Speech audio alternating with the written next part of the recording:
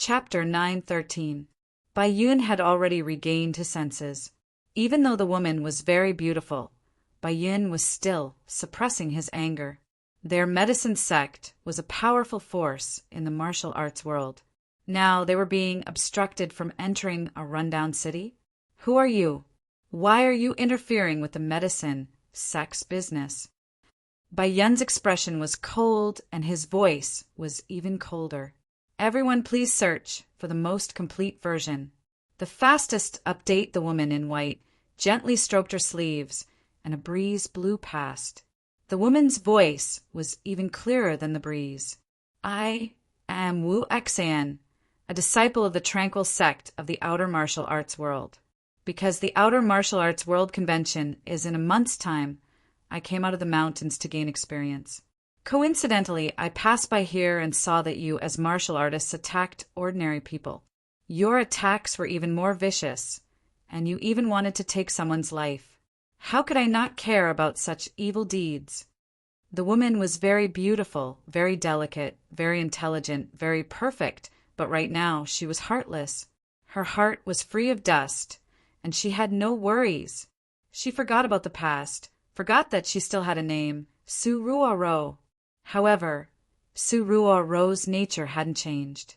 No matter if it was Su Ruoro or Wu Xan, she was still a beautiful, kind, and pure woman. She couldn't stand evil and would stand up for injustice. The people from the herbal sect were slightly stunned. They did not expect to meet people from the Serenity Order. The Serenity Order was one of the 5 hegemons of the outer martial arts circle. Their power was not any weaker than the herbal sect. White Cloud was momentarily put in a difficult position. Although Su Ruoro hadn't done much, he could tell from the fact that she had easily blocked White Fifth's attack that Su Ruoro was very powerful. Just as White Cloud was hesitating, 2 more figures rushed over. Junior sister Wuxin, are you all right? Why did you suddenly run away? Another beautiful woman wearing a purple gown came over. She was as beautiful as a fairy. Hua Xianyu nervously held onto Su Ruoro's arm with a worried expression. She and Su Ruoro had already become good sisters who could talk about anything. They were closer than real sisters. Senior sister, I'm fine, don't worry about me. I noticed that there was a fight going on here, so I came over to take a look. The medicine sect was bullying those ordinary mortals, and I couldn't stand it anymore, so I stepped in to stop them. Su Ruoro briefly explained what had happened. Hua Xianyu's expression turned cold, and a powerful aura suddenly exploded from her body, shocking the medicine sect's disciples. The medicine sect can be considered as a large sect in the outer martial arts world. If word of this gets out, it would be a slap to the face. I think this matter should end here. You can leave now. There was a man in white standing beside Su Ruoro and Hua Xianyu.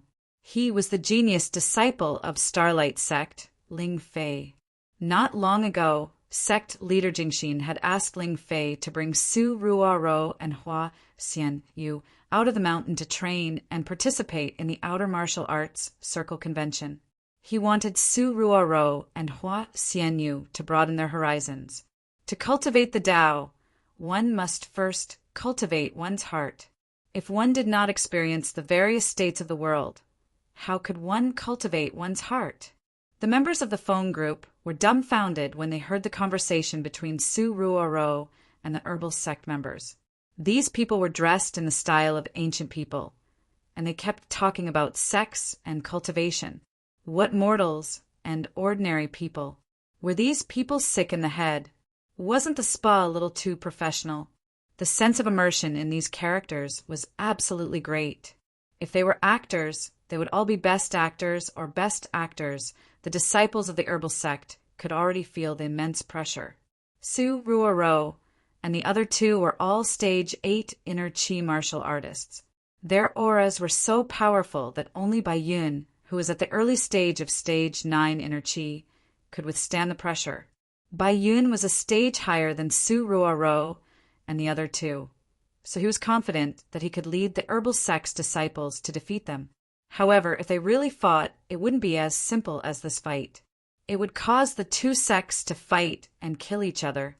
Serenity was one of the 5 hegemons of the outer martial arts world. Although the herbal sect was powerful, they didn't dare to offend such a powerful sect. Bai Yun pulled a long face and hesitated for a while before he said, "Humph. Serenity really likes to meddle in other people's business. I, Bai Yun, will remember this. After this martial arts circle convention, we will settle this in detail." Bai Yun said a lot of harsh words, but what he meant was that he admitted defeat. He only said these harsh words because he couldn't bring himself to lose face.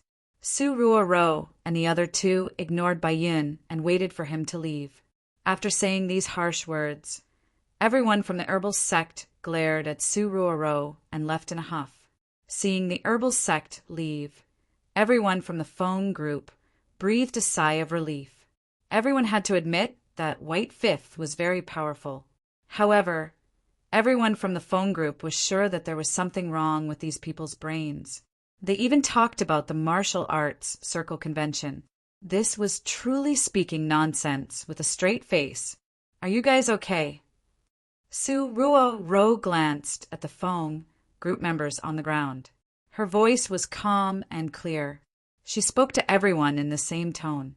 Although they suspected that Su Ruo and the others were sick, they still saved their lives. The phone group members immediately got up from the ground and cupped their fists towards Su Ruo to thank her. "Heroine, thank you for saving our lives.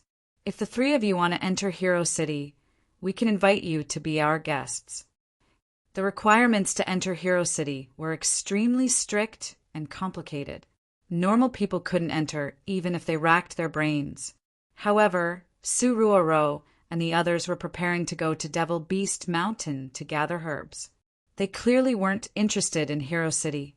"I appreciate your good intentions, but we still have important matters to attend to. If fate wills it, I will come to Hero City as a guest. Farewell." After Su Ruo lost her memories, it was as if she had become a completely different person. In the past, she was timid and weak. Whenever she encountered something, she would stutter. Now, her martial arts skills were superb. She exuded the air of a heroine. Her words were concise and to the point. There was a trace of callousness in her natural and unrestrained manner, causing people to inadvertently become intoxicated. "Heroine, you must come and play when you have time." The phone group members were dazed for a moment before they realized that Su Ruo and the others had already walked far away. This scene scared everyone. At this moment, everyone from the phone group felt that Su Ruo and the others were hidden experts. Were they close to becoming immortals? "I heard that someone dared to cause trouble in Hero City. Where are they?" Not long after Su Ruo and the others left, Longhair hurriedly rushed over with a large group of guards. The Hong Sect's White Tiger Hall's Hall Master Huang Jingua also rushed over with a large group of Hong Sect disciples. "Big bro, there were a few crazy people at the spa who wanted to force their way into Hero City. In the end, they were chased away by 3 mysterious people at the spa." The phone group members hurriedly reported the situation to Longhair. Longhair listened in confusion. He didn't know what these lackeys were talking about. Bai Qing, Zhao Lingxian, and Lin Bei also came. Li Yuchen and Hua Yan also came. As long as they were women in Hero City, they all came one after another. "Longhair, what's going on?" Lu Wenjing asked Longhair after rushing over. Longhair was still confused. He didn't know what was going on. After telling them what the phone group's lackeys had said, Lu Wenjing and the others' expressions became serious. "Where are the people who caused trouble? And the people who helped?" Lu Wenjing hurriedly asked. Longhair also didn't know where they went. One of the phone group lackeys who was beaten up hurriedly replied, "Sister-in-law Lu, the people who were beaten up already ran away. The 3 people who saved us just walked away. It's those 3. We can still faintly see their backs."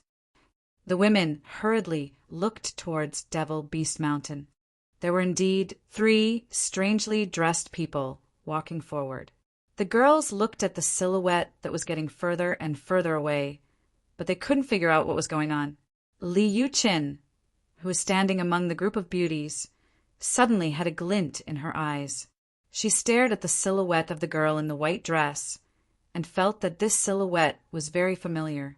However, Li Yuqin couldn't think of who this woman was.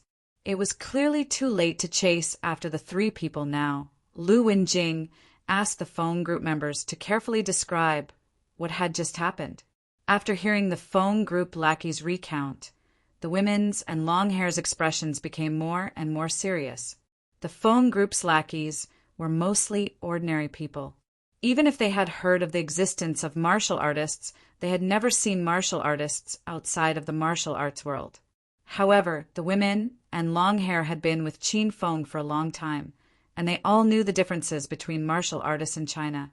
China was big, and there were all kinds of strange things. Martial artists were divided into the martial artists of the secular world and the martial artists outside of the martial arts world. Martial artists in the secular world were martial artists who lived in flourishing cities. These people were usually no different from ordinary people. They also went to work, married, and had children. Some people even lived with their colleagues for dozens of years and didn't know that there was a martial artist in the secular world hidden among their colleagues. On the other hand, martial artists in the martial arts world were more powerful. They lived in seclusion in the remote mountains and forests. Their main pursuit was cultivation. Although these people lived far away from the cities, they would often leave the mountains and enter the cities. On one hand, it was to train in the secular world, and on the other hand, it was to buy the daily necessities of the sect.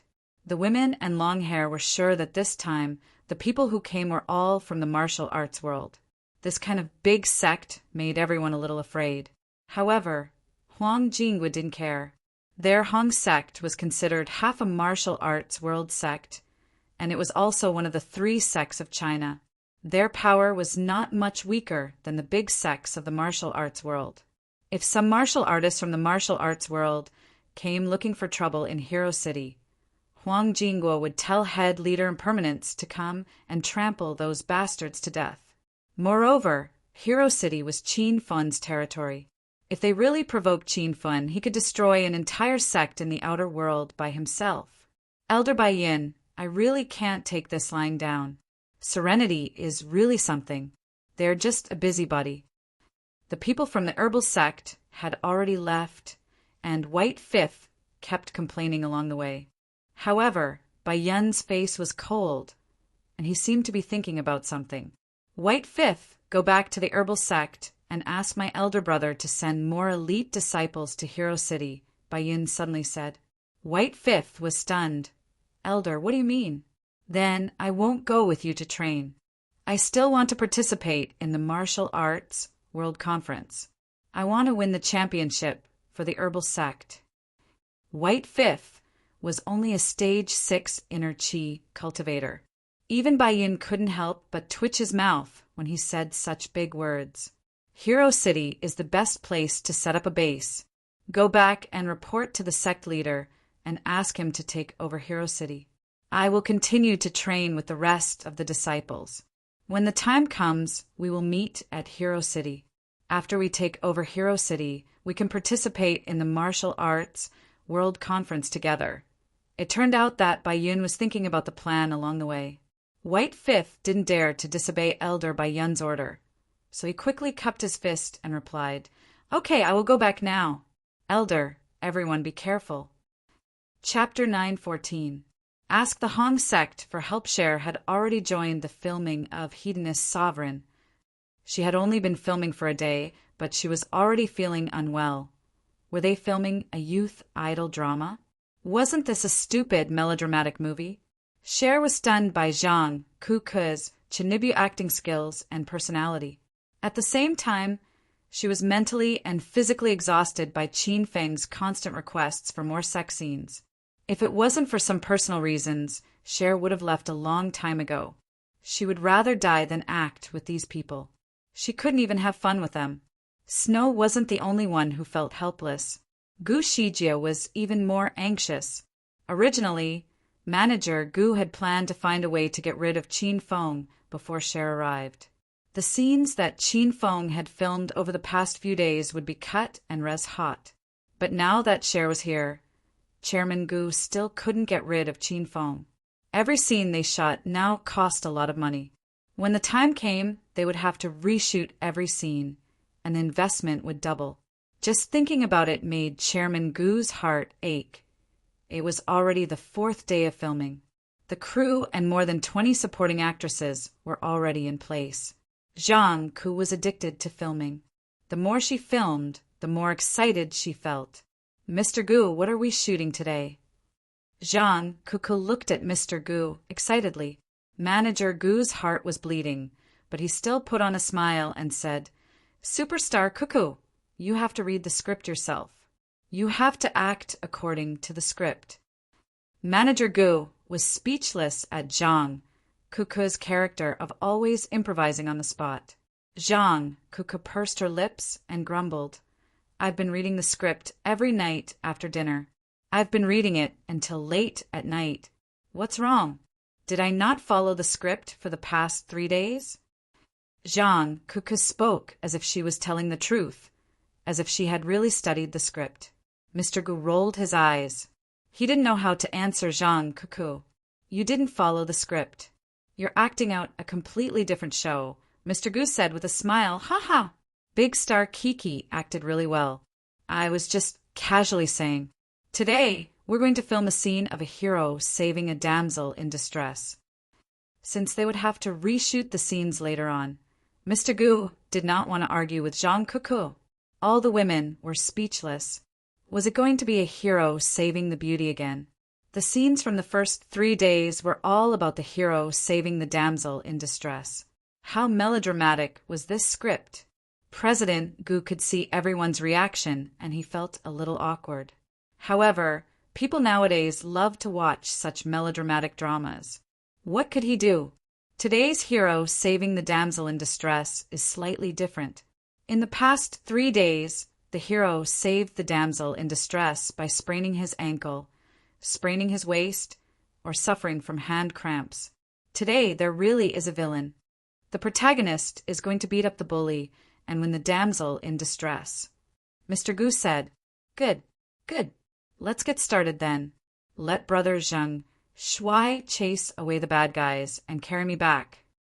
Zhang Ku did not care about the plot. She just needed to act.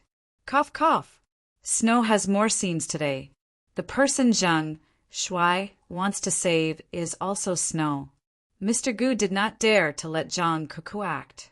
Otherwise, the scene would collapse again. Zhang Ku pouted unhappily, but she did not say anything.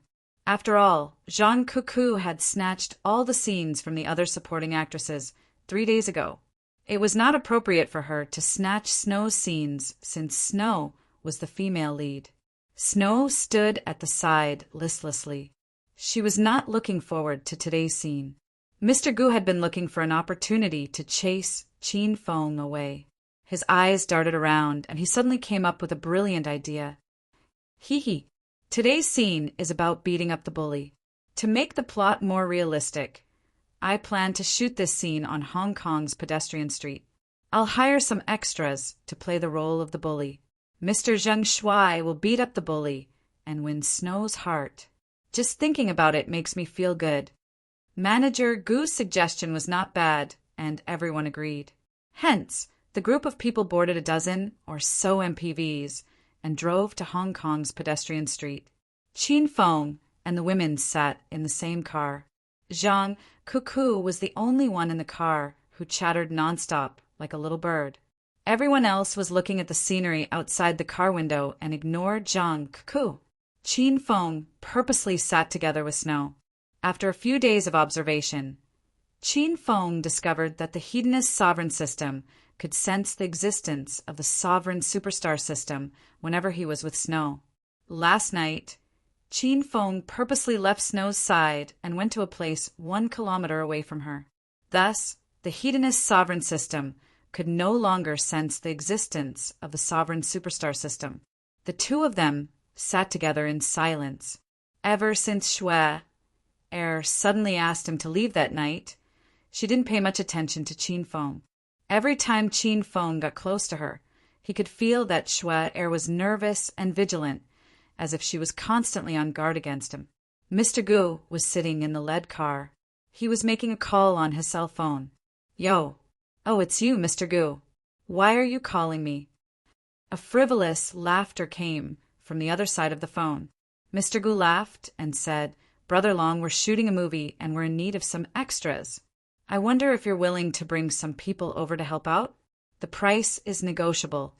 What movie are you shooting? My brothers are all hooligans. How can I help you? Brother Long sounded doubtful. He had never seen Mr. Gu asking him to shoot a movie before. To tell you the truth, Brother Long, the main character is going to be a hero saving the damsel in distress. He needs to chase away some hooligans. Brother Long, since you're all professional hooligans, you should be able to act as yourself. I'm sure you'll be more professional than those extras. Brother Long was one of the underlings of Hong Sect. Hong Sect controlled Hong Sect's underworld. Mr. Gu's new plan was to hire people from Hong Sect to act as hooligans. Once Zhang Shui offended these hooligans, it would be equivalent to offending Hong Sect. Zhang Shui wouldn't even know how he died. Fuck! You want us to act as hooligans and get beaten up? Why the fuck are you insulting me? Brother Long was infuriated and yelled into the phone. Brother Long's position in Hong Sect was not even worth mentioning. His status was not even 1/10 of Mr. Gu's. However, he dared to yell at Mr. Gu because he was a member of Hong Sect. Hong Sect's position in Hong Sect was unrivaled. It was like the divine dragon's position in the hearts of the martial artists in the secular world. Mr. Gu broke out in cold sweat. He hurriedly explained, Brother Long, don't be angry. I was just asking casually. We're just filming. We won't really let the main character beat you guys up. Before Mr. Gu could finish, Brother Long interrupted impatiently. Whether it's real or fake, I can't afford to embarrass myself. Seeing that his plan was foiled before it even started, Mr. Gu felt helpless. All right then. I'm sorry to disturb you, Brother Long. I wanted to give you and your brothers 10,000 a day, but since Brother Long doesn't agree, forget it. Mr. Gu was about to hang up when Brother Long's anxious voice came from the phone. Mr. Gu, are we only filming for today? It shouldn't take a day. It should be done in the morning. Mr. Gu didn't understand what Brother Long meant. Fine. Who asked my Brother Long to be so loyal to his friends? Since Boss Gu specifically called me, it's not right for me to not show up. How many hooligans do you have on your side? Is it enough if I call 1,000? Mr. Gu was shocked. 1,000 hooligans for an anti-Japanese film? No, it's not that many. Just 10 will be enough. Isn't 10 too few? How about this? I'll call 20 people. I'll be there in a minute. 20 people meant 200,000. Brother Long was ecstatic. He had already thought about it. He would tell his brothers that each person would get 1,000 a day, and he would keep the rest of the money. Mr. Gu didn't care about 200,000. As long as he could chase Qin Feng away, he was willing to spend 2 million. Brother Long, we're filming at the pedestrian walkway. The crew will be here soon. We're waiting for you. Okay, I'll set off now. Brother Long was even more anxious than Mr. Gu. How could he not be anxious? An idiot wanted to give him 200,000? Brother Long couldn't wait to get on a plane. After hanging up, Mr. Gu was overjoyed. With the help of the Hong Triad's hooligans, he only needed to provoke the relationship between Zhang Shui and Brother Long, and Zhang Shui would definitely be kicked out of Hong Kong. More than a dozen cars drove to the entrance of the pedestrian walkway. A group of workers carried cameras and various props out of the cars. Qin Feng, Rao Sherman, and the other women were the last to get out of the car. 6 bodyguards, dressed in black, surrounded them to ensure their safety. This huge scene instantly attracted the attention of the pedestrians. This was the busiest pedestrian street in Hong Kong. There were people coming and going on the street. In a short while, the surrounding area was completely blocked. Wow, that's the popular Chinese pop group, Pretty Girls. That girl in the sunglasses and white princess dress is Cher, right? Her film, My Pure Girlfriend, is so good. I've watched it 6 times, but it's still not enough. Ah, Zheng Shuai, Zheng Shuai. That's Zheng Shuai. Where's Zheng Shuai? Is there really Zheng Shuai? I'm Zheng Shuai's diehard fan. I want his autograph. Sign it on my bra. Soon. Someone recognized Qin Feng and the girls, and the crowd went into an uproar. Qin Feng had just become famous a few days ago, and the incident of Zheng Shuai's assault did not die down. Instead, it became more and more serious. Qin Feng was wrongly accused, and now his name was cleared. Many fans felt remorseful because they had wronged Qin Feng in the beginning, and even said some harsh words. When they found out that Qin Feng was trying to protect his fans and that it was Guo Tao who dug a hole for Qin Feng, these fans became super loyal fans. They swore to follow Qin Feng for the rest of their lives. Chapter 9:15. Ao Xiaowan is here. Wow. Why were there so many people here just to watch Kiki act? I'm almost embarrassed. Qin Feng and the others were a little worried when they saw so many fans surrounding them. Zhang Cuckoo was the only one who clapped and cheered excitedly. Rao Sherman couldn't stand it anymore. She pulled Zhang Cuckoo's arm to stop her from jumping around. Quiet down. These are all people who are here to shop. Who's here to watch you put on a show?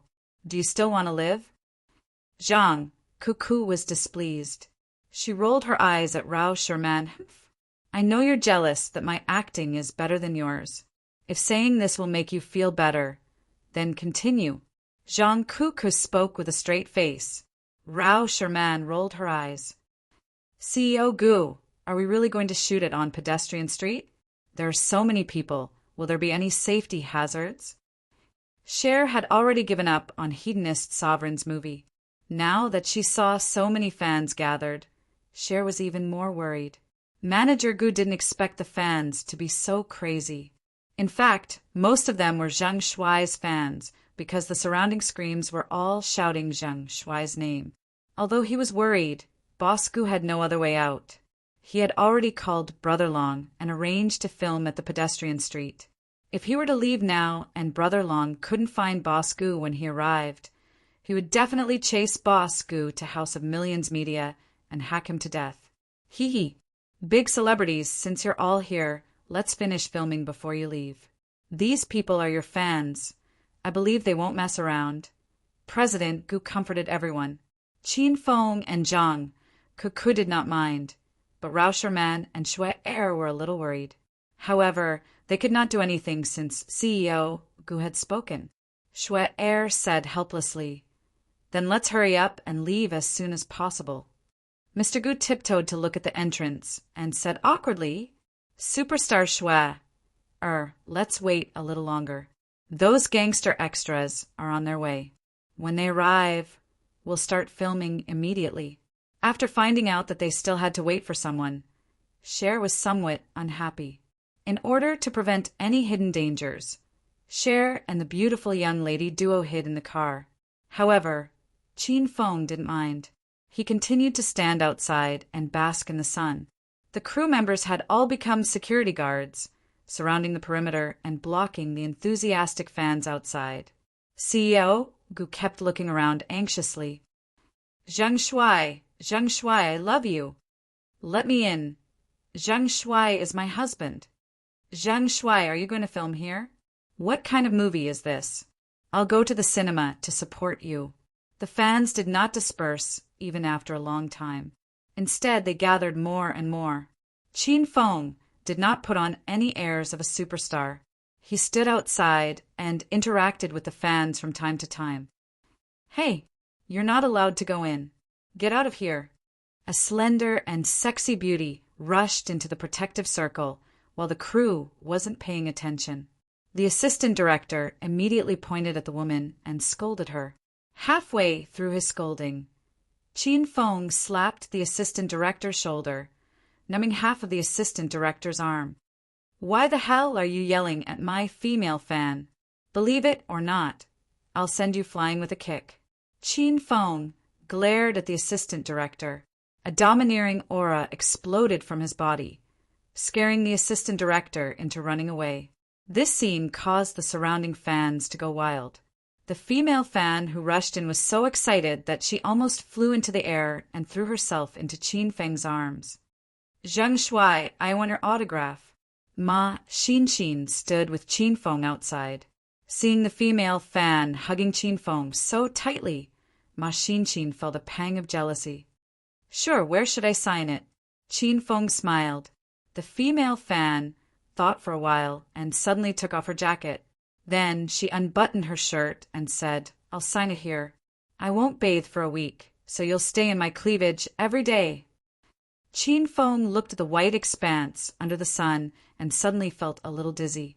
The female fan had already handed a pen to Qin Feng, and Qin Feng hurriedly signed it. "Go Zheng Shuai, I'll always support you." After her wish was fulfilled, the female fan was as satisfied and sweet as if she had just returned from heaven. She winked at Qin Feng and ran away shyly. The surrounding fans were in an uproar. The sound of clothes being unbuttoned resounded. The female fans were completely crazy. They weren't afraid of the cold in winter, and some even took off their stockings. "Zheng Shuai, I want your autograph too." "Sign on my thigh. I've taken off my stockings." "Superstar Zheng Shuai, I'm a man, but I like you very much. Can you sign on my chest too? If not, why don't you sign on my butt?" Rao Sherman and the other two women sat in the car, but they could clearly hear the tide-like shouts outside. The three women peeked through the car window. Even though they were popular celebrities, they were still shocked by Zheng Shuai's crazy hardcore fans. The situation was going out of control, and CEO Gu was sweating profusely. At this time, a group of strong men in black suits and pants rushed over. There were 20 of them, and the one walking in front was a non-mainstream woman. She had a yellow afro, a nose stud, and a lip stud. Her clothes were also full of holes in denim and jeans. She looked just like a movie on the bund. "Brother Long, you're finally here." CEO Gu's face bloomed with joy when he saw the newcomer. He quickly went up to greet him. The crowd that was shouting and yelling suddenly quieted down. A few moments later, the situation became even crazier. That woman looks like the daughter of the Hong sect. It's really Ao Shaowan. Holy shit, is Ao Shaowan Zheng Shuai's fan too? Zheng Shuai is going to dominate the Hong Kong entertainment industry. CEO Gu didn't care about the fans shouting and yelling. He was already standing in front of Brother Long with a smile on his face. Brother Long's face turned cold. He gave CEO Gu a big slap and said, "Are you blind? Can't you see our young miss is here? Why did you greet me first and not the young miss? Do you want to die?" Brother Long looked arrogant, but deep down he was scared to death. He had brought a group of people to film a movie, but they bumped into Ao Shaowan on the way. Brother Long quickly greeted Ao Shaowan. After some questioning, Ao Shaowan learned that Brother Long was going to film a movie. Ao Shaowan's interest was piqued because she had never acted in a movie before. Thus, Ao Shaowan brought a group of people and appeared here. CEO Gu was slapped in public, but he didn't show any anger. CEO Gu knew that he was nothing in front of the Hong sect. Moreover, he was so shocked that he started to stammer when he saw the non-mainstream beauty in front of him. "And Miss Ao, why you're here too?" Slap. Ao Shaowan stretched out his hand and gave CEO Gu a slap. In Hong Kong, Ao Shaowan was so capricious. "Who allowed you to call me Miss Ao? Call me Miss Wan from now on, do you hear me?" Ao Shaowan was very angry. Ever since Qin Feng called her Miss Wan, she forced everyone in Hong Kong to call her Miss Wan. CEO Gu was inexplicably slapped twice. He felt so wrong that he was about to cry. "And Miss Wan, how are you?" CEO Gu had seen Ao Shaowan before, but he had never talked to her because his status was not high enough. Now that he could talk to Ao Shaowan, CEO Gu was so nervous that his mind became abnormal. For a moment, he didn't know what to say. "Damn you. I'm here to film a movie. Hurry up and arrange for us to film a movie." Ao Shaowan rolled her eyes at CEO Gu. She didn't want to talk nonsense with CEO Gu. She just wanted to look bored and have fun. Knowing that the person who came was the daughter of the Hong sect, Ao Shawan, the fans around them quieted down. They were afraid that if they accidentally angered Ao Shawan, they wouldn't be able to survive in Hong Kong anymore. Okay. Let's start filming now. CEO Gu came back to his senses and didn't dare to delay. He quickly ran to the car and called Cher and the others to get out. The main stars were all in place. CEO Gu suddenly remembered the purpose of calling Brother Long, seeing that Ao Shawan was here. CEO Gu was very happy. If Zheng Shuai offended Ao Shawan, what would happen to him? Hee. Miss Wan, let me tell you your lines and the plot first. Manager Gu hurriedly ran to Ao Shawan's side. He decided that today he would specially serve this young Mississippi. Hurry up! Ao Shawan's voice was cold. She had never been patient with strangers. CEO Gu didn't dare to delay. He said, quickly, Miss Wan, this scene is mainly about a hero saving the beauty. In a while, you and the Hong sect brothers will flirt with the female lead, Cher, and then the male lead, Zheng Shuai, will come out and beat you. Miss Wan, don't worry. The fighting process is fake. It won't hurt you. When Ao Shawan heard this, she was immediately unhappy. What the fuck are you talking about? You want me to be beaten? I think you want to die. Oh my God, I didn't mean that. That's the script. CEO Gu was so scared that he almost knelt down. Ao Shawan put her hands on her hips, pointed at CEO Gu and shouted, then changed the script. Let the hero save the beauty, but in the end, he will be beaten by the Hong sect. CEO Gu's mouth twitched. He had made movies for so many years and created dozens of IP masterpieces. This was the first time that he heard that the hero saving the beauty ended up being beaten by the villain. But CEO Gu quickly came to his senses. He felt that Ao Shawan's suggestion was too good. Okay. Whatever Miss Wan says. Let's act like this. I'll talk to the hero later and ask the Hong sect to beat him. CEO Gu was so excited that he couldn't wait for Zheng Shuai to be beaten. It would be best if Zheng Shuai fought back and offended Ao Shawan. Then, Zheng Shuai would really be ruined. After CEO Gu and Ao Shawan reached an agreement, he went to talk to Qin Feng. Seeing that CEO Gu was so obedient, Ao Shawan didn't bother him anymore. She crossed her arms in front of her chest and looked at the male lead aggressively. When she saw Zheng Shuai's face, she was so scared that she almost fell. This man looked even more non-mainstream than her. Chapter 9:16. Ao Shawan was looking at Qin Feng, and Qin Feng was also looking at Ao Shawan. Qin Feng had seen Ao Shawan the moment she arrived. Then, Qin Feng was dumbfounded. How did this girl return to her non-mainstream self? Zheng Shuai, let me confirm the script with you. CEO Gu ran to Zheng Shuai's side with a smile on his face. The script remains the same. Later, the Hong Triad members will play the role of gangsters and bully Cher.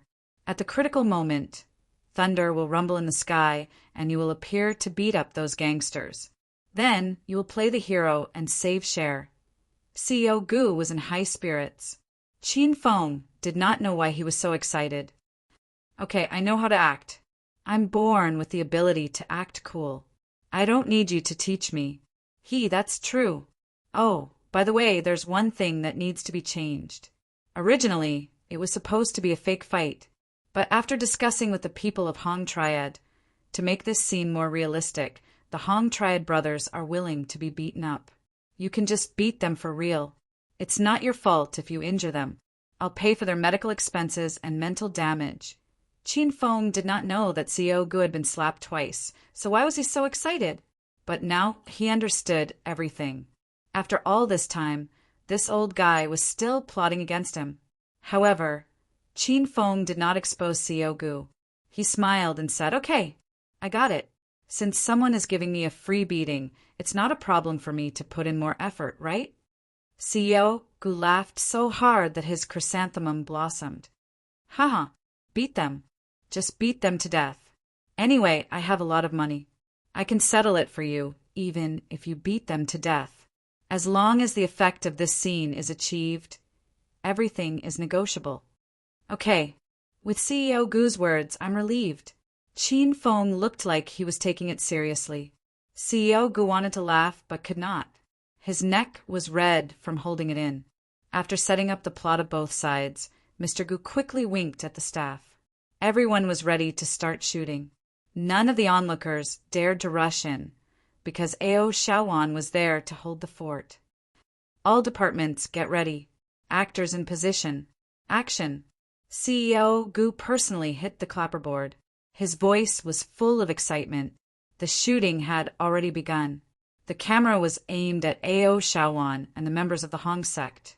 Ao Shaowan, with a group of underlings, swaggered down the street. These people were big gangsters in Hong Kong. Their every move revealed a bad taste. They were simply acting in their true colors. Miss Wan, there is a beautiful girl over there. Do you want to bring her over for us to play? Brother Long followed the script and walked up to Ao Shaowan. Ao Shaowan stopped, rubbed his chin, and looked at Shui. She really is a top-grade beauty. Go, catch her for me. I want to ask her about the secret of breast enhancement. It was also Ao Shaowan's first time acting. There were many things she didn't understand. However, Ao Shaowan didn't need to understand. She was like Jean Coucou. She would act wherever she wanted. There was a burst of laughter all around. Everyone was amused by Ao Shaowan's words. How was this a shooting? Was this a comedy?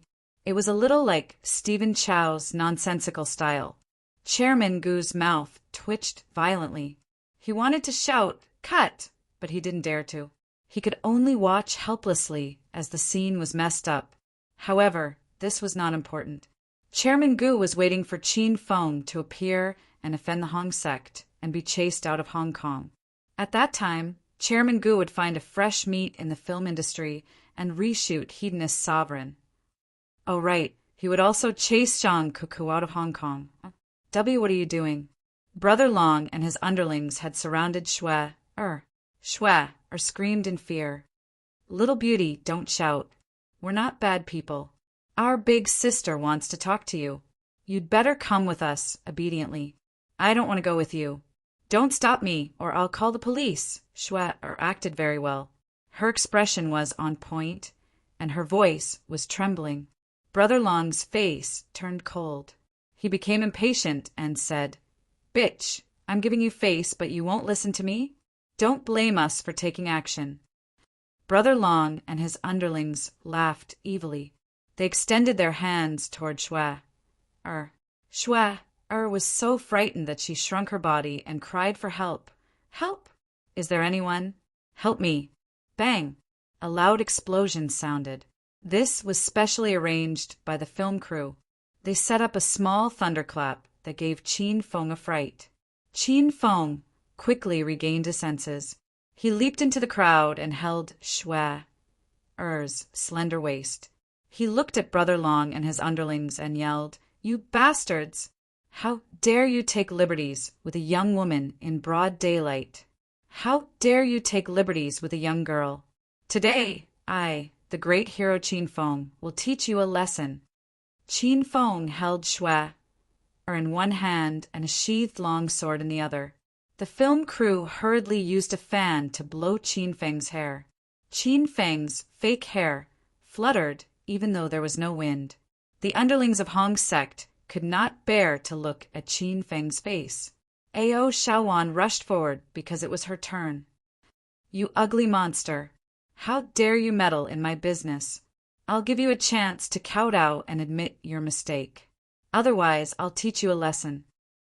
Qin Feng hadn't seen Ao Shaowan for a long time. He didn't expect this girl to return to her original hot personality. The image of Ao Shaowan pretending to be a pure and virtuous lady flashed in Qin Feng's mind. Qin Feng was so scared that he hurriedly shook his head. He didn't dare to think about it anymore. "You stupid girl! How dare you say that I, the great hero Qin Feng, am ugly? I think there's something wrong with your taste." Others might be afraid of Ao Shaowan, but Qin Feng was not. He glared at Ao Shaowan and scolded her. The underlings of Hong's sect were stunned. They had never met anyone in Hong Kong who dared to scold the young miss. By the way, not long ago, a great man from the mainland seemed to have subdued Ao Shaowan. But in more than 20 years, there was only one such great man. Ao Shaowan was so angry that his chest was about to explode. That wasn't what Boss Gu said just now. Was there something wrong with the protagonist's head? What did you say? You said I'm stupid? You scar-faced. Hurry up and kowtow to me and admit your mistake. Ao Shaowan's voice was trembling with anger. This was not an act. Don't even think about it. I, the great hero Qin Feng, have been wandering in Jianghu for 20 years. When have I ever bowed to evil forces? But I have to advise you to get out of here. Otherwise, when my sword is unsheathed, people will die. Qin Feng was born to be pretentious. His words, arrogant expression, and actions directly made those fans boil. Handsome, so handsome. Zheng Shuai, draw your sword and kill all those bullies. Hearing the fans' shouts, Ao Shaowan was so angry that her hair stood on end. Without saying a word, she threw a punch at Qin Feng's face. In fact, Ao Shaowan was not very powerful, but no one dared to touch her in Hong Kong, so she was naturally not afraid of death. His little pink fist had just reached Qin Feng's face and was about to land on the tip of Qin Feng's nose when Qin Feng casually grabbed and pulled Ao Shaowan into Qin Feng's arms. Qin Feng had a beautiful woman in each hand. The feeling of hugging both Shui and Ao Shaowan was very angry. Shui broke free from Qin Feng's arms when Qin Feng was not paying attention. Ao Shaowan also wanted to break free, but it was too late. Qin Feng held Ao Shaowan tightly and did not let go at all. Bastard, do you know who I am? Let go of me, or I'll let my brother trample you to death. Ao Shaowan was anxious. She had only been hugged by her brother and Qin Feng in her life, and Ao Shaowan's heart was full of Qin Feng. How could she be hugged by another stinky man? Oh, you're finished, you're finished. How dare you take advantage of Miss Gu? You're dead. Call someone to bring all the Hong gang members here and kill this guy. Call 5 more horses. We have to dismember him. After Elder Brother Long and the others came to their senses, they all took out their cell phones and began to call for help. Rao Sherman and the other girls were frightened by the scene. They were all from the mainland and were unfamiliar with Hong Kong. They were just filming a movie. So how did Zheng Shuai offend the Hong gang members? Chairman Gu was also worried, but he was overjoyed. Shui stood aside expressionlessly and glanced at Qin Feng from time to time. No one knew what she was thinking. Ao Shaowan was still struggling in Qin Feng's arms. This little girl, who had always been a maverick, was so anxious that she was about to cry. Shaowan, don't struggle. I'm Qin Feng. Qin Feng did not expect things to turn out this way. He had underestimated the Hong gang's strength and Ao Shaowan's status in Hong Kong. Qin Feng whispered to Ao Shaowan and revealed his identity. He was afraid that the Hong gang members would come and make trouble. After all, the last time Qin Feng came to Hong Kong for a mission, he was hunted down by the Hong gang for 3 days. It was too scary. Ao Shaowan, who was struggling frantically, suddenly froze. He turned around and looked at Qin Feng in surprise. You are talking nonsense. You are not allowed to insult him. Qin Feng's mouth twitched. What insult? Was it because of his appearance? Shaowan, I will explain it to you later. Let's continue filming. When I have time, I will go to the Hong gang to find you and have a drink with your brother. When your brother saw me, he was so happy that he stomped a few holes in the courtyard. Qin Feng said a lot of things quickly. Ao Shaowan's expression changed again and again. Ao Shaowan had begun to believe Qin Feng. Last time, Qin Feng had changed his identity to Qiao Feng to do a mission in Hong Kong. Ao Shaowan thought that Qin Feng had changed his identity again this time. Ao Shaowan was very excited. After Qin Feng left, she had not contacted Ao Shaowan for a long time. She looked forward to seeing Qin Feng again every day. Now that Qin Feng was really back, Ao Shaoan was as happy as seeing a family member. Hero, I know I was wrong. Please forgive me this time. I am willing to follow you like an ox or a horse. You can do whatever you want. After knowing Qin Feng's identity, Ao Shaoan changed into another person. She did not resist. Instead, she took the initiative to lie in Qin Feng's arms and hit Qin Feng's chest with a shy and charming look. Ao Shaoan regretted it very much. If he had known this would happen, he would have dressed up like a lady and went shopping. This time he scared Qin Feng again. Qin Feng was not scared, but everyone present was scared. Not only were they scared, but some people even fainted. Where was the non-mainstream young lady with the yellow afro? Where was the arrogant and unreasonable Ao Shaoan of the Hong Gang? Where was the big sister who scared the children under 6 years old into silence when the parents mentioned her name? Chapter 9:17. Ao Shaoan changed. First, she lay in Qin Feng's arms and beat his chest. Then, she stomped her feet and twisted her waist to act coquettishly. Finally, she pouted and clenched her fists on both sides of her face. As she spun her little fists, she blinked her big eyes at Qin Feng. Qin Feng swallowed a lot of saliva out of fear. Qin Feng resisted the urge to kick Ao Shaoan away a dozen times. Manager Gu still hadn't come back to his senses. His plan was to let Qin Feng offend Ao Shaoan, then be hunted down by the entire Hong sect and eventually driven out of Hong Kong. But things had completely gone off track and gone to an unimaginable extreme. This was something that Manager Gu couldn't figure out even after pulling at the hair on his bald head. Eldest miss, your medicine can't. Why don't you go back with us first? Brother Long looked at Ao Shaoan, trembling. He wanted to persuade Ao Shaoan to go back. Otherwise, if Head Wucheng knew that eldest miss was hugged and touched by a man, he would definitely kill Brother Long and the others. Shut up. I don't need you to meddle in my affairs. Hero, I love you so much. Ao Shaoan suddenly realized that she was still lying in Qin Feng's arms. She quickly turned back into a cute and helpless little girl, scaring a group of people into fainting. Manager Gu couldn't stand it anymore. What the hell was going on? Did Qin Feng have some kind of innate domineering aura? Any woman who stayed with him would be brainwashed? Cut! Manager Gu hurriedly stopped them and ran to Qin Feng's side. After looking at Ao Shaoan with a smile, he pulled Qin Feng aside to talk alone. Zhang Shuai, your acting 2 days ago was very good. Why can't you do it today? Is it because there are too many onlookers that it affects your performance? Is it? I think I acted very well. Why can't I do it? Qin Feng said, playing dumb. You didn't act according to what I said. I asked you to teach those gangsters a lesson so that it would be realistic. How can you keep flirting with girls without doing anything? This doesn't conform to reality. Chairman Gu was extremely anxious. Qin Feng looked as if he had suddenly realized something. He shook his head and said, Oh, I'm afraid that if I understand, Boss Gu wants me to beat him up, right? Right. You have to be ruthless and not hold back.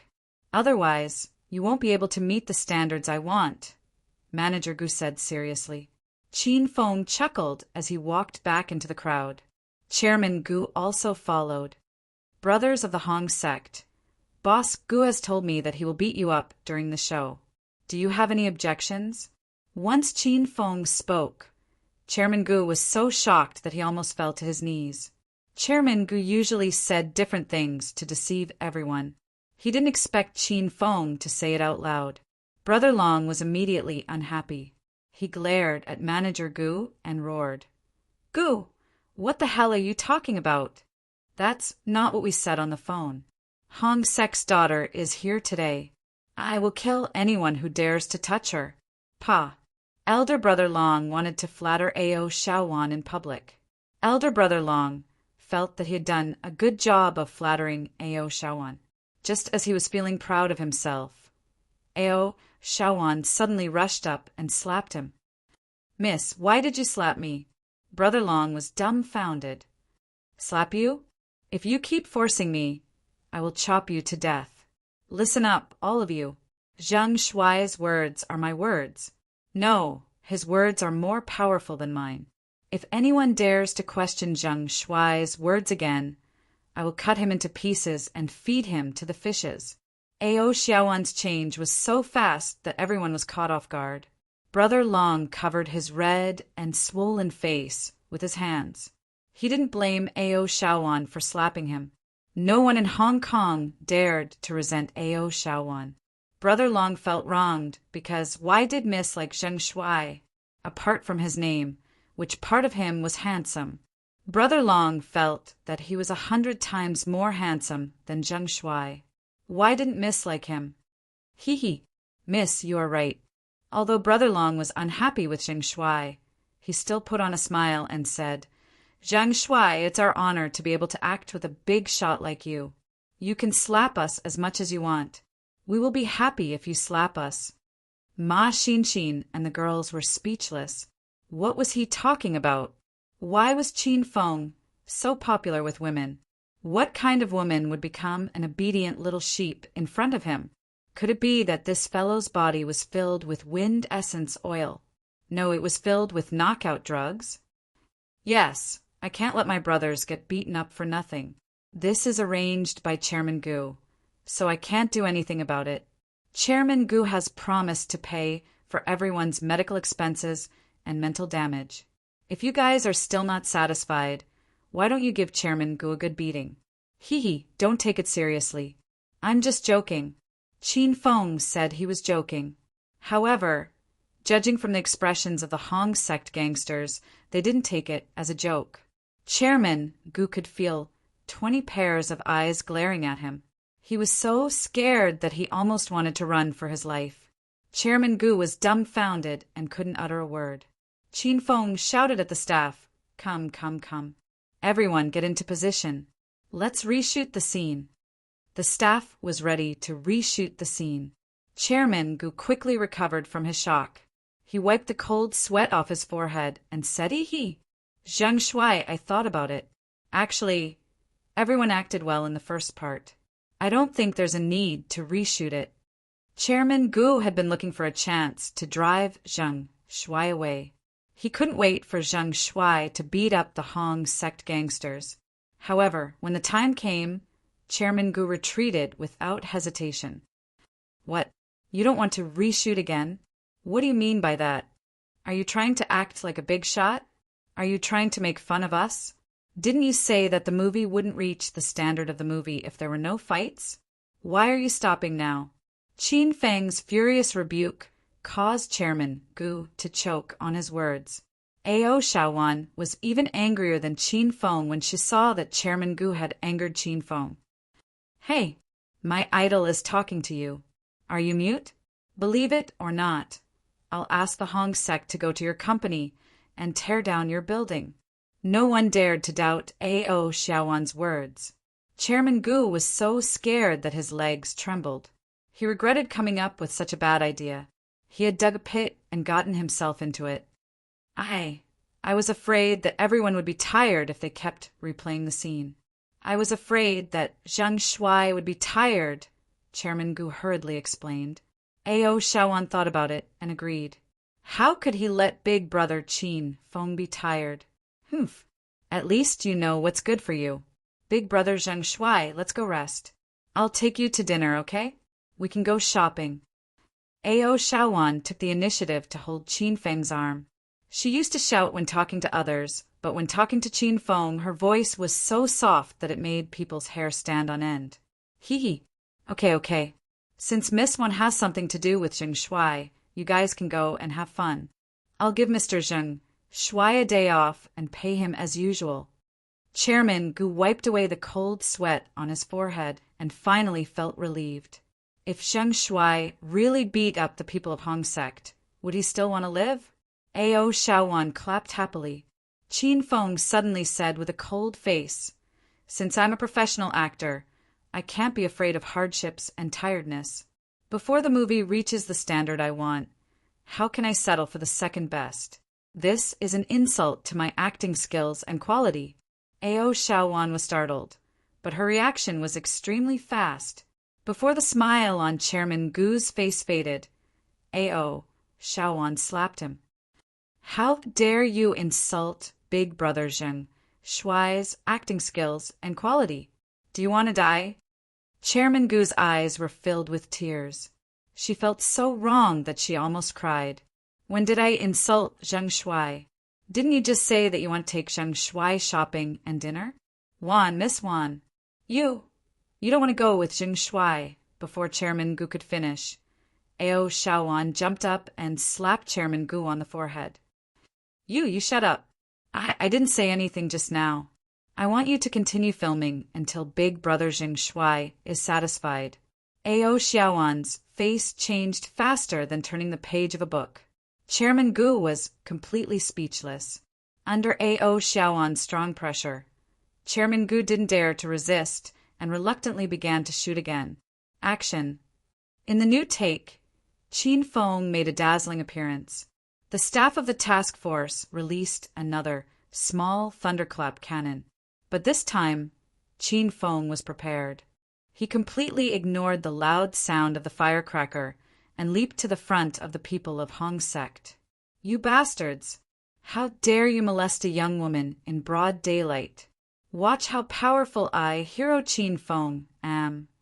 After saying his catchphrase, Qin Feng waved his palm. The 20 hooligans of Hong's sect didn't dare to dodge. They waited for Qin Feng to kick them to the ground. After falling to the ground, they screamed and begged Qin Feng for mercy. Hero, we were wrong. We won't dare to do it again. Ah, Hero, don't draw your sword. I know that once your sword is unsheathed, it will see blood. Bang, bang, bang, bang. After a series of chaotic sounds, Qin Feng had put down the people of Hong's sect. This time, Qin Feng was really fighting. It wasn't that he had a problem with Brother Long and the others. Qin Feng also thought that if he wanted to become an excellent film actor and win the Oscar Golden Deer Trophy, he had to act real. Brother Long and the others fell to the ground, screaming in pain. They weren't pretending. They were really in pain. A.O. Shaowan suddenly threw away the machete in his hand. His arrogant and spoiled look changed. He clenched his small fist and trotted to Qin Feng like a love-struck fool. Wow, Hero, you're amazing. I don't want to be your enemy. I want to be your companion. Qin Feng looked up at the sky at a 45-degree angle. His eyes were full of unruly light. Have you decided? I'll have many women in my life. I've decided. As long as I'm in your heart, I'll be satisfied. Chapter 918. The hero saving the damsel in distress was supposed to be Snow, and the heroine was also Snow. In the end, Cher did not even make an appearance. Instead, the Hong Triad's non-mainstream big sister appeared. Mr. Gu wanted to die. He felt that his life was doomed from the moment he met Zheng Shuai. Crack! Qin Feng himself shouted to stop, but A.O. Shaowan was still nestled in Qin Feng's arms and refused to come out. Ma Xin had long been an eyesore. She hurriedly ran up and dragged A.O. Shaowan.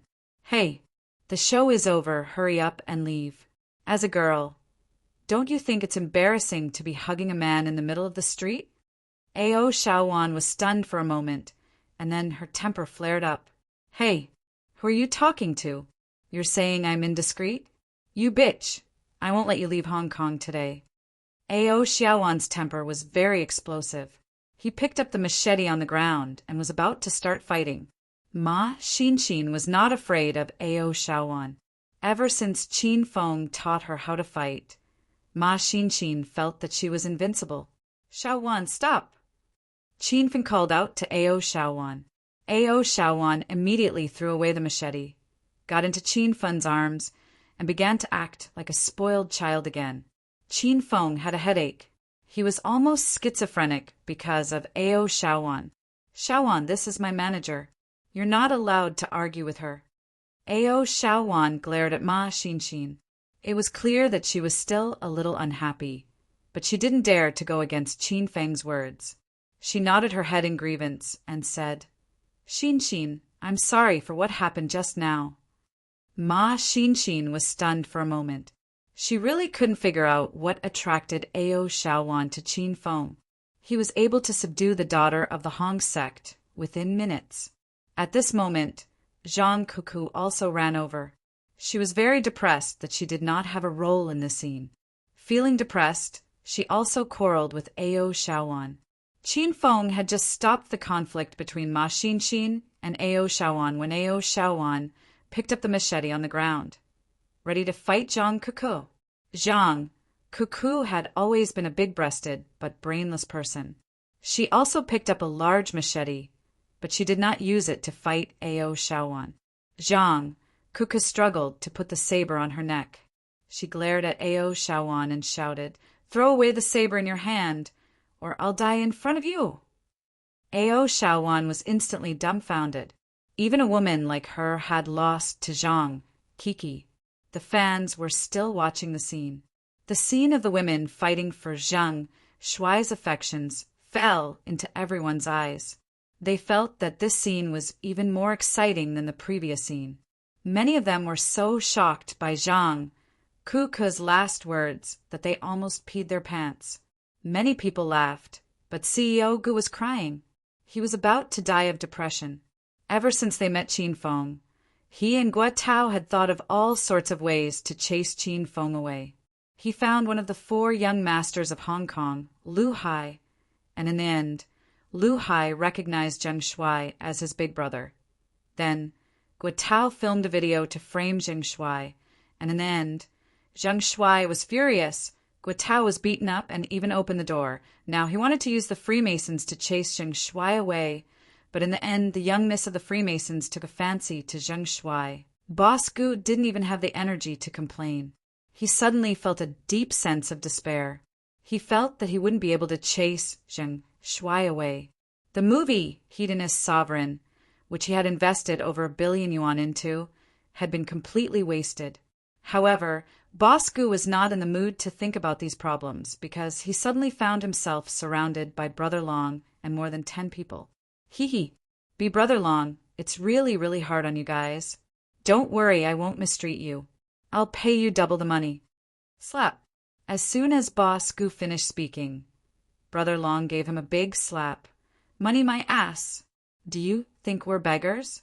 You're playing us like monkeys for a little bit of money? You said you won't beat us up for real, but you secretly asked Big Brother Zheng Shuai to beat us up.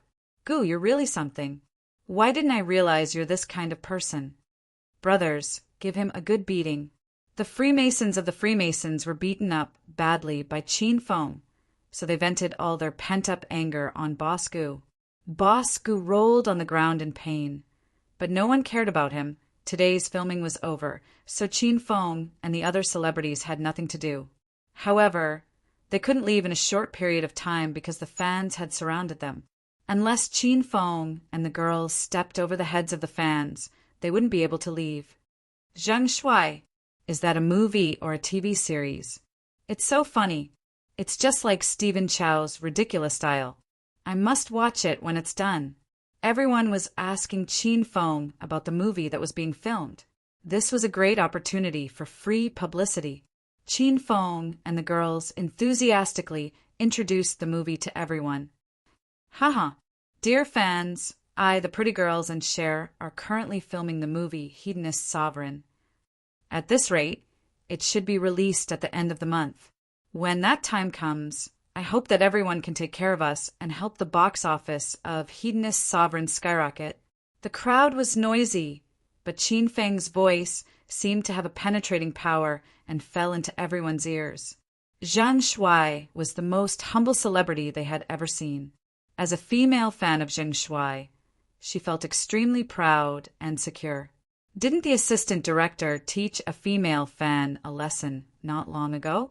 What happened in the end? Zheng Shuai slapped the female fan away. Zheng Shuai, you're perfect to be the male lead of Hedonist Sovereign. I'm looking forward to this movie. I've read the novel Hedonist Sovereign, and I like the depth and connotation of this novel very much. Zheng Shuai fits the image of the handsome male lead in the novel very well. I'm going to post it on my Moments and let everyone know about this movie. There was a type of fan called diehard fans. There was another type of fan that was even crazier and more destructive than diehard fans called zheng shuai fans. Although Qin Feng had only been in the entertainment industry for less than a month, a group of wild and passionate fans had emerged in China's entertainment industry. These fans were willing to stab the fans of other celebrities for zheng shuai's sake, and the fans of other celebrities had to stay far away from zheng shuai's fans. Rao Sherman, Zhang Kuku, and Cher were shocked by zheng shuai's fans. The cohesiveness of his fans and their Chinibyu ability were unparalleled. The crowd lowered their heads and took out their phones to post on their moments to help Qin Feng promote the movie. The power of these fans should not be underestimated. When they spread the news to their friends would find new friends. They were trying to set off another wave of zheng shuai's popularity. Qin Feng, it's about time. Let's go back now. If these fans get agitated, the situation will get out of hand. Ma Xinxin quickly whispered into Qin Feng's ear after she regained her composure. Ao Shaoan was displeased when he saw the scene. He charged at Ma Xinxin again as if he was going to fight her. Qin Feng was not afraid of these crazy fans. He was more afraid that Ao Shaoan and Zhang Kuku would quarrel with each other. Zhang Kuku had threatened to kill herself.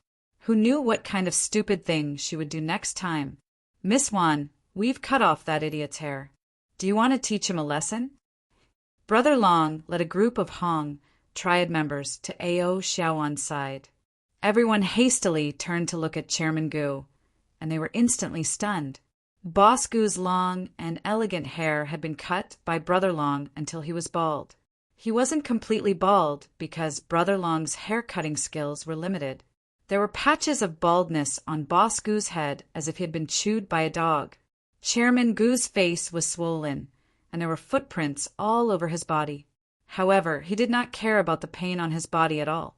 He held a mirror and looked at himself with tears streaming down his face. This scene amused the women and made them double over with laughter. They realized that the bald Chairman Gu was not much more handsome than Zheng Shuai. Big brother Zheng Shuai, do you want to beat that guy up again? Ao Shaoan asked Qin Feng.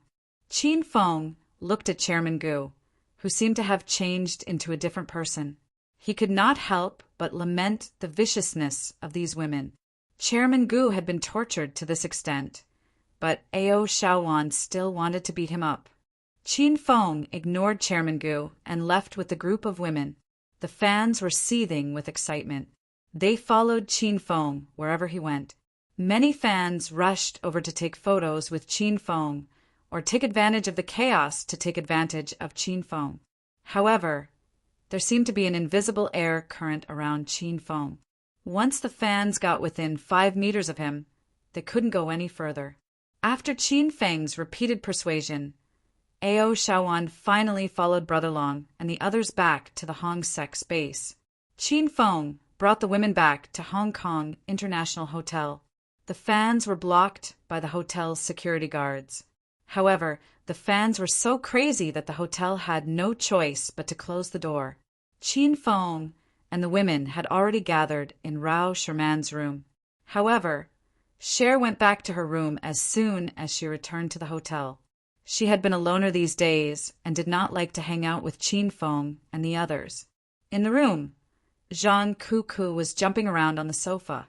She kept talking about today's filming. The sofa was almost destroyed by her footsteps. Qin Feng and the other two ignored Zhang Kuku and sat on the sofa to watch TV. Wow. Zheng Shuai, you're popular again. Rao Sherman screamed as she scrolled through her phone. Ma Xinxin seemed to have realized something. She quickly took out her phone and opened Weibo. Ah, are these fans crazy? The video of us filming on the set has been uploaded. It has more than 10 million views, hundreds of thousands of shares, and millions of comments. This is going to be a big hit. Rao Sherman and Ma Xinxin were stunned by the influence and craziness of Qin Feng's fans. Zhang Kuku stopped jumping and took out her phone to scroll through the video. In the room, The screams of the three women were so loud that they almost created a hole in the roof. Extra, extra. I bumped into Zhang Shuai, pretty girl group, and Cher at the pedestrian street today. They were filming a movie, and it's super funny. I'll regret it for the rest of my life if I don't watch it. The movie Hedonist Sovereign, starring Zhang Shuai, has started filming. It's estimated to be released at the end of this month. Everyone, please go and support Zhang Shuai when the time comes. Chapter 919. The filming went smoothly for the next few days. Ao Xiaowan visited Qinfeng every day. She wasn't supposed to be a character in this movie, but she was forced to play the female lead's role. Because of Ao Xiaowan's arrival, CEO Gu didn't dare to offend Qinfeng anymore. CEO Gu's heart bled every day as he watched Qinfeng and the others turn the movie into a hodgepodge. His original plan was to get rid of Qinfeng and find another young and handsome actor to reshoot the movie. However, judging from the current situation, it was impossible to get rid of Qinfeng. Hence, Mr. Gu was prepared to throw away billions of yuan of investment. Snow became more and more reclusive. She came and went on her own every day. This was especially true when Qin Fin went to look for her to investigate further. She was wary of Qin Fin like a hungry wolf. She hid as far away from him as she could. Ao Xiaowan and Ma Xinxin would bicker from time to time, but Ao Xiaowan and Zhang Cuckoo had become good friends. The two of them acted together every day and were good at changing the plot and lines together. They were like a long-lost pair of beautiful sisters. Ao Xiaowan's arrival changed a lot of things. On the whole, Qin Fin was very satisfied. He had always wanted President Gu to add sex scenes, but Rao Sherman and Xue Er didn't agree. Now that Ao Xiaowan was here, Qin Fin didn't even need to say anything. Ao Xiaowan strongly requested to have sex scenes with Qin Fin cut. Today's filming was completed successfully after CEO Gu stopped. Zhang Cuckoo and Ao Xiaowan held hands and ran to CEO Gu excitedly. These days, the two girls would go to CEO Gu to ask questions after filming. Hey Gu, how was our performance today? Ao Xiaowan had been addressing CEO Gu like this ever since he joined the crew. But CEO Gu didn't even flare up. Haha, good performance. You've improved since yesterday. Manager Gu flattered Ao Xiaowan with a smile. The most painful thing for him now was not the fact that he had thrown away billions of yuan, but the fact that he could not be angry even though he had thrown away billions of yuan. He had to lie to Ao Xiaowan and Zhang Cuckoo every day. Ao Xiaowan and Zhang Cuckoo were overjoyed. The two girls patted Mr. Gu's head as if they were patting a lackey. Not bad, not bad. You have good taste. As long as you continue to work hard, I believe you will become the most influential director in China. Boss Gu's heart was bleeding nonstop. He felt that after this movie was released, he would become the most psychotic director. Haha, thank you for your kind words, Miss Wan. CEO Gu still couldn't show his emotions, so he kept a smile on his face. Zhang, Cuckoo, and Ao Xiaowan's vanity was satisfied, so they happily ran back to Qinfeng's side. After the two ladies left, Chairman Gu patted his chest and panted heavily. He almost had a heart attack. After filming, the group returned to the hotel. Ao Xiaowan also wanted to go back with Qin Fin, but Qin Fin refused. Qin Fin didn't want to take Ao Xiaowan back and watch her fight with Ma Xinxin. After returning to the hotel, Qin Fin went into his room. It had been more than a month since the battle with the Dragon God. Qin Fin had to plan his future plans and make himself stronger as soon as possible. Hello, Lilia. How have you been recently? Li Ye called Qin Feng as soon as he laid down on the bed. I'm fine, don't worry too much. Why did you go to Hong Kong to film? Don't tell me your secret mission this time is to become a celebrity? Ever since Qin Feng rushed to Zhongchuan City to rescue Leah and destroyed the Lone Dragon Gang, Zhongchuan City had been peaceful. Leah had been busy for a while, so she had a lot of free time recently. Leah's voice carried a trace of laziness, as if she was a young wife acting coquettishly to her husband. Qin Feng's body softened when he heard it. How did you know I was filming in Hong Kong? Qin Feng didn't remember telling Li Ye about this. Li Ye's laughter came over. My Qin Feng, how do you think I know? Your Zheng Shuai fans are crazy, aren't they? Recently, as long as I open up entertainment-related videos and websites, it's basically all about you. It's either your songs, the Zheng Shuai beating people up incident, or the live video of you filming the movie Hedonist Sovereign. Li Ye was stunned by Qin Feng's ability. Qin Feng's original identity was already very impressive, the Azure Dragon of China's 9 dragons. In the end, Qin Feng was not satisfied with the current situation and insisted on making himself ugly to enter the entertainment industry. In the end, he became a hot topic all over the country, trampling on all the popular singers and A-list celebrities. It had been a long time since the entire entertainment industry had heard of the hot news of other celebrities, because the news of Zheng Shuai had dominated the screen. Li Ye's voice was filled with excitement and cheerfulness. She was proud of Qin Feng, although Qin Feng felt that everything Li Ye said was the truth. Qin Feng was still a little embarrassed to be praised like this. The celebrity mission is not arranged by the Dragon Gate. It's just a small wish of mine. Qin Feng did not intentionally hide it from Li Ye. I didn't know that you have a dream of becoming a celebrity. You're the ancestor of all weirdos. It's fine if you want to be a celebrity, but why did you have to change your ugly appearance to enter the entertainment industry? I've never seen someone like you. Li Ye's voice became more and more flirtatious. Qin Feng couldn't help but recall the time when he performed acupuncture on Li Ye. It made his heart itch. By the way, little Ye, although we destroyed the Lone Dragon Gang, the people of the Verdant sect escaped. You can't let your guard down these days. You have to be vigilant. If you're really in danger, open the lover's lock that I gave you. Qin Feng had guessed that the people of the Verdant sect would continue to seek revenge when he went to Zhongchuan City to save Li Ye. Therefore, Qin Feng gave the lover's lock to Li Ye. The lover's lock was a reward from the system mission. After the lover's lock was opened, the wearer would possess 80% of Qin Feng's strength for half an hour. With Ma Xinxin's help, Qin Feng had already recovered his stage 9 inner qi. Even if he only possessed 80% of his strength, he could still defend against the attacks of martial artists below stage 9 inner qi. All right, I'll be careful.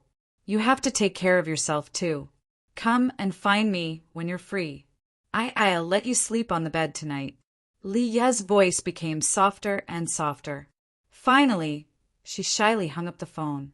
Qin Feng's body was burning with passion because of Li Ye. He was so excited that he almost rode the flaming golden eagle to fight her. Qin Feng resisted the urge. He returned to his room to plan his next move. Qin Feng entered the Hedonist sovereign system with a thought. Master. As soon as he entered, Little Pig, the 3 battle pets, and the 2 heroes, Shimin Chui Shui and Ouyang Feng, surrounded him. Qin Feng greeted everyone and then checked his current hedonist points and mission information. Qin Feng had a total of 132,000 hedonist points. His original plan was to complete as many missions as possible within the next 3 months and collect 500,000 hedonist points to activate the star technology interface. However, after Qin Feng looked carefully, he realized that he had a total of 8 unfinished missions. Among these 8 missions, there were very few that could be completed within 2 months. The mission to devour the sovereign superstar system rewards 100,000 hedonist points. The I'm a superstar chain mission rewards 70,000 hedonist points in total. The mission to complete the Martial Arts Alliance leader rewards 100,000 hedonist points. The main mission of the founder rewards 300,000 hedonist points. The mission to destroy the William family rewards 200,000 hedonist points. Qin Feng felt that he might be able to complete these 5 missions if he tried. However, they were extremely difficult. If he could complete all 5 missions, he would receive 770,000 Hedonist points, which would be enough to unlock the Star Technology interface. However, to complete all 5 of these extremely difficult missions within 2 months, even Qin Feng felt that it was impossible. After a round of analysis, Qin Feng had some ideas to change his previous plan. It was not realistic to gather 500,000 Hedonist points to unlock the Star Technology interface within 2 months. Moreover, even if he managed to gather enough Hedonist points to unlock the Star Technology interface, Qin Feng could imagine how expensive the items inside would be. If a random A-grade battle equipment cost hundreds of thousands of Hedonist points, how would Qin Feng be able to buy it? Master, you can try forging the Galaxy Flying Sword now. While Qin Feng was hesitating, Little Pig's voice sounded. Qin Feng's eyes lit up. He had been thinking about the Star Technology recently and had forgotten about the Galaxy Flying Sword. This was an immortal equipment that had appeared in the system's limited edition interface. Once it was forged, its power would be unimaginable. Ever since Qin Feng had spent 100,000 Hedonist points to unlock the right to forge the Starry Sky Flying Sword, he had been collecting materials for forging the Starry Sky Flying Sword. During the Ghost Mountain Ancient Martial Ruins expedition, Qin Feng had obtained quite a few materials. Afterwards, Qin Feng had stored some of them in the 10,000 Treasures Pavilion. Now that a month had passed, those materials had automatically leveled up. Qin Feng entered the Million Treasure Pavilion interface.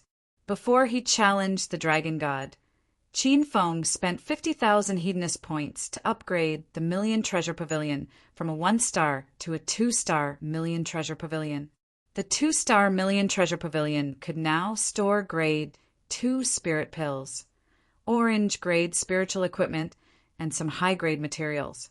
In the Million Treasure Pavilion, the 20 materials that Qin Feng put in last time had matured and were flashing with different lights. Qin Feng's thoughts moved slightly, and these materials all appeared in his hands. Compared to when he put them in last time, they were obviously a grade higher, and the spiritual qi fluctuations in the materials were more obvious. Grade 3 Purple Star Sand, Grade 3 Black Luo Wood, Medium Grade Spirit Stone, Yuan Meteor Stone, 100-Year Ice Crystal, Gold Bar, 3 Heaven and Earth Yuan Stones, Grade 3 Black Rock Sand, Grade 3 Amethyst. These were the main materials and some supplementary materials needed to forge the Galaxy Flying Sword. Among them, the Grade 3 materials were the ones that Qin Feng put in the Million Treasure Pavilion to store and upgrade. Chapter 920. After filling all 20 empty spots in the 2-star Myriad Treasure Pavilion, Qin Feng tossed in 10 low-grade spirit stones as energy for the storage and retreated with satisfaction. Little Pig, have you gathered all the materials for the Cosmic Flying Sword? Qin Feng asked. After this batch of materials has been stored and upgraded, it'll be more or less complete. I'm only missing the last important material, the Saint Soul Stone. The new batch of materials was estimated to be able to be upgraded within a month. That would be half a month earlier than the time to challenge the Divine Dragon. In terms of time, there was still time to forge the Cosmic Flying Sword. However, what the hell was the last missing material, the Saint Soul Stone? What's the Saint Soul Stone? Where can I get it? Qin Feng hastily asked Little Pig. Now, the Saint Soul Stone was the only material needed to forge the Cosmic Flying Sword. Qin Feng was a little impatient. Master, the Saint Soul Stone is a very rare and precious saint stone. Legend has it that it's a type of spirit stone used by Nuwa to mend the heavens. This stone can allow the master to communicate with the spiritual weapon he forged and reach the stage of becoming one with the sword. If you want to control the cosmic flying, sword to fly, and kill with the sword, you must add the Saint Soul Stone during the forging process. Qin Feng understood the importance of the Saint Soul Stone. Without the Saint Soul Stone, the cosmic flying sword would be a spiritual weapon similar to a purple grade equipment. Where can I find the Saint Soul Stone? I'm not sure about that. It's another matter whether you have it on earth or not, Little Pig said with a pout. Qin Feng was taken aback. Why did Little Pig's words sound so awkward? What do you mean we're on Earth? Which planet did you come from? Qin Feng questioned Little Pig. Then he saw a purple ring-shaped electric light hovering above Little Pig's head. Qin Feng became more and more curious about the system. Could this thing have fallen to Earth from another planet? However, no matter how Qin Feng interrogated, Little Pig refused to say anything. At the same time, Rao Sherman and Zhang Cuckoo were sitting on the sofa in the living room, chatting about private matters. Sister Ling was resting in the inner room. Only Rao Sherman and Zhang Cuckoo were in the living room. They were dressed casually and nestled on the sofa. Kiki, what do you think of Zhang Shuai? Rao Sherman didn't know what was wrong with her recently. Every time she had free time, Zhang Shuai's face would appear in her mind, and the topic of conversation would always be Zhang Shuai. Zhang Cuckoo's skirt was lifted to her waist. This was her style of sleeping on the sofa. Zhang Cuckoo muttered as she ate the grapes. Big bro Zhang Shuai is a good person. He's handsome, rich, skilled, and has a high social status. I really admire him. Rao Sherman rolled her eyes. She thought Zhang Cuckoo was talking nonsense again. How was Zhang Shuai handsome? I don't see how rich he is. Is he skilled? How is his status high? Rao Sherman felt that Zhang Cuckoo's evaluation of Zhang Shuai was not even close. But Zhang Cuckoo felt that every word Zhang Cuckoo used was extremely accurate because they were talking about two completely different identities. These few days, Zhang Cuckoo had been secretly observing Qin Feng. From time to time, she would touch Qin Feng's face or call Zhang Shuai Teacher Qiao Feng or Qin Feng. After some observation, Zhang Cuckoo was 99% sure that Zhang Shuai was an alias used by Qin Feng. Don't think I won't recognize you just because you jumped into the sea and put on a disguise. Let me tell you, I'm Detective Kiki. However, Rao Sherman didn't realize this. It was not that she was stupid, but she had been in a dilemma lately. She already had Qin Feng in her heart, but Zhang Shuai's position was slowly taken away. This kind of feeling was torturous, especially for a conservative and devoted woman like Rao Sherman. Although nothing had happened between Rao Sherman and Zhang Shuai, Rao Sherman felt as if she was having an affair. Sherman, you've been talking about big bro Zhang Shuai lately. Do you like him? I'll call him over now, and you can confess your love to him. Big bro Zhang Shuai will definitely say yes to you. Zhang Cuckoo threw away the half-eaten grapes and ran out of the sofa, excitedly. Rao Sherman was so scared that she almost had a heart attack. She hastily stopped Zhang Cuckoo. You damned girl, when did I say something like that? If you dare to go out, don't even think about coming back today. Zhang Cuckoo's hand was already on the door handle. She hesitated for a moment before she ran back to Rao Sherman and sat down beside her. Sherman, how can you go back on your words? You're wrong. Since young, our teachers and parents have taught us to be an honest child. Zhang Cuckoo put on a straight face and lectured Rao Sherman in a lecturing tone. Rao Sherman wished she could kick this silly girl away. What do you mean by going back on my words? I've never said anything like that. You're the one who forced it on me. Rao Sherman was so anxious that her face turned red. She was afraid that Zhang Cuckoo would tell Zhang Shuai about it. Sherman, do you like big bro Zhang Shuai or not? Zhang Cuckoo grumbled. I don't like him. Rao Sherman felt a little guilty when she said those words. Ah, how can you not like big bro Zhang Shuai? How can you not like him? What's going to happen to Cuckoo? My future happiness is gone. Zhang Cuckoo was so anxious that she started to pull her hair. Rao Sherman rolled her eyes. It's my business whether I like him or not. What has it got to do with your happiness? Hurry up and take your medicine. Rao Sherman felt that Zhang Cuckoo was going crazy again. This girl would feel uncomfortable if she didn't go crazy at least 3 times a day. On the other hand, Zhang Kuku was very serious. How could she be crazy? Zhang Kuku knew that Zheng Shuai was Zheng Shuai. That was why she wanted to matchmake Rao Sherman with Zheng Shuai. Zhang Kuku had said that Sherman would be in charge of finding a boyfriend from now on. Zhang Kuku planned to compromise herself and share a boyfriend with Rao Sherman. Of course it has something to do with my happiness. If you're with Zheng Shuai, then I'll be with Zheng Shuai too. Zhang Kuku said seriously. Rao Sherman held her forehead. She felt that it was impossible to persuade Zhang Kuku with a normal mind. Rao Sherman changed her approach. Don't think about me and Zheng Shuai. It's impossible between us. Haven't you noticed? Zheng Shuai comes out of Ma Xinxin's room every morning, so I'm sure they're together. Qin Feng came out of Ma Xinxin's room every day, but he didn't sleep with Ma Xinxin at night. Qin Feng went to Ma Xinxin's room early in the morning and absorbed the poisonous gas in Ma Xinxin's body. After that, the two of them went out for a meal. However, he bumped into Rao Sherman and Zhang Kuku a few times and was misunderstood by Rao Sherman. Zhang Kuku curled her lips and said nonchalantly, "It's fine even if they have an affair." Zheng Shuai is not only having an affair with Ma Xinxin. He has affairs with many other women. You know that. Zhang Kuku was referring to Qin Feng.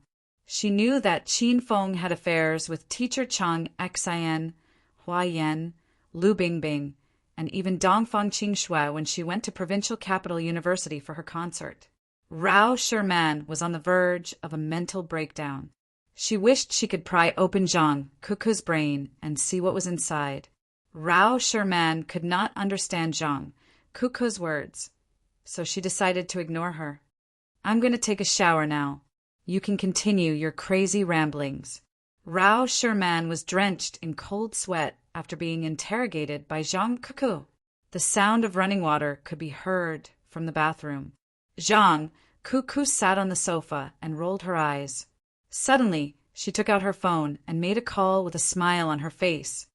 I'm sorry, you've called the wrong number. Qin Feng received a call from Zhang Kuku just when he was done planning his next 2 months. Qin Feng hung up the call before Zhang Kuku could say anything. Qin Feng patted his chest and heaved a sigh of relief. He knew Zhang Kuku's illness must be acting up again since she called him at this hour. Qin Feng's cell phone rang again before he could breathe a sigh of relief. It was Rao Sherman. Hee. Sherman, what's the matter? Qin Feng changed his attitude, and his voice was as gentle as water. Heavy breathing could be heard from the other end of the phone. Then Zhang Kuku complained, Stupid Qin Feng. Stupid Qin Feng.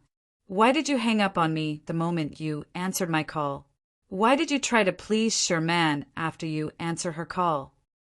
The corner of Qin Feng's mouth twitched. It was too late for him to hang up now. However, in the next second, Qin Feng's expression changed as he realized another serious problem. Haha, so it's Kuku. Did you call me just now?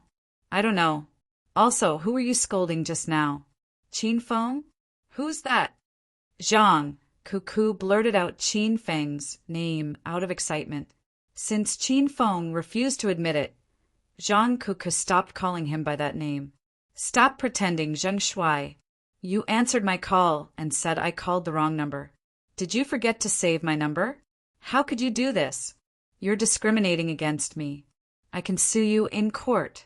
Qin Feng regretted answering Rao Sherman's call. He should have given it more thought. Rao Sherman called him right after Zhang Kuku's call. It was obviously a trap. When did I discriminate against you? Don't accuse an innocent person, Qin Feng said seriously. You only answered Sherman's call, but not mine. Isn't it because my breasts are too big and you look down on a beauty with big breasts like me? You're discriminating against me, Zhang Kuku said in a more serious tone than Qin Feng. The corner of Qin Feng's mouth twitched. He thought he was already shameless enough. Today, he finally met someone more shameless than him. How could she praise him indirectly? Ahem. Cuckoo, I'm busy. If there's nothing else, I'll hang up now.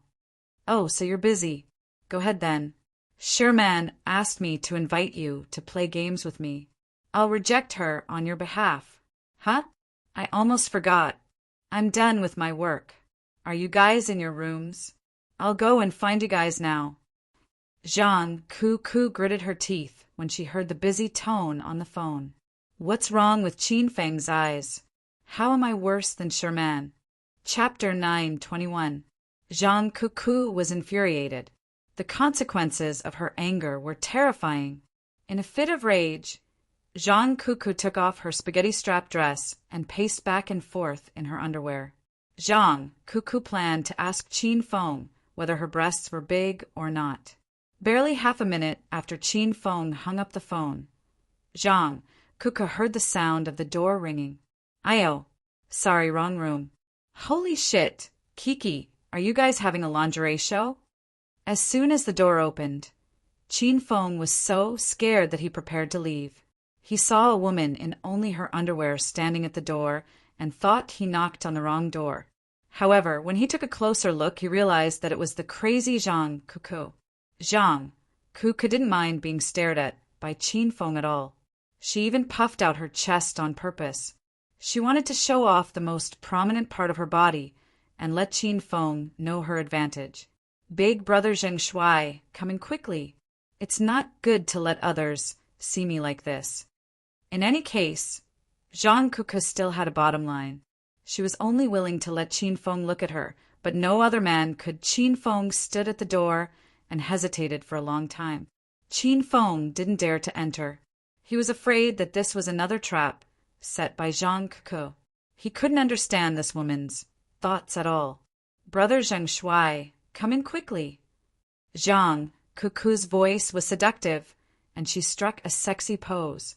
Her long legs were so long that they almost reached her neck. Qin Feng didn't dare to look at Zhang Cuckoo's breasts because they were too magnificent. Qin Feng thought that Zhang Cuckoo's bra was too small. Ahem. Where's Sherman? Sherman has gone out. I'm the only woman in the house. Come in and play with me.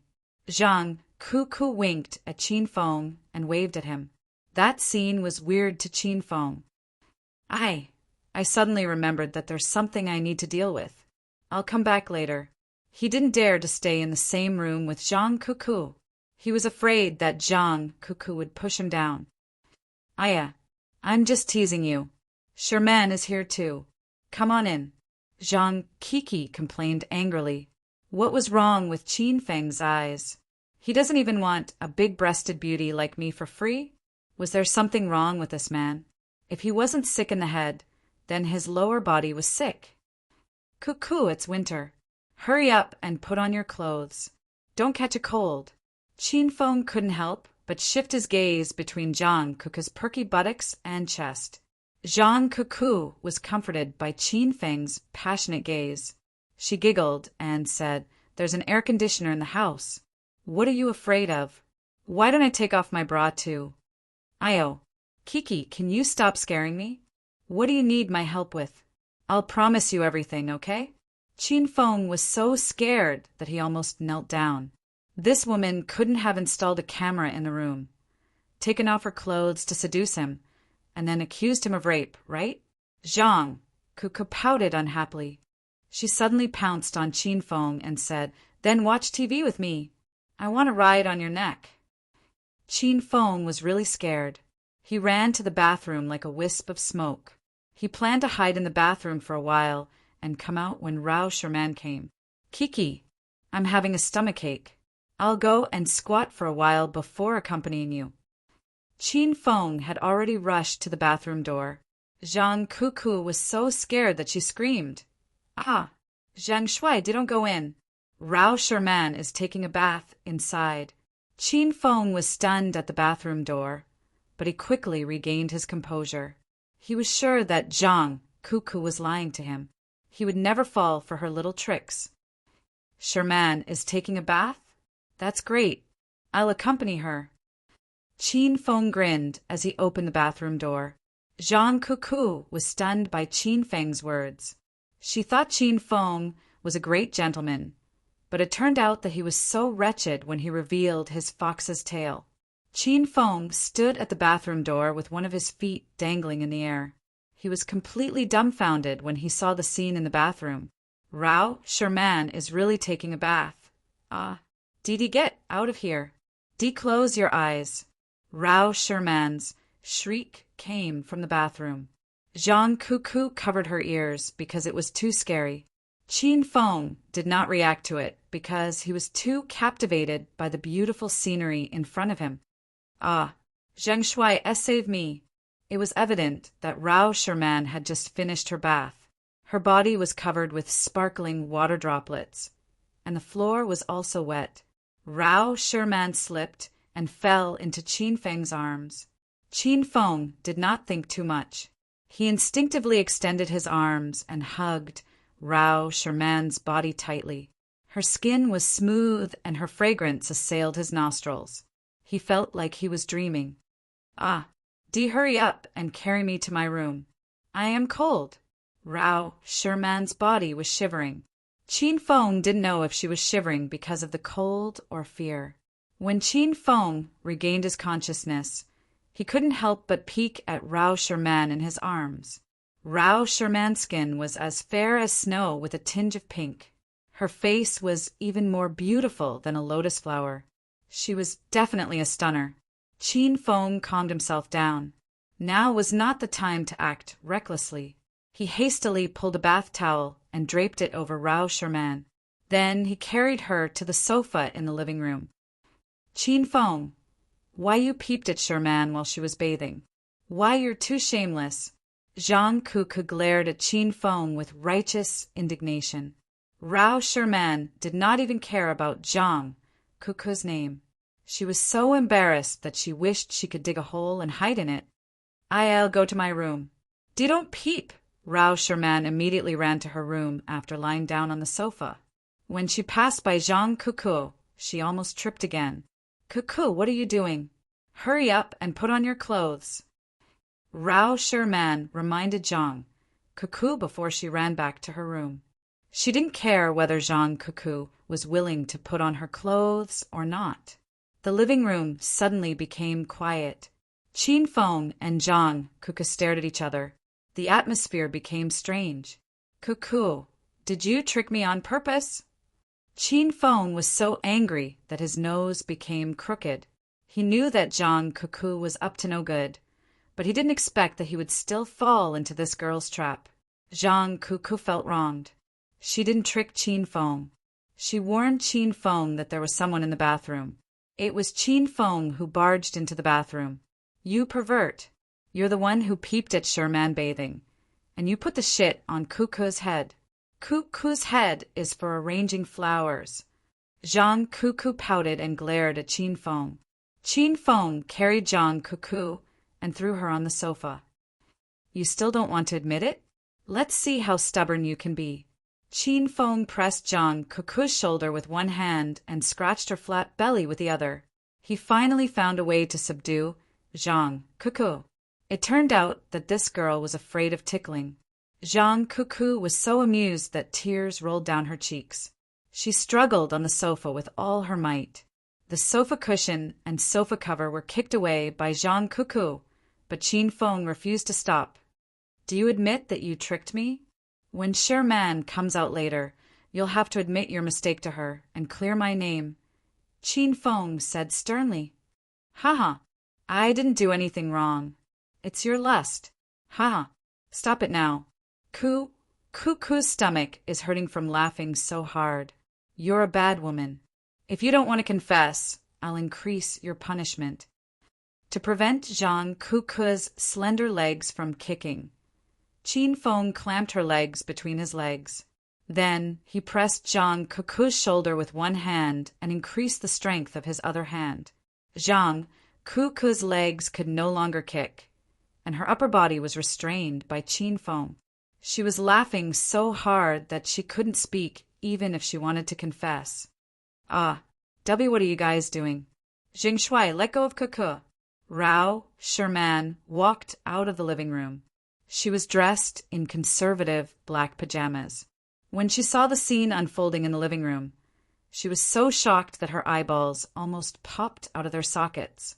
Qin Feng hastily stopped. Only then did he realize that Zhang Cuckoo had lost her undergarments due to her overexertion. Sob. Sure, man. You have to stand up for Cuckoo. It was Qin Feng who wanted to peep at you bathing, but he forced Cuckoo to take the blame. Zhang Cuckoo didn't even notice that she was naked. She ran to Rao Sherman and twisted her waist to act coquettishly. Rao Sherman quickly covered Zhang Cuckoo with a wool blanket on the sofa. Then she scolded Zheng Shuai with a cold expression. This Zheng Shuai is too outrageous today. How dare he come into my room and act like a beast? Rao Sherman swallowed the words that were on the tip of her tongue. Rao Sherman was struck by a bolt of lightning. Suddenly she realized something. She stared at Zhang Cuckoo and asked, "Dubby, what did you call Zheng Shuai just now?" "What, Qin Feng?" Zhang Cuckoo felt that there was no need to hide it anymore. There was another important reason. Even Zhang Cuckoo herself wasn't sure whether Zheng Shuai was Qin Feng or not. She wanted to confirm it now. Zheng Shuai had seen the two women's naked bodies today. If she could confirm that Zheng Shuai was not Qin Feng, she could kill him to silence him. "Why, you're Qin Feng? Oh, really?" As soon as Rao Sherman heard the name Qin Feng, her entire being felt strange. Her tall and slender body trembled, and there was a suppressed excitement in her voice. Qin Feng hesitated. He didn't know if it was a good or bad idea to reveal his identity now. Before Qin Feng could finish his words, Zhang Cuckoo fished out a fireball talisman and pressed it on Qin Feng's head. She said, "Tell me, are you Qin Feng's disguise? If you're not Qin Feng, I'll chant the incantation right now." "I am," Qin Feng answered without hesitation. What other choice did he have? Rao Sherman slapped her forehead and dragged Zhang Cuckoo away with a huff. She looked at Zheng Shuai again and asked, "Are you really Qin Feng?" "Sherman, I'm on a mission this time, so I'm using Zheng Shuai's identity as a celebrity. I didn't reveal my identity to you when you and Cuckoo went to Provincial Capital University for a concert. I was very happy when I saw you. I wanted to get close to you, but I didn't want to scare you. I didn't expect that we would film a movie together in Hong Kong."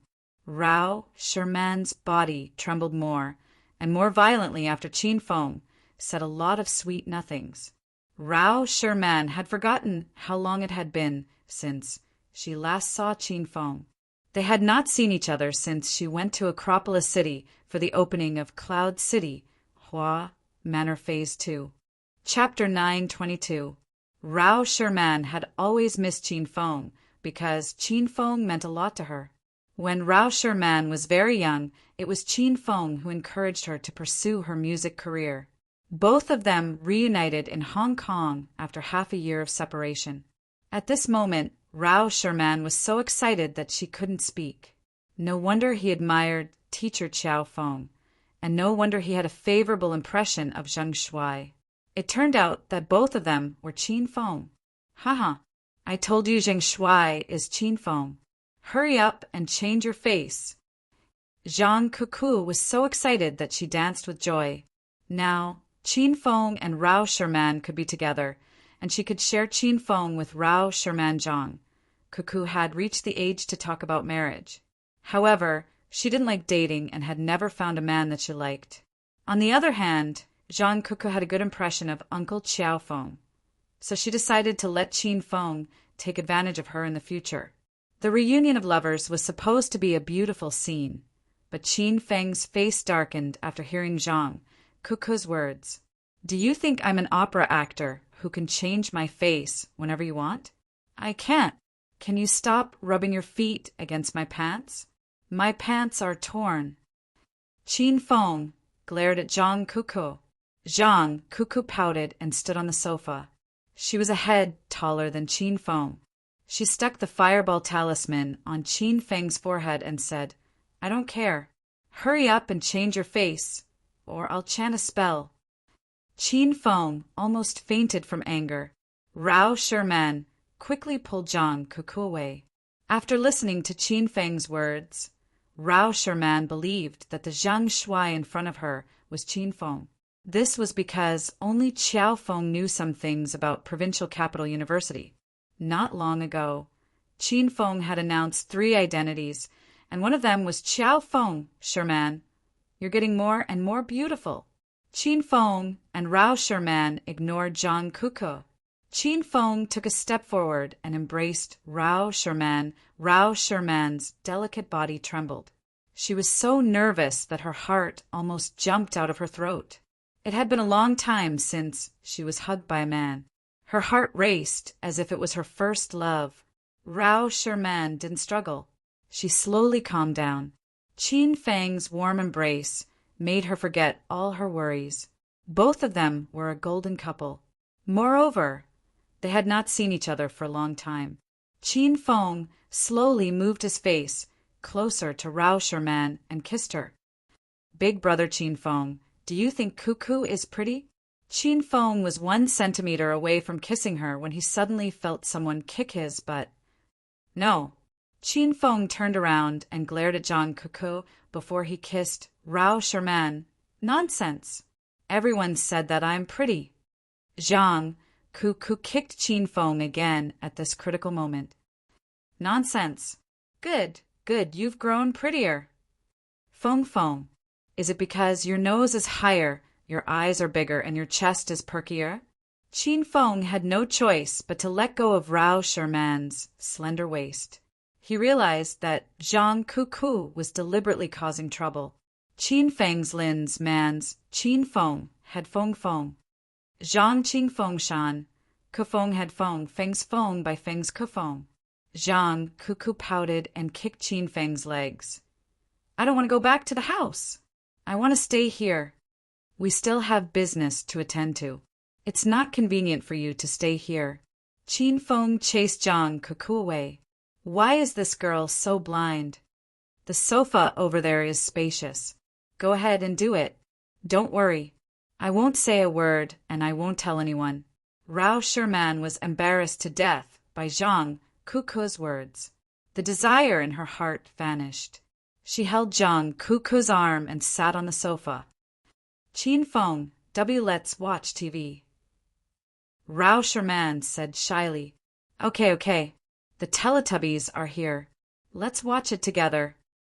Zhang Cuckoo turned on the TV and watched the Teletubbies. Rao Sherman didn't like it, but Qin Feng didn't want to do anything flirtatious since she was sitting beside Zhang Cuckoo. Zhang Cuckoo was infuriated by Qin Feng. This girl is really a burden. I must think of a way to get rid of her. Qin Feng watched cartoons in his room for the whole afternoon. He was so depressed that he almost died. In the end, he still couldn't find a chance to be alone with Rao Sherman. Zhang Cuckoo, on the other hand, was overjoyed. She giggled from time to time. Rao Sherman's mind was clearly not on the cartoon. She stole glances at Qin Feng from time to time. Every time their eyes met, Rao Sherman shyly avoided Qin Feng's gaze like a startled little deer. Ever since Qin Feng revealed his identity to the pretty girls' duo, Rao Sherman and Zhang Cuckoo had become more intimate with Qin Feng. This made Ma Xinxin depressed. Previously, Rao Sherman had always rejected Qin Feng whenever he asked for more sex scenes. However, in the past few days of filming, whenever Qin Feng asked for sex scenes, Rao Sherman would lie on the bed with Qin Feng and roll around him without a second thought. Although the scenes were fake and they didn't really have sex, they hugged and touched each other. Ma Xinxin went back to the hotel every day with a belly full of resentment. She even wanted Mr. Gu to give her the role of the female lead in the film. Ma Xinxin went back to the hotel every day with a stomach full of resentment. Zhang Cuckoo, Rao Sherman, and Ao Shaoan fought to have sex scenes with Qin Feng every day. However, Shui was as cold as ever. She rejected Qin Feng's rude request every time and distanced herself from Qin Feng. After 10 days of shooting in Hong Kong, Qin Feng and Rao Sherman had finished half of the movie. According to the script, the other half of the movie would be shot in America. After shooting the movie in Hong Kong, Boss Gu invited all the crew members and the main cast to a private room. Qin Feng and the other superstars sat in a private room, and Boss Gu toasted them one by one. Superstar Zheng Shuai, I'm so happy to meet you. I've been in China's film industry for more than 10 years, and I've made countless superstars famous. However, I've never seen a superstar who can reach your level of professionalism and superb acting skills. I'm not bragging. I've never seen a superstar like you before. Boss Gu was extremely agitated, as if he had vented all his pent-up emotions. Hey Gu, what about me? What about me? How's my acting and professionalism? Everyone knew that Boss Gu was being sarcastic. However, since he had been very obedient lately, no one dared to argue with him. Zhang Kuku jumped up and down stupidly. She couldn't wait for Boss Gu to praise her. Boss Gu was stunned for a moment. Then he laughed loudly. Haha. Superstar Kuku is even better than Zheng Shuai. Really? This is my first time acting. It seems like Kuku is born to be an all-rounder. Zhang Kuku was so excited that she danced with joy. The others were amused by her silly behavior. Ao Shaowan also attended the banquet. When he heard Boss Gu cursing in front of him, he was instantly displeased. Hey Gu, what the fuck are you talking about? Do you believe that I won't smash your head with a bottle of wine?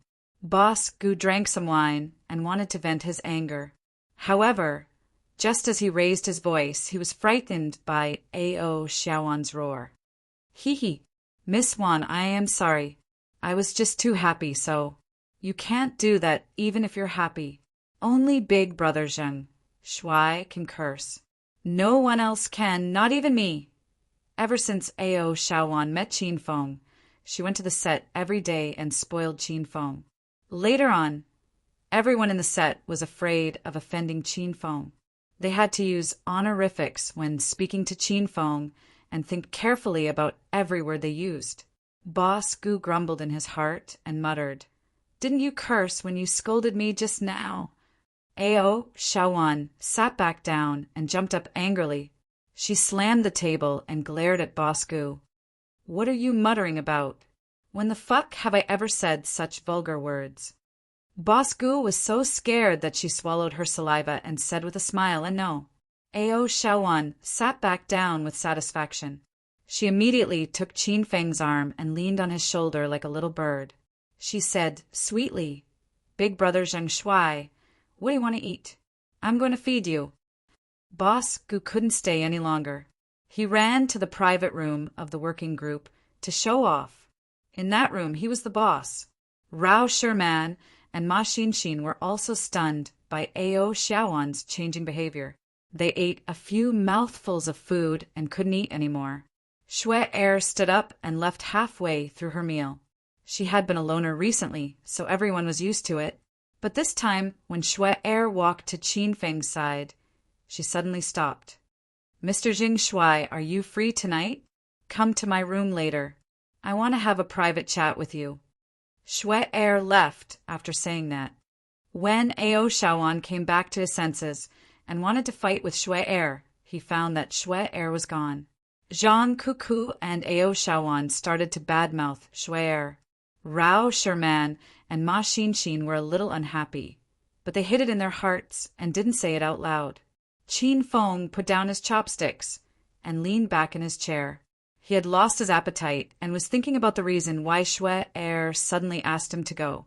Qin Feng had been investigating Xue Er recently. He was 90% sure that Xue Er was the owner of the Sovereign Star System. Qin Feng was also sure that Xue Er had also discovered that he was the owner of the Sovereign Star System. Otherwise, she wouldn't have suddenly distanced herself from him. This woman's behavior was becoming more and more abnormal. According to the mission issued by the Hedonist system, as long as he devoured the Sovereign Star System, he would be rewarded with 100,000 Hedonist points, a system unsealing tool, and a rare pink equipment lucky draw ticket. These rewards were extremely tempting and would be of great help to Qin Feng. Of course, Qin Feng wanted to devour Xue Er's system, but he was also worried that she would devour his system instead. Zhang Shuai, what's wrong? Rao Sherman asked worriedly when she saw Qin Feng was in a daze. Ah, haha, I'm fine. Oh right, I have something to do. You guys continue eating. Qin Feng came back to his senses, stood up and walked outside. He had decided that he would complete this mission sooner or later. Qin Feng wanted to go to Shui Er's room now. Would this woman bite? Zhong Hing's double monthly votes event has been activated. You can vote now. Chapter 923. Humph. This fickle-minded stinky man should be struck to death by lightning. Ma Xinshin complained as soon as Qin Feng left. Ma Xinshin was not the only one who misunderstood Qin Feng. Rao Sherman, Zhang Kuku, and Ao Shaowan all had the same thought. Qin Feng had nothing to do but flirt with Shui Er. How dare he flirt with girls when he's so ugly? Zhang Kuku never held back when she spoke ill of Qin Feng behind his back. However, she began to act cute and innocent in front of Qin Feng. That girl is called Shui Er, right? I'll ask the people of the Hong sect to kick her out of Hong Kong tomorrow. Ao Shaowan had the air of a big sister. When she flared up, the other three girls were a little nervous. Rao Sherman was also a little annoyed, but she didn't say it out loud. These four beauties represented four different personalities. Qin Feng sneezed as he walked along the street. He thought he might have caught a cold last night. I must cover myself with a quilt tonight. You're here. Qin Feng rang the doorbell. Soon, Shui Er opened the door. Qin Feng's gaze fell on Shui Er, and he was dazed for a moment. Cher had taken off her black fur coat, high heels, and black leather pants. All that was left on her was a thin silk nightgown, with a shawl draped over her shoulders. Snow was pure and beautiful, and her body was hot and sexy. With these two temptations, any man who saw Snow at this moment would not be able to resist the urge to push her down. Miss Shui Er, are you going to bed? Will I disturb your rest if I look for you now? Qin Feng suppressed the evil fire in his belly. This woman was not as simple as she looked. If he fell into her trap, he wouldn't even know how he died. A complicated expression flashed across Shui Er's beautiful eyes when she saw the evil fire flashing in Qin Feng's eyes. She didn't expect Qin Feng to be so strong-willed. Haha, even if I want to sleep, I'll accompany you no matter how late it is, since the superstar Zheng Shuai is here. Shui Er stretched out her slender, jade-like hand and placed it on Qin Feng's arm, pulling him into the house. Qin Feng was not in the mood to enjoy the softness and smoothness of Snow's arms. He was constantly on guard against this woman's every move. If Snow did anything threatening, Qin Feng would subdue her mercilessly. It wasn't that Qin Feng didn't know how to have tender and protective feelings for the fairer sex. His momentary kindness could very well cause him to be buried in a sea of fire. Miss Shui Er, we're just friends. Don't you think it's a little inappropriate for you to be so close to me? Qin Feng looked at Shui Er with a smile. Recently, Shui Er had been keeping her distance from Qin Feng. Tonight, however, she seemed to have changed into a different person. She was as passionate as fire. As the saying goes, there must be a reason behind everything. Superstar Zheng Shuai, you already said that we're friends, so you don't have to be so polite. Just treat yourself as if you're at home when you're here. I just want to greet you warmly, lest your crazy Zheng Shuai fans eat me alive if I don't treat you well. Shui Er's coquettish voice carried a slight Beijing accent, causing Qin Feng to become even more wary. This woman had indeed grown up in the capital. In the capital, Qin Feng had too many enemies to count. The two of them sat on the sofa. Shui Er didn't sit next to Qin Feng. Instead, she sat across from him. However, this woman intentionally half-bent her upper body and pulled down the neckline of her red spaghetti-strap dress, revealing a dazzling expanse of snow white. Beautiful Shui Er, did you call me over in the middle of the night to show me your chest? Qin Feng stared at Shui Er's chest with a smile. Shui Er's pretty face turned red with a whoosh. Qin Feng saw a flash of coldness in the depths of her eyes, as well as an almost imperceptible murderous intent. "Ha! You're so naughty, staring at my private parts. You're not doing this on purpose.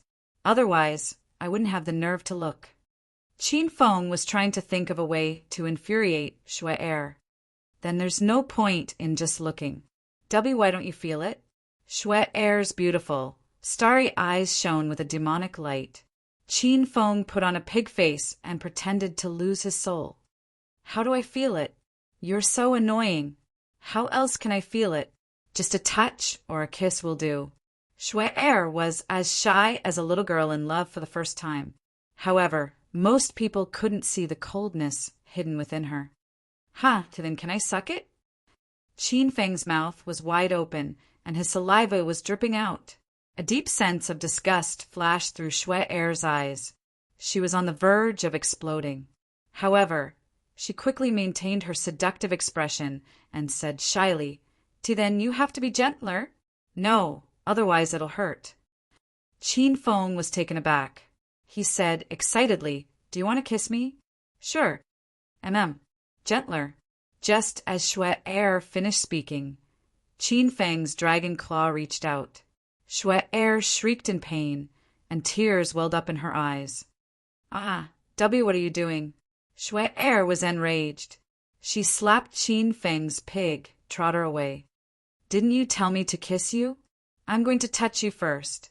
I'll kiss you after I get the feeling," Qin Feng said with a straight face. Shui-Er rolled her eyes. After a long while, she said, "Didn't I tell you to be gentler?" "Yeah, gentler."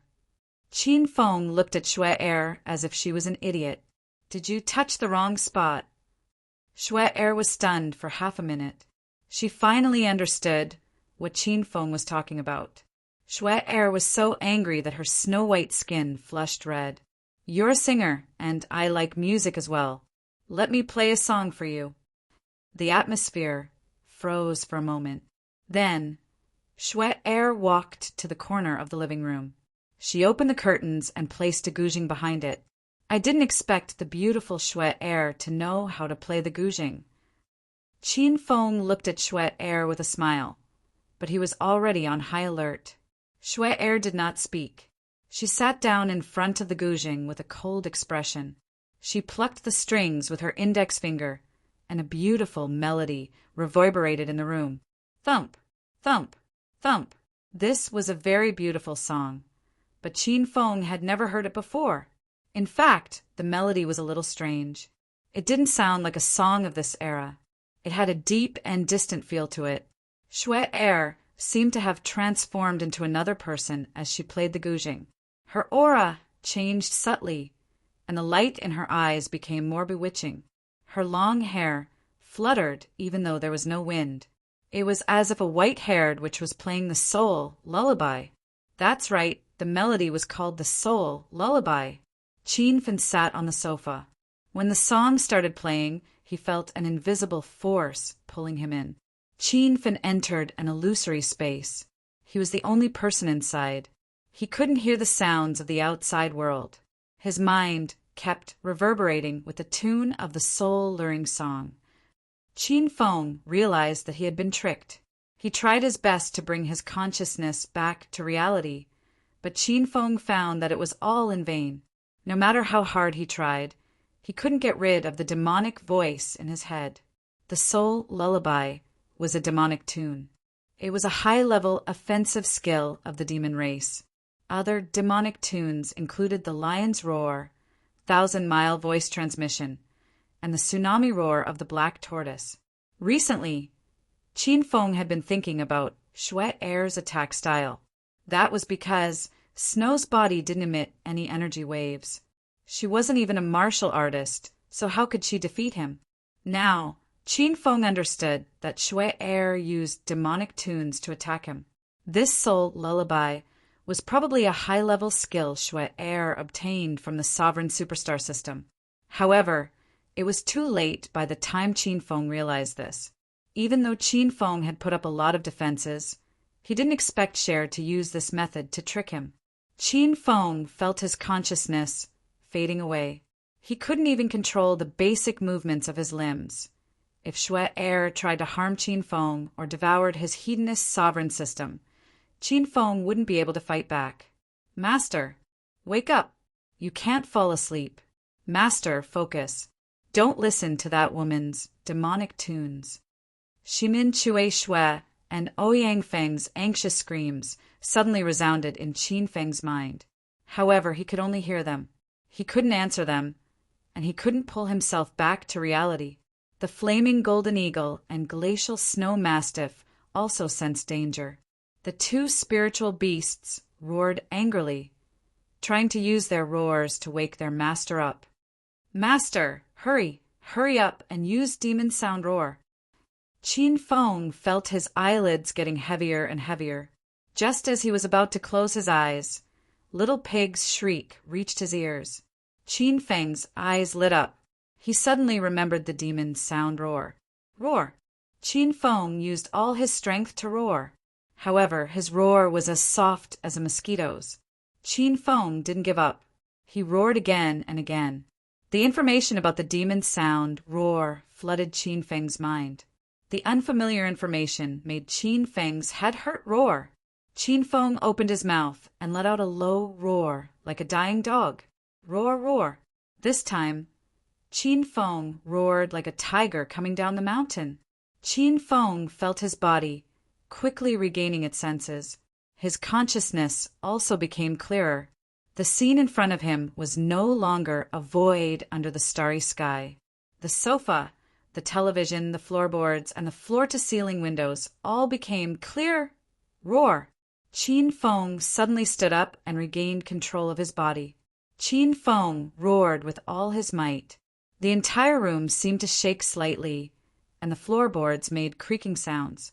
This was no longer the roar of a wild beast. It was more like a muffled thunder that struck down from the sky. The muffled thunder crashed into the living room, startling Shui Er so much that she broke a few notes of the soul lullaby she was playing. Qin Feng stood ramrod straight, like a towering mountain. His black eyes were like an awakened lion, emitting a steady and cold, murderous aura. Chapter 9:24. Snow panicked.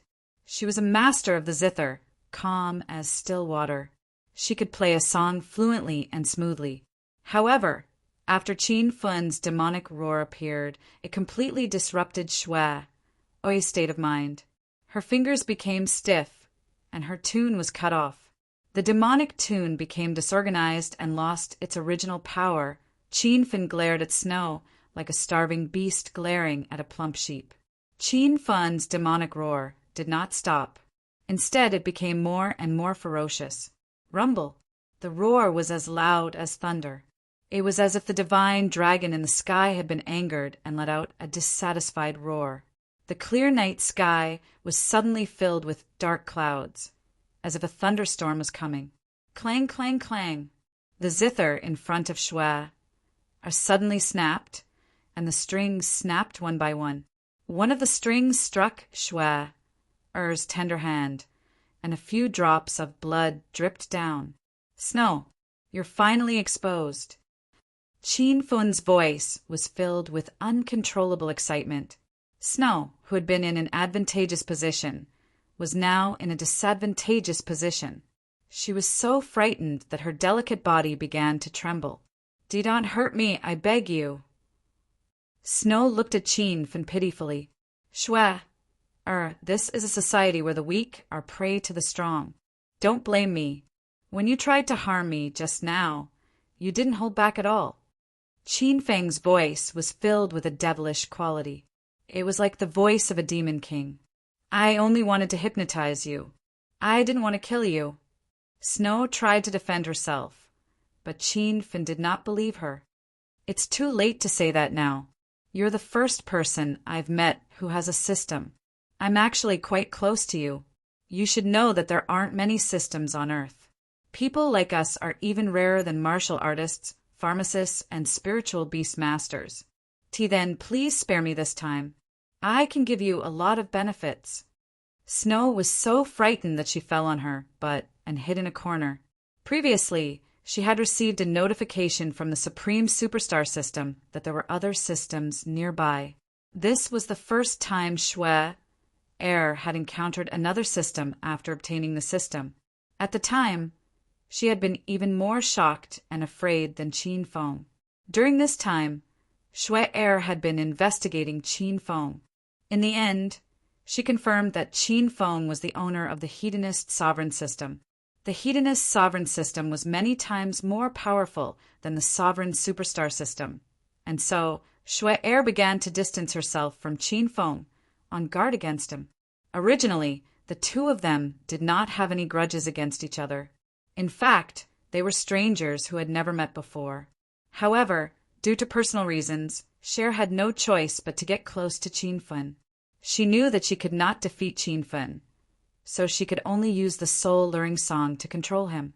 Who would have thought that she would fail in the end? Qin Feng roared incessantly as he approached Shui Er step by step.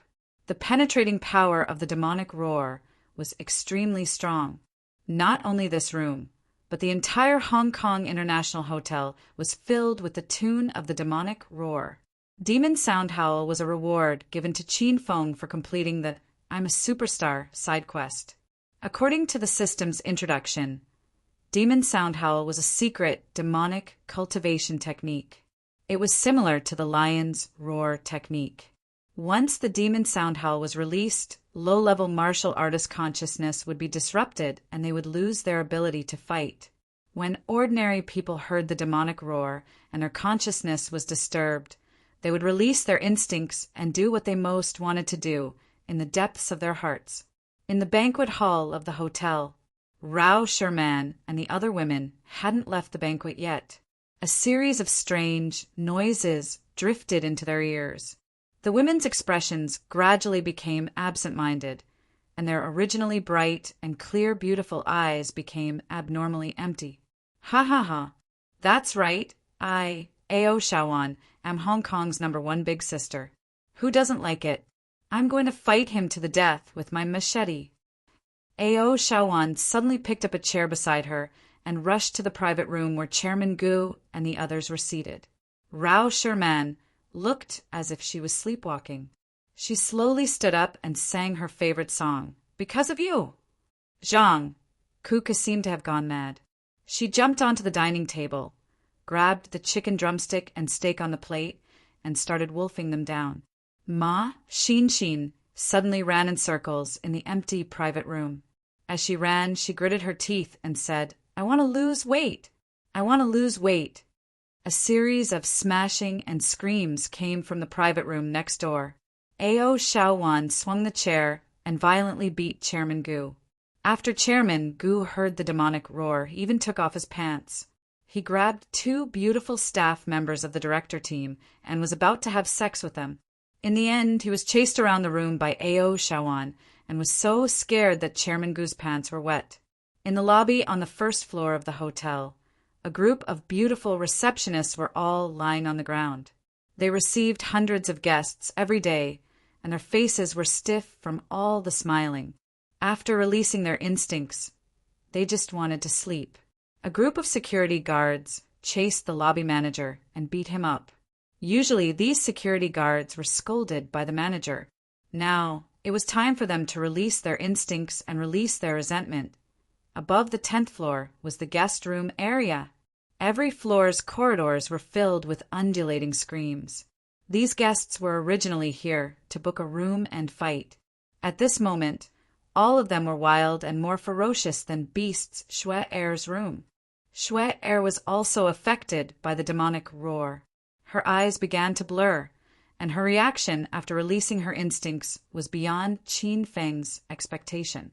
Snow huddled in the corner of the wall, looking extremely helpless and afraid. Her beautiful face was furrowed into a frown, and her large eyes blinked frantically. I have something in my head. I am so scared. I don't want a system. I'm scared. I just want to be an ordinary person. Shui Er's body was trembling, and so was her voice. This was the first time she admitted that she had a system. However, Shui Er and Qin Feng were different. Qin Feng was excited to have a system, but Shui Er was worried and afraid. She didn't want to have a system. She was just an ordinary little girl. Qin Feng's roar gradually subsided. Looking at the trembling Shui Er in the shadows, the fragile side of Qin Feng's heart was suddenly awakened. Shui Er had no grudge against him. This was all an arrangement of fate. Two people with systems bumped into each other, and they had no choice but to kill each other. The demonic roar stopped. Time seemed to have stopped at this moment. Rao Sherman and the other women in the private room suddenly came to their senses. Everyone was startled and looked at their own actions blankly. They almost couldn't recognize themselves. Ao Xiaowan's chair smashed into Chairman Gu's head. Chairman Gu rolled on the floor in pain. The memory of what happened just now had disappeared. Chairman Gu had just woken up when Ao Xiaowan threw a chair at him. He wanted nothing more than to tear Ao Xiaowan into pieces. What's wrong with this woman? The people in the private room were stunned. Those who didn't close the door quickly closed it. A dozen couples in the corridor hastily pulled up their pants and ran to their rooms. A few unfamiliar couples had already started fighting. Some of the women even called the police. Qin Feng didn't know that his demonic roar had caused such a series of crazy effects. He was a little absent-minded. Looking at the pitiful Shui Er, Qin Feng couldn't bear to kill her. Little pig, do I have to kill Shui Er to devour her superstar system? No, master. Killing the owner of the system is the most inferior way to devour the system, but it's also the simplest and most violent way. If Shui Er is killed and Master wants to devour the ultimate superstar system, you'll need the system unsealing tool to unseal it and make the superstar system acknowledge Master as its host. Apart from that, you can also make Shui Er voluntarily submit to Master and let Master devour her system. Little Pig explained a lot of things. Qin Feng sorted them out. To put it simply, there were two ways to devour the system. One was to kill it by force, and the other was to make it submit to him. Bang! A loud sound rang out, startling Qin Feng. When he looked at the corner of the room, Shui Er had already disappeared. The floor-to-ceiling window beside him was smashed. They were on the 13th floor, and Shui Er had jumped down from the 13th floor.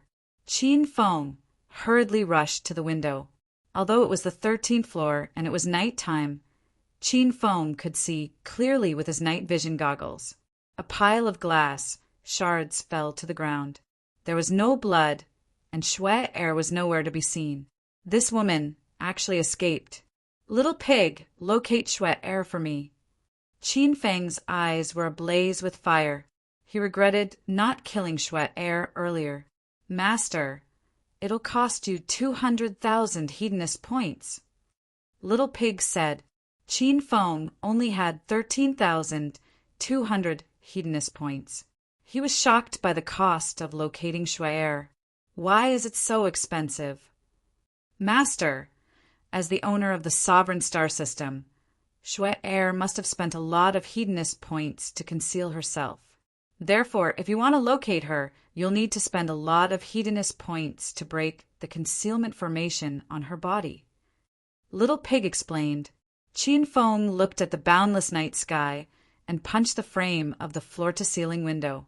The huge frame of the floor-to-ceiling window collapsed with a loud bang, creating a huge pit on the ground. Master, you're too soft-hearted. Ouyang Feng sighed. Shimin Chui Shui shook his head and said nothing.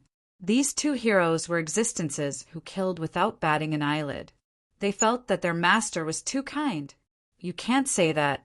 The main point is that Shui Er is a beauty. Master, you'd cut him into pieces. Little Pig's words hit the nail on the head. Shimin Chui Shui and Ouyang Feng nodded in realization. The corner of Qin Feng's mouth twitched. He was rendered speechless by Little Pig's words not long after. Dozens of police cars were parked in front of the International Hotel.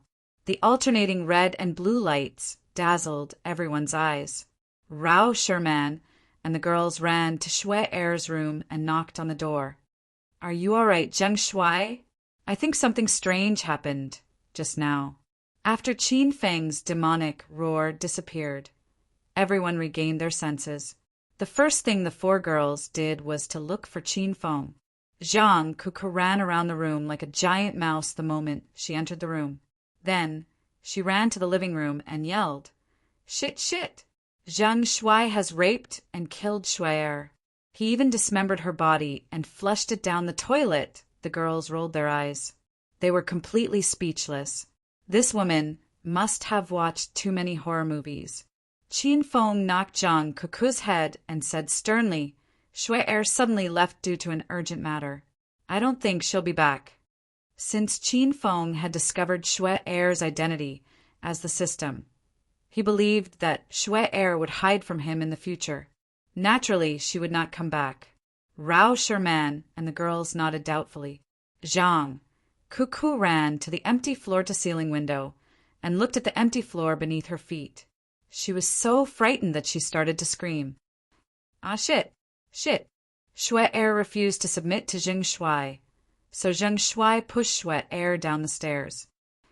Chapter 9:25. Shuai really left. She never showed up again. At that time, Zhang Kuku suspected that Qin Feng was up to no good, so Shuai jumped down from the 13th floor. However, Rao Sherman and the other two girls didn't believe her. Qin Feng had so many beauties around him that he wouldn't do something so stupid, right? However, Shuai never returned. It was as if she had suddenly disappeared. Rao Sherman and the other two girls started to believe her. If Qin Feng didn't act like a beast that night, would Shuai be so scared that she wouldn't show up again? Shuai had even canceled her contract with Hedonist Sovereign. Many things that happened that night were reported on the Hong Kong TV news, and all of them were related to Qin Feng. Due to the weather change caused by the demonic roar, the weather station issued an emergency typhoon warning. However, there wasn't even a drizzle that night, causing the people of Hong Kong to complain about the weather station for the whole night. Some reporters specifically interviewed the International Hotel. According to them, at 8:39 that night, a supernatural incident happened in the International Hotel. All the guests and staff in the building forgot what happened in the next 10 minutes. According to the dozens of interviewees, everyone seemed to be possessed by ghosts during the last 10 minutes. They couldn't remember what they did. However, when they woke up, they were shocked by what they did. When the reporter continued to ask everyone what they had done at the time, everyone unanimously remained silent, other than the weather and supernatural news. There was also the news about the Hong Kong police. According to the surveillance video, at 8:52, someone jumped down from the 13th floor, room 1303. However, the woman suddenly disappeared. She didn't fall to her death, but she was nowhere to be found. The few pieces of news linked together made the people of Hong Kong fearful and in awe. The International Hotel suddenly became a forbidden place in the hearts of the people of Hong Kong. Apart from Qin Feng and the others who stayed there, no other guests dared to stay there. The filming of Hedonist Sovereign in Hong Kong was completed. The group of people rushed to America early in the morning. When they left, Qin Feng felt a little guilty. He felt that he had wronged the International Hotel. At the airport of America, Qin Feng and the others got off the plane. It was also the first time the beauties had come to America. They looked left and right and chattered like happy little birds. The main production team of Hong Kong's House of Millions Media came along. The pretty girls group came. Ma Xin, as Qin Feng's top manager, was naturally there. A.O. Shaowan insisted on coming along, and no one dared to stop her. Mr. Gu did not come. He had suffered enough in Hong Kong. He was afraid that if he came to the United States, he would be angered to death by Zhang Kuku and A.O. Shaowan. Welcomito America. Two golden-haired men in suits and leather shoes walked over to Qin Feng and the others with 4 female assistants who had a strong local accent. "Hello, we're actors from House of Millions Media from Hong Kong.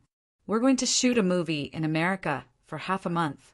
Please take care of us in the future." Rao Sherman took the initiative to talk to them. Her English was very fluent, Hello, beauty. I've received a call from Mr. Gu. We're here to receive you. One of the men with gold-rimmed glasses spoke in Chinese. Although his Chinese was a little clumsy, everyone could understand him. Everyone heaved a sigh of relief when they saw that the man could speak Chinese. Otherwise, it would be tiring to communicate in English and have to translate. Hello, my name is Rao Sherman. This is my group member, Zhang Kuku. That's the superstar Zhang Shuai, her manager, Ma Xinxin, and the superstar Ao Shaowan. Rao Sherman took the initiative to introduce everyone. However, Rao Sherman paused when she introduced Ao Shaowan. She did not know how to introduce Ao Shaowan. The man with the gold-rimmed glasses smiled and said, "Hello, everyone. Welcome to America. I'm Henry, the production director of Can Film Group, and this is the most capable director in our company, Tom." Tom, who stood beside Henry, grinned and revealed his yellow teeth. It seemed like he smoked a lot. "Please get in the car. We'll show you around the company."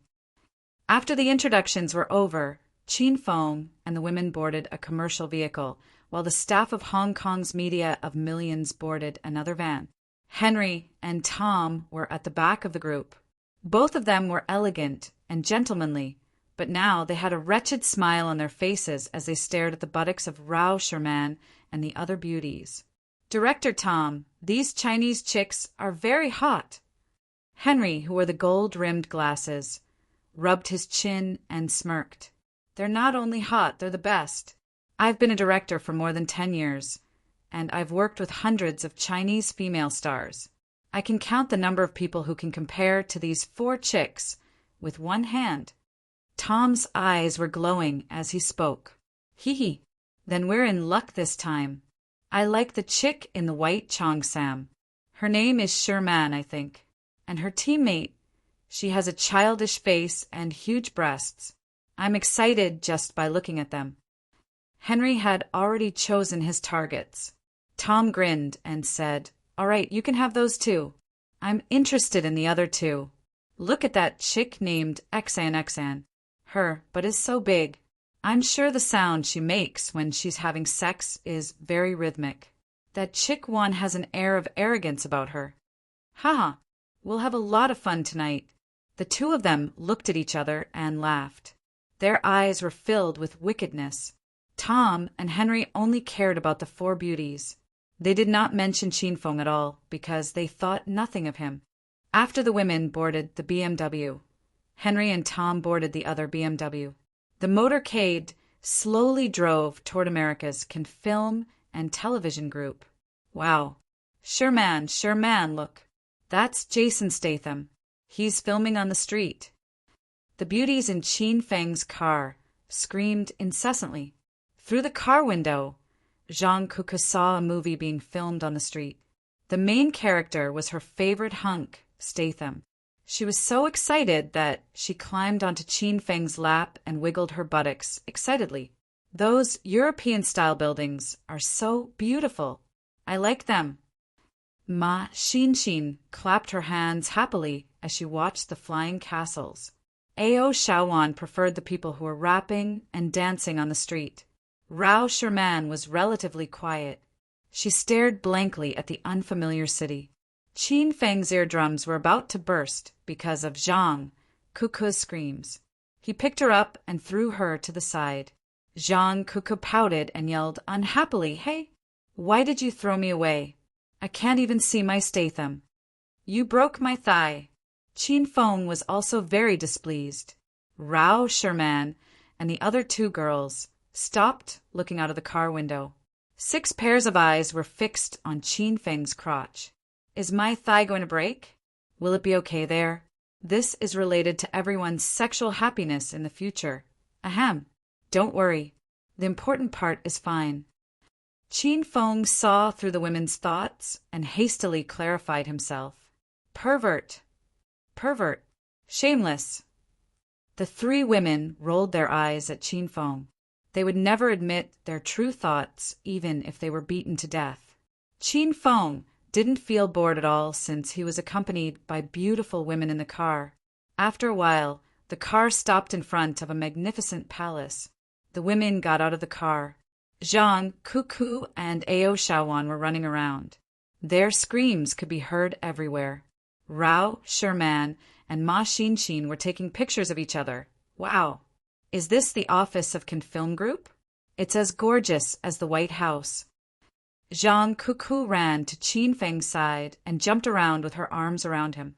She even insisted on riding on Qin Feng's neck to take pictures.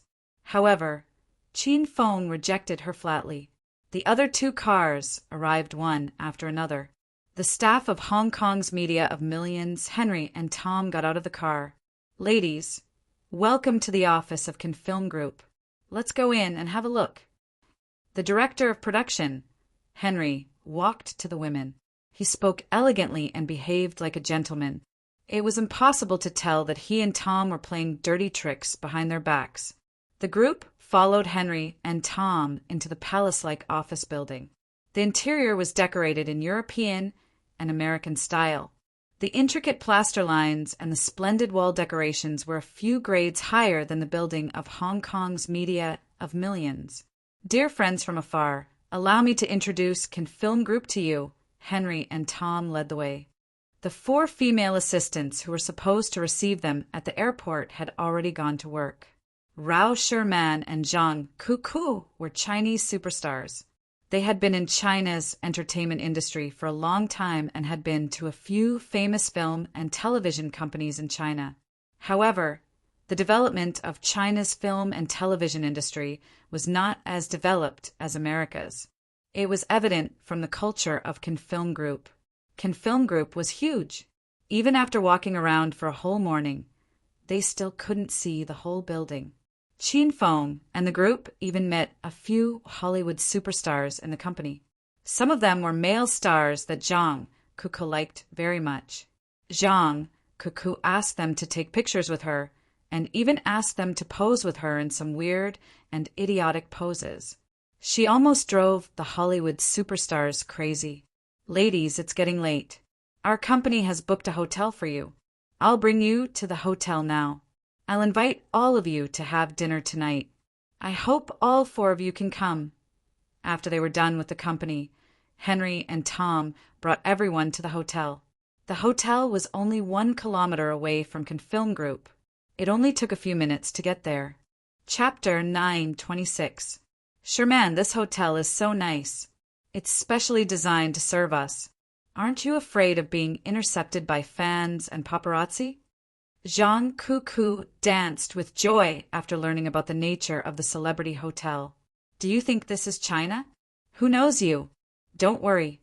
There won't be any paparazzi or fans chasing after you. Rao Sherman thought Zhang Cuckoo was too active and it was necessary to extinguish her fire from time to time. Sherman, you're talking nonsense. Cuckoo is famous all over the world. I have many fans, even in America. Zhang Cuckoo was instantly displeased. Her cute and coquettish look made Henry unable to walk. Sherman, Beauty Cuckoo, do you need me to carry your luggage to your room? Henry and Tom had already arranged their tasks. Henry would target the pretty girl group, while Tom would target Ma Xinshin and Ao Shaoan. Director Henry, don't bother. Our luggage isn't heavy. We can carry it ourselves. Henry was rejected, so he couldn't force the 2 girls to carry their luggage. Originally, Tom wanted to use Henry's method to woo Ma Xinshin and Ao Shaoan, but it seemed like it wouldn't work. Hee. Tom, and I won't send you guys off. Go to your room and we'll come back in the evening. The party will be held in this hotel. Henry and Tom bade farewell to everyone and left the hotel. From the beginning to the end, they took care of the 4 beauties, but didn't say a word to Qin Feng. The staff of Hong Kong's Media of Millions lived in ordinary rooms, while Qin Feng and the others lived in the luxurious suite on the top floor. Qin Feng had revealed his identity to the pretty girl group and Ao Shaoan in Hong Kong, so he didn't have any scruples when he came to America this time. Therefore, he stayed in the same suite with Ma Xinshin and Ao Shaoan. Qin Feng and the pretty girl group's suite faced each other. They greeted each other and returned to their rooms. Ah, there are only 2 rooms in this suite? Ma Xinshin discovered the problem as soon as she entered the room. How could they live in 2 rooms? When Ao Shaowan learned there were only 2 rooms, he rushed up and held Qin Feng's arm. He glared at Ma Xinshin and said, "That's easy. I'll share a room with Qin Feng, and you'll have another room. I'll take care of you." Ma Xinshin had always been at odds with Ao Shaowan. She also rushed up and held Qin Feng's other arm. "Why are you sleeping with Qin Feng? I'll even take care of you. You can sleep on a big bed by yourself." Ao Shaowan was so angry that his nose became crooked. You dare to disobey me? Do you know who I am? In Hong Kong, no one dares to offend me. Ao Shaowan. Ao Shaowan's big sister's temper flared up. That arrogant momentum was really not something that an ordinary person could fake. But Ma Xinshin was not afraid of Ao Shaowan because she was completely confident that she could kick this damn girl away. "Humph! What's wrong with big sister? Others might be afraid of you, but I'm not. Besides, this is America, not Hong Kong." Ao Shaowan was stunned. She had just arrived in the United States and hadn't adapted yet. Yes, this was not Hong Kong. No, so what if it's not Hong Kong? "If you dare to disobey me, as long as you return to the country, I can kill you in minutes." "Come on, don't talk about returning to the country. If you make me unhappy, I can trample you to death now." The 2 women quarreled, one fiercer than the other, which stunned Qin Feng. "Ahem. Why do you have to quarrel over these trivial things? Isn't it simple to have 2 rooms? I'll sleep in one room, and you 2 sleep in the other." Qin Feng was afraid that the 2 women would really fight if they quarreled again, so he quickly came out to mediate. The 2 women tilted their heads and snorted coldly at the same time. "Humph! I don't want to sleep with that woman." Qin Feng thought about it and felt that it was not good to let the 2 women sleep together. Either Ao Shaowan killed Ma Xinshin in the middle of the night while she was asleep, or Ma Xinshin kicked Ao Shaowan to death in anger. "Then you 2 sleep in the same room with me, okay?" Qin Feng said seriously. "That's more like it." After the 2 women agreed, their expressions suddenly changed. They felt that something was wrong. "Go to hell, you pervert." Because of the problem of sleeping, Ao Shaowan and Ma Xinshin quarreled for the whole afternoon. Qin Feng's head was swollen because of the 2 women. Fortunately, Rao Sherman and Zhang Cuckoo came to Qin Feng's room to play. Zhang Cuckoo took the initiative to invite Ao Shaowan to sleep in her room. Then Rao Sherman slept with Big Sisling, while Qin Feng and Ma Xinshin slept in their own room. Finally, the problem of sleeping was solved. Qin Feng heaved a long sigh of relief. He had known Zhang Cuckoo for a long time, but this was the first time this girl helped him with something serious. The 4 women surrounded Qin Feng's room and played until night fell. Due to the time difference between America and China, it was night time in America while it was daytime in China. The 4 women were a little sleepy at this time. However, they hadn't eaten anything since they got off the plane. They were hungry and couldn't sleep. Suddenly, the doorbell of Qin Feng's room rang. He opened the door and saw Harry and Tom. They stood at the door and watched Qin Feng lying on the sofa like a paralyzed Gayu. Rao Sherman peeled grapes and fed him. Zhang Cuckoo and Ao Shaowan each pinched one of Qin Feng's legs.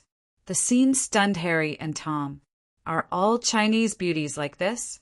Or are all Chinese men as ugly as Zheng Shuai? "Director Harry, Director Tom, you're here." Ma Xinshin beckoned them into the room. Tom's target was Ma Xinshin and Ao Shaowan. He especially liked Ma Xinshin's big buttocks. He glanced at Ma Xinshin's buttocks and said with a smile, "Ha ha! Sorry to keep you ladies waiting. We're here to take you to the party tonight." The 4 women were starving. When they saw it was time to eat, they hastily got up and went out. Under Harry and Tom's lead, they arrived at the banquet hall on the 3rd floor. They had booked the entire place. 2 rows of dining cars lined the hall were filled with all kinds of delicious food and wine. Most of the food was Western cuisine, and the drinks were mainly red wine, champagne, and whiskey. Superstar Zheng Shuai, you're here. The staff of Hong Kong's House of Millions Media had arrived. When they saw Zheng Shuai, Rao Sherman, and the girls, they came up to greet them. In fact, during the 10 days of filming in Hong Kong, these staff had built a good relationship with Qin Feng and the girls, especially after Qin Feng and the girls turned this youth idol drama into a brainless comedy. They laughed until they cried during the filming every day. That kind of cheerful feeling made them friends easily. Qin Feng and the beauties didn't put on airs like celebrities. They greeted everyone like they were good friends. After greeting each other, the atmosphere of the party started to liven up. There was elegant music playing in the banquet hall, and a few couples were dancing the waltz. Superstar Sherman, although I'm in America, the fame of you and Kiki has traveled across the ocean and reached my ears. I admire the beauty of you Asians very much. You're gentle, elegant, and very charming. Harry tried to get close to Rao Sherman. The reason he learned Chinese was to chase after Chinese girls. Seeing that Harry and his men had made their move, Tom also ran to Ma Xinxin and Ao Shaowan. Miss Ao, you're the woman with the most character I've ever seen. Your carefree nature deeply attracts me. May I have a dance with you, Miss Ao? Tom and Henry had dressed up meticulously tonight. Each of them was wearing an expensive custom-made suit, elegant leather shoes, and had even sprayed perfume on their bodies. Coupled with their handsome appearance and gentlemanly demeanor, the few Chinese female celebrities who had come earlier had basically fallen for them. However, Tom found the wrong person. He actually wanted to chase after Ao Shaowan. What are you babbling about? I don't understand.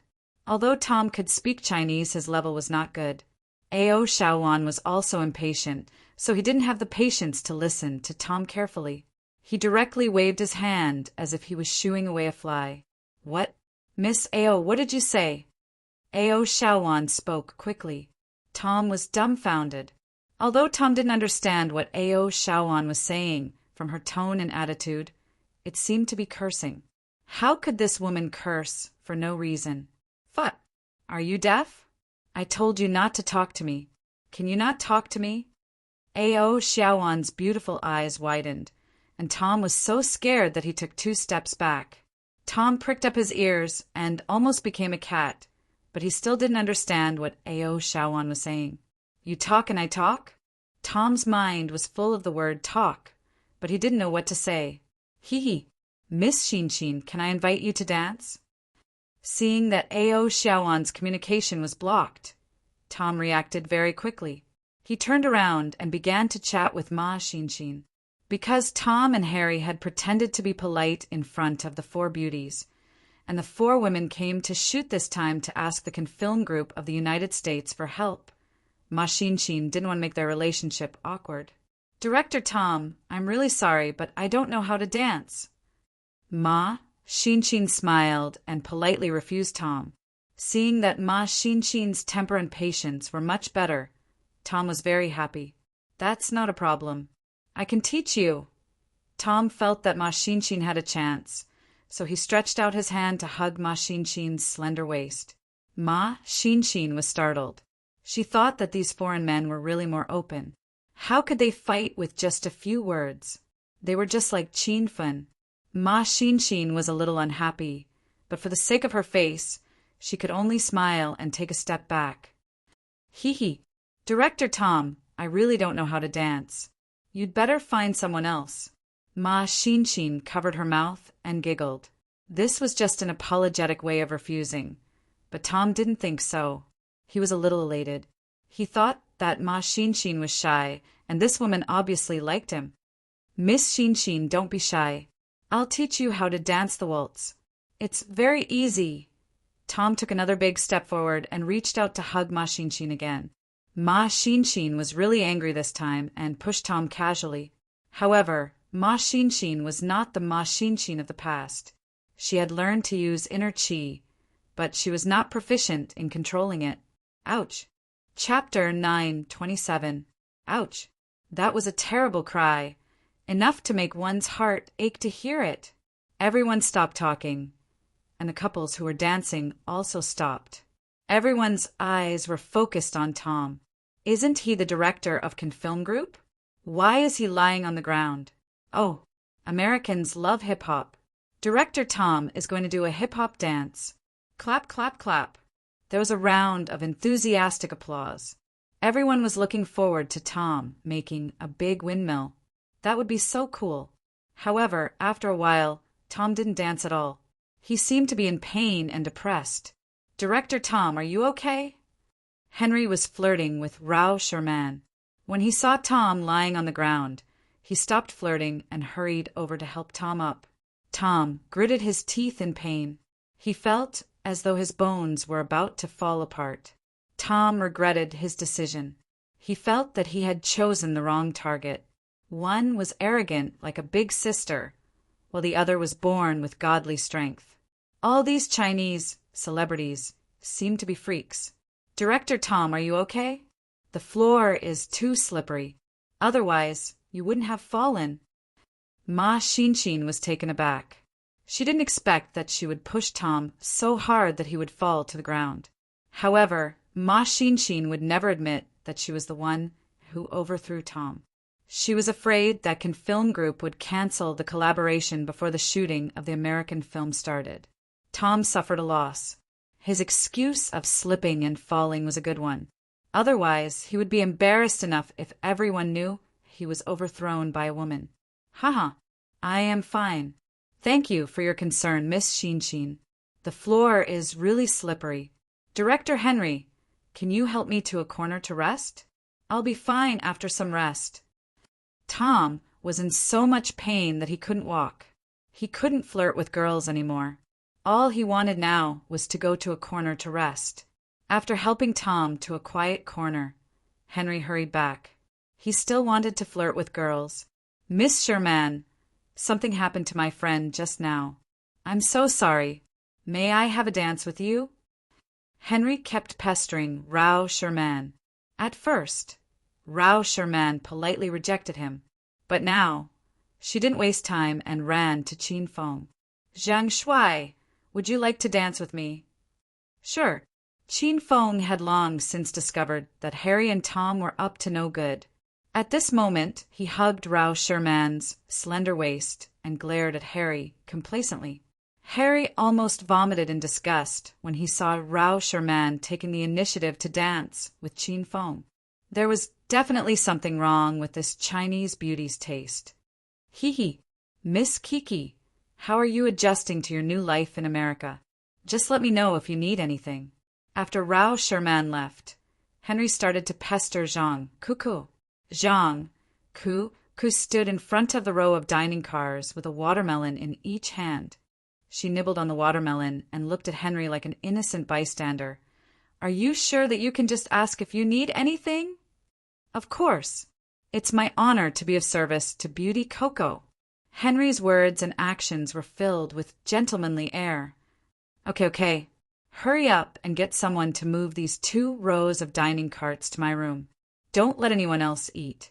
Zhang Cuckoo clapped her hands excitedly, causing the watermelon in her hand to drop onto Henry's leather shoes. In order to have a successful date tonight, Henry purposely put on his most expensive pair of branded leather shoes. He was reluctant to wear this pair of shoes during normal times, so he put them on after polishing them until they were shiny. However, the watermelon water and a few watermelon seeds stuck to them. Henry was so angry that his nose became crooked. When Henry recalled Zhang Cuckoo's idiotic request, he rolled his eyes and ignored Zhang Cuckoo. He bent down to wipe his shoes with a handkerchief, but the watermelon water was sticky. The more he wiped, the dirtier the shoes became. Henry was so angry that his lungs almost exploded. Ah, you pervert! You peeped under Keek's skirt. Henry had only bent down for a short while when someone stepped on his head. The stomp caused him to lose his balance, causing him to fall on the watermelon skin. He slid for a few meters before he came to a stop. There were many people dancing around him, so no one noticed Henry.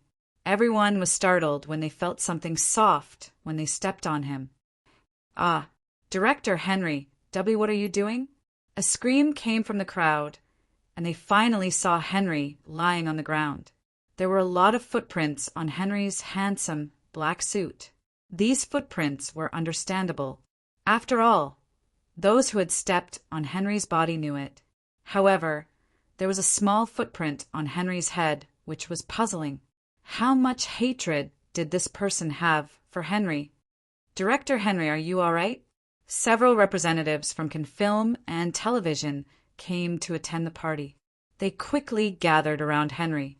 Chin Fong and the representatives from Hong Kong's House of Millions Media also gathered around Henry. Everyone started to wonder, what's wrong with Americans? Why do they like to lie on the ground? "You, woman. W, why did you step on my head?" Although Henry wanted to flirt with Jean Coucou, being stepped on by Jean Coucou infuriated him. He roared at Jean Coucou after being helped up by his American colleagues. Jean Coucou realized that she had made a mistake. She ran to Chin Fong, hugged his arm, and cried, "Sub, sub! Big brother Zheng Shuai, that four-eyed guy is a pervert." He squatted down and peeped under Keek's skirt. Whoosh! As soon as Jean Coucou's words fell, the crowd burst into exclamations. Everyone present here was a man of high social status. It was fine for him to flirt with a girl and peep at her. But how could he do such a despicable thing in front of everyone? Chin Fong was enraged. Without saying a word, he slapped Henry's face. The loud and clear slap silenced the noisy banquet hall. The film and television employees' jaws dropped to the ground. They had worked with many Chinese celebrities in the past, and the other Chinese celebrities in the United States had to humble themselves in order to curry favor with them. However, this group of Chinese celebrities was too arrogant and dared to slap Henry without any regard for the consequences. "Fuck! How dare you slap me? You're courting death." Henry was enraged by the slap. He roared at Chin Fong fiercely. Chin Fong had a calm expression on his face as he coldly said, "So what if I hit you? How dare you peep under my friend's skirt? Not only did I slap you, but I'll also call the police to arrest you. Don't think that we're afraid of you just because we're in the United States. We won't tolerate such despicable things." Chin Fang's words were filled with righteous indignation. The power of his emotions was extremely strong, and it instantly infuriated the staff of Hong Kong's Media of Millions. "Brother Zheng Shuai, I'm going to post a Weibo post to denounce Henry and ask the Chinese netizens to support us. I'm acquainted with the Chinese embassy in the United States. I'm asking them for help. Do you think the Chinese are pushovers? Our 3 billion compatriots are not for sex. I want to speak to the CEO of film and television. Is this the quality of your employees?" The team members who came with Chin Fong and the others all took out their phones and glared at Henry and the others like tigers watching their prey. The film and television employees felt a little guilty. After all, it was Director Henry's fault. Why did you peep under someone's skirt at a party? You should have done it in private when no one was around. Henry felt guilty, or rather, he was dumbfounded. Since when did I peep under that woman's skirt? I'm clearly cleaning my shoes, okay? However, Henry knew it was useless to say anything now. There was a Chinese proverb that said, "You can't wash yourself clean even if you fall into the Yellow River." Hey, don't accuse me wrongly. How can I, Henry, peep under a woman's skirt? I was cleaning her shoes just now. Don't spout nonsense. Henry knew it was useless to explain himself, but he had no other choice but to defend himself. "Cleaning shoes? That means you've admitted to peeping under a woman's skirt," said Chin Fong. The Chinese people nodded their heads. It seemed like they had used the excuse of cleaning shoes to peep under a woman's skirt. Henry rolled his eyes and almost fainted from anger. "I didn't peep. Don't call me. Let's forget about it." Before, Harry had looked as if he wouldn't stop until he killed Chin Fong. Now he immediately shriveled up. Zhang Cuckoo, who was standing behind Qin Feng, wanted to laugh but couldn't. Her neck was red from holding back her laughter. Qin Feng said with a straight face, "You think you can forget about it? You've peeped under my colleague's skirt.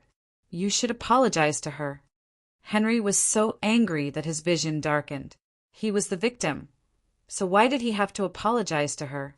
I said, "Let's forget about it. Don't push your luck."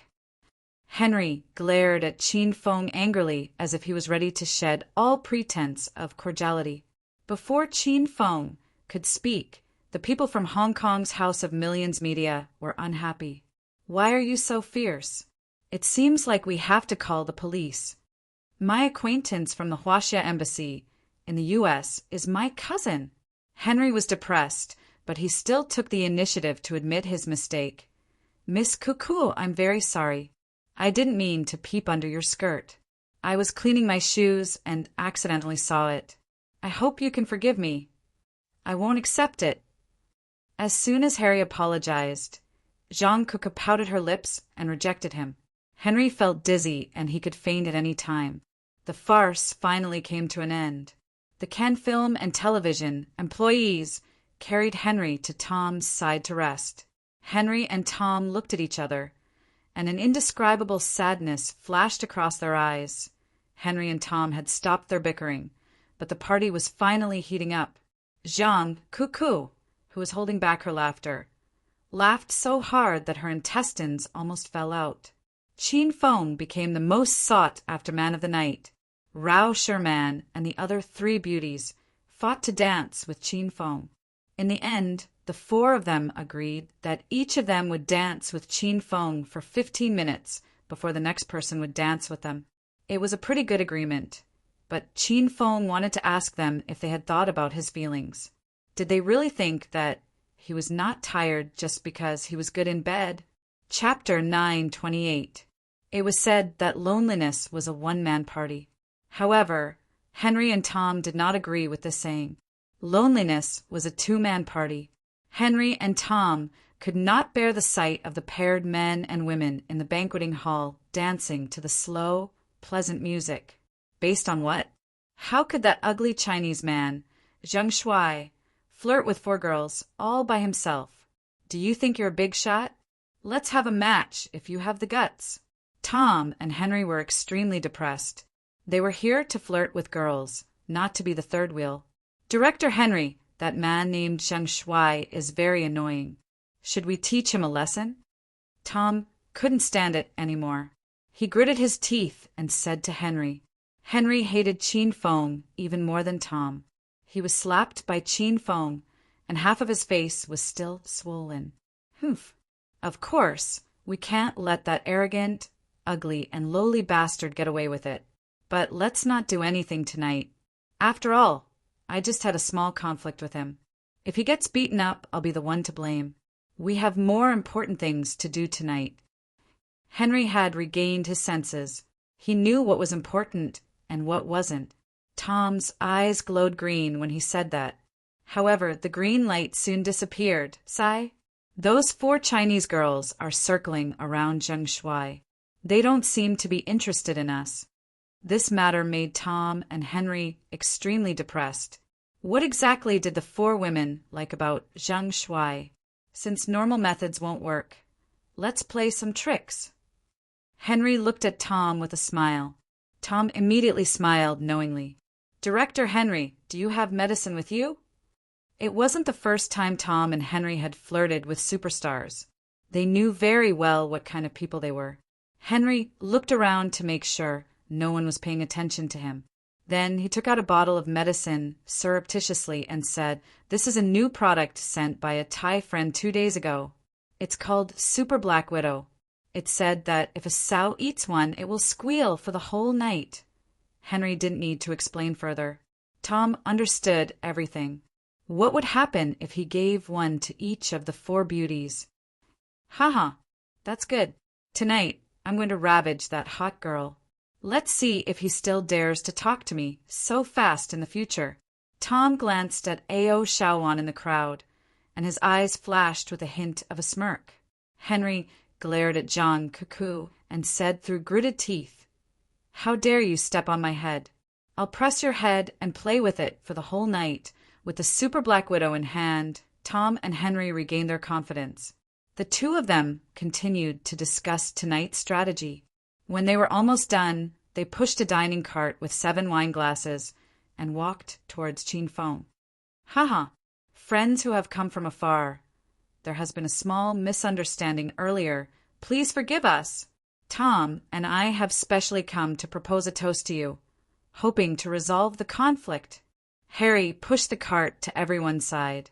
Chin Fong and Ma Xin had just stopped dancing. Seeing Director Henry and Director Tom propose a toast in person, the girls couldn't refuse. After all, they still needed the cooperation of Can Film Group for the next few days. "Hee. Director Henry, you're being too serious. Although your peeping is worse than a beast, you're brave enough to admit your mistake and correct it. That's a very good quality." Henry rolled his eyes at Chin Feng's words. "How am I worse than a beast? I was wronged by Jean Cuckoo." Although he was displeased, this was not the time to be calculative. He said in a gentlemanly manner, "Mr. Zhang Shuai is right. I'll pay attention to my manners and won't do such bad things again. Since that's the case, let's have a toast." Chin Feng's suspicions were aroused as Henry kept talking about drinking. Before everyone could reach for the wine glasses on the dining cart, Chin Fong suddenly screamed, "Ah! Cuckoo, your underwear fell off." Henry and Tom stopped holding the wine glasses and looked at Zhang Cuckoo's ankle impatiently. Ma Xin and the girls were also frightened. How could Zhang Cuckoo's underwear fall off? Did she buy too much? No one saw Zhang Cuckoo's underwear falling to her ankles, but they saw her shocking action. Zhang Cuckoo bent down, pulled up the bottom of her cheongsam, and peeked into her thighs. She took a second look to make sure she was right before she stood up angrily. "Stupid Zheng Shuai, you're talking nonsense. My underwear didn't fall at all." Chin Fong was used to Zhang Cuckoo's chinibi behavior, so he did not find it strange at all.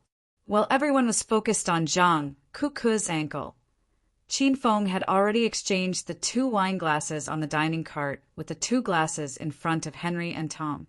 Everyone came back to their senses. The women stared at Chin Fong strangely. They didn't know why he was making such a low-level joke in front of everyone.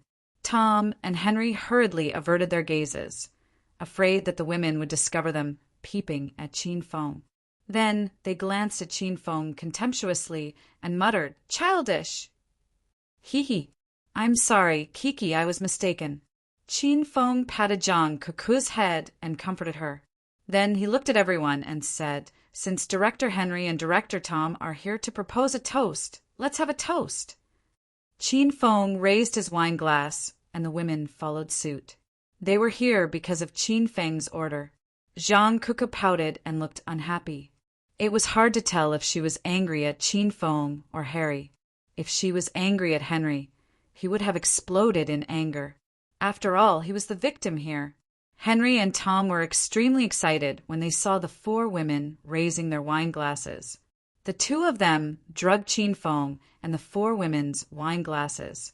As for drugging Chin Fong as well, they thought that after the drug took effect, Chin Fong would find a woman to cure himself. That way, Chin Fong wouldn't be a hindrance to the 2 of them. Everyone raised their wine glasses and emptied their wine glasses. Henry and Tom put down their glasses. Seeing that the glasses of the 4 beauties were already empty, they were so excited that they almost cried out. According to the manual of Super Black Widow, the effect of this drug was extremely strong, and the effect of the drug was also very fast. It was estimated that the 4 beauties would be affected in 15 minutes. Hee. Since everyone has drunk this glass of wine, let's not talk about what happened before. We're still good friends. Henry chuckled and said some polite words to avoid exposing the identity of the drugged women. After that, Henry and Tom returned to the corner and sat down. Both of them sat in the corner and stared at the women they liked. Occasionally, they would communicate with each other. "Director Tom, Do you have any more videos on your phone?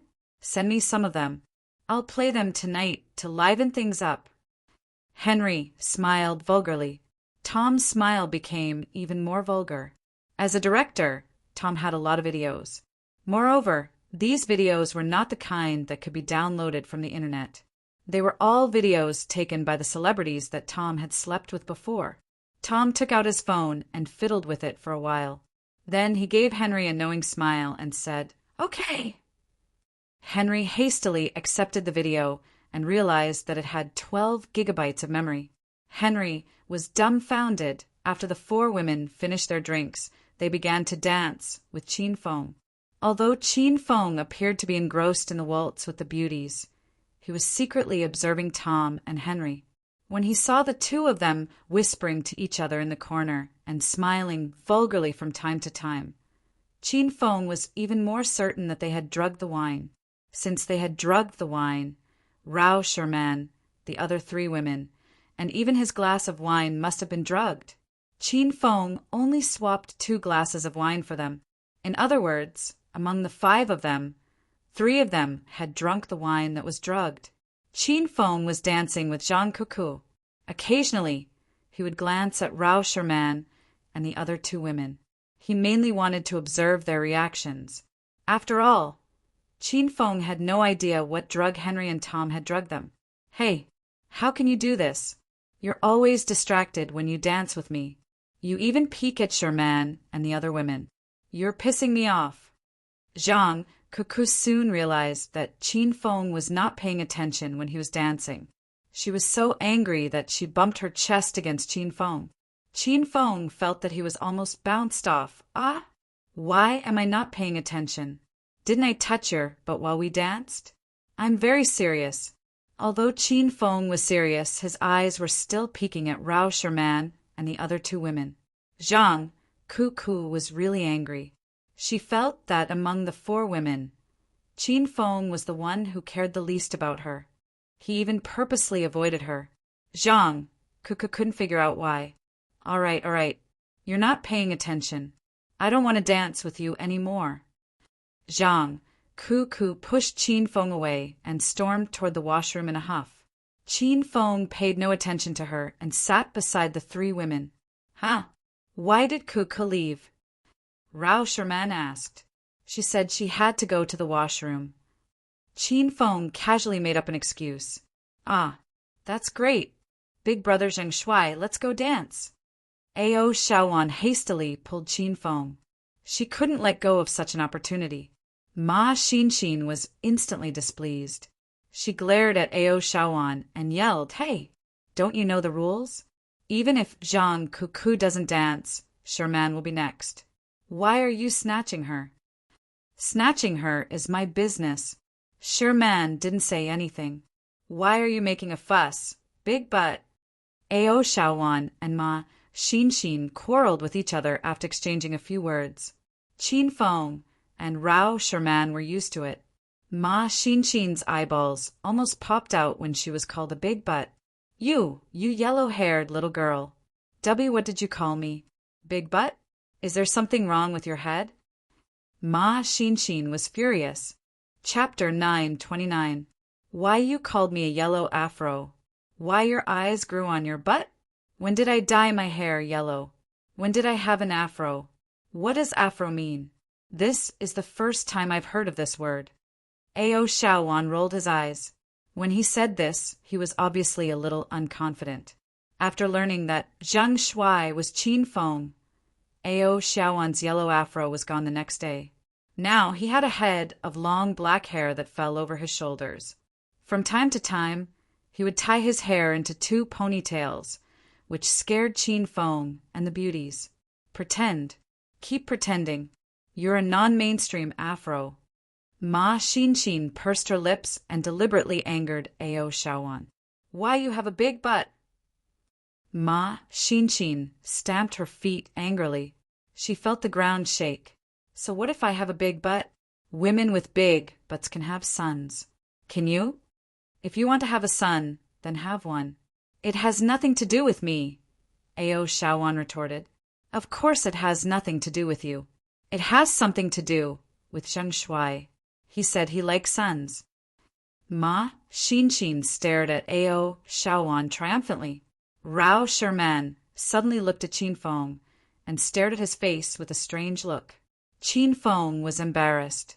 Every time the women quarreled, Qin Feng would be the innocent victim.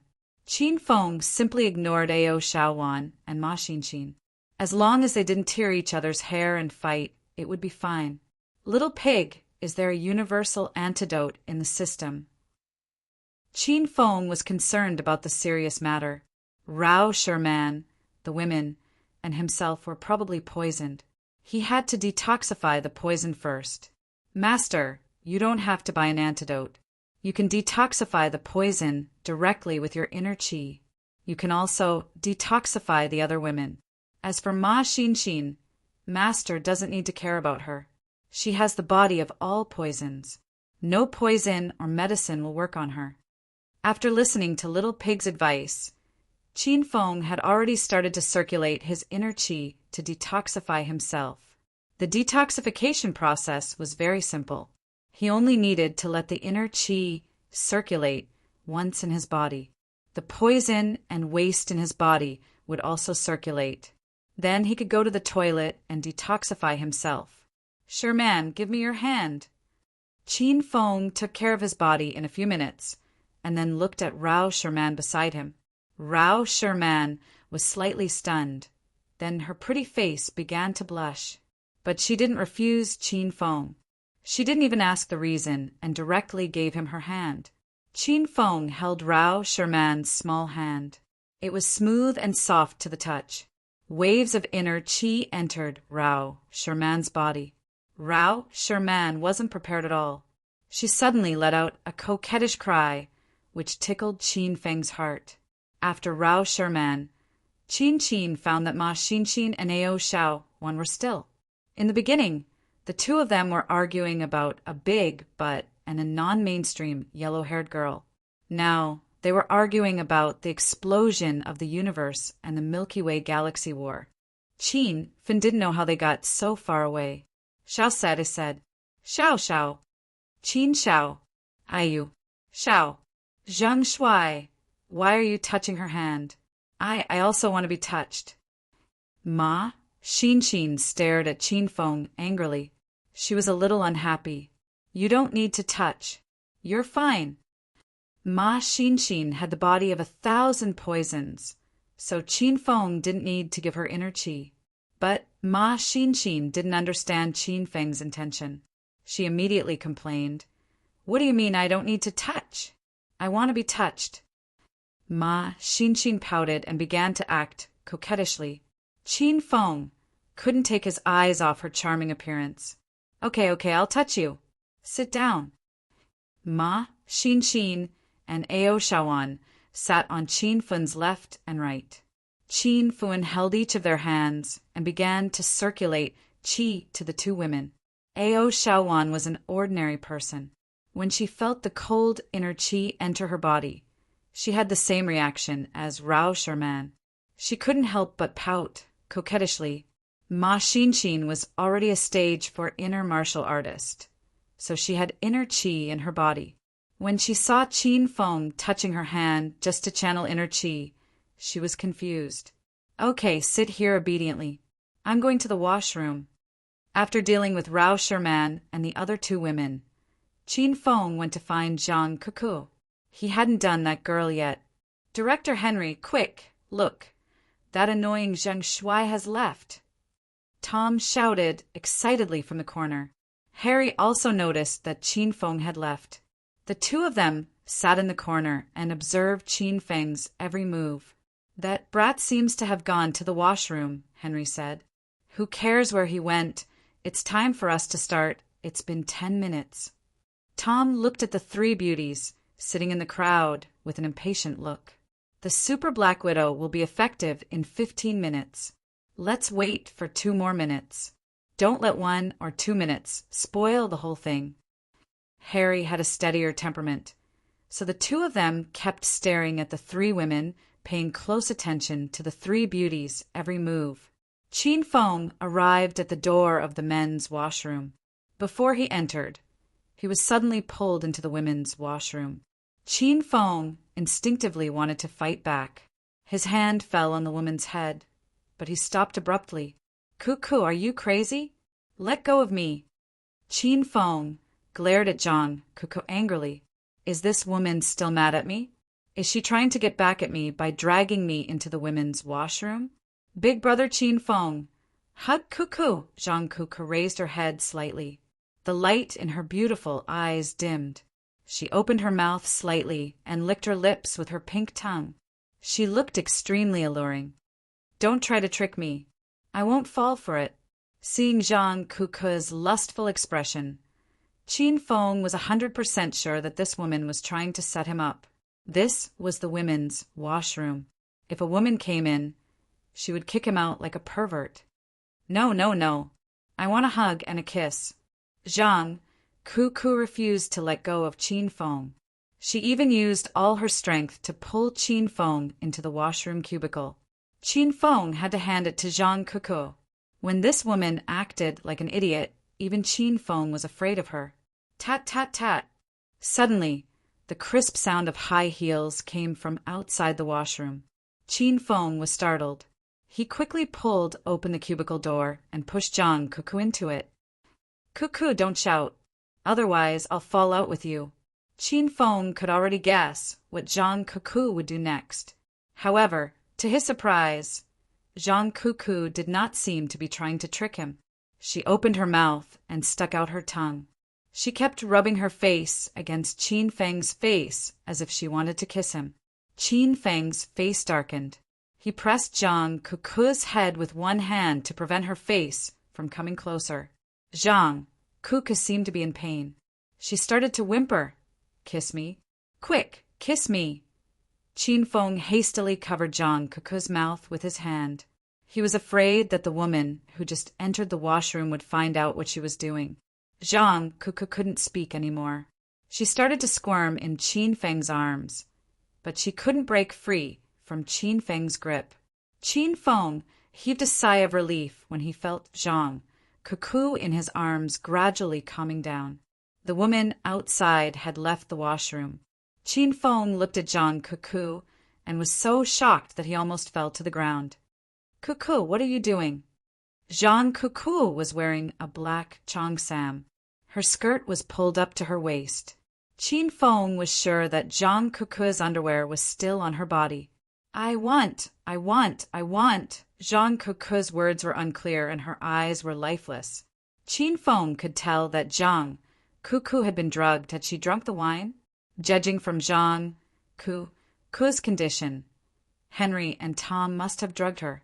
Qin Feng didn't know whether he should thank Henry and Tom or Henry and Tom. Zhang Cuckoo took the initiative to grab Qin Feng's hand and pressed it against her chest. She felt as if she was speaking to her conscience. Cuckoo, stop it. I'll force the drug out of your body, okay? Although Zhang Cuckoo's body was soft and smooth, Qin Feng dared not to do anything to her. Who knew what kind of earth-shattering things this silly girl would do when she regained consciousness? Ugh, I can't take it anymore. Hurry up. Zhang Cuckoo's words were uttered subconsciously.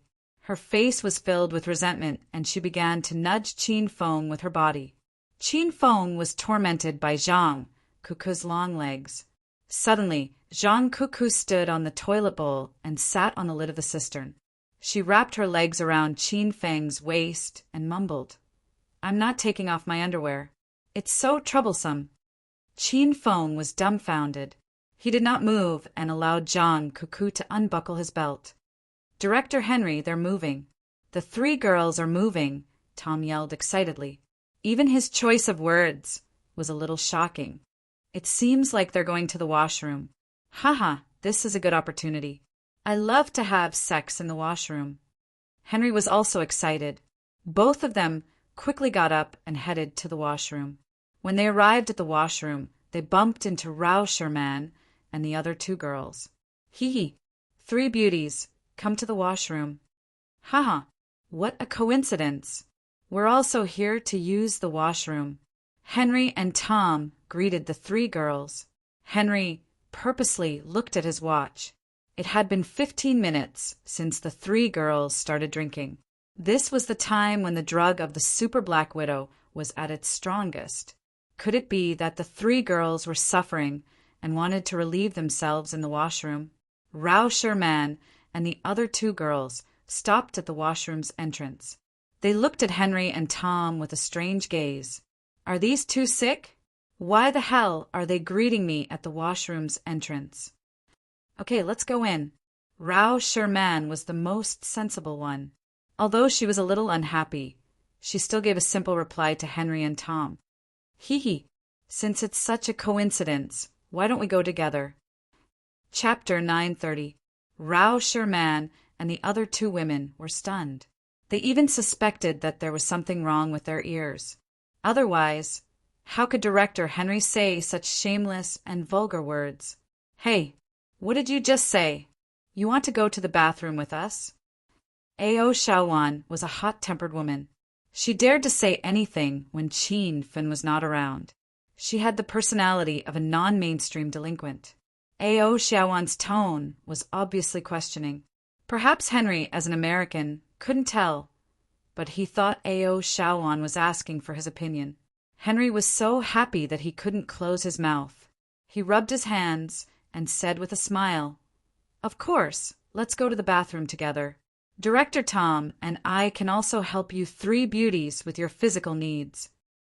Rao Sherman and the other two women were stunned for a few seconds. They really couldn't react. The three beauties had a pretty good impression of Henry and Tom. Both of them were elegant and courteous.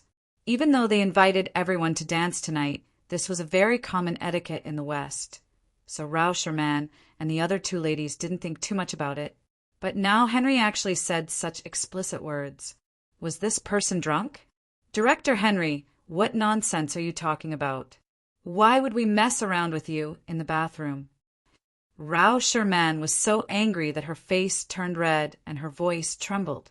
Three beauties, do you think the bathroom is too small and unhygienic? It doesn't matter.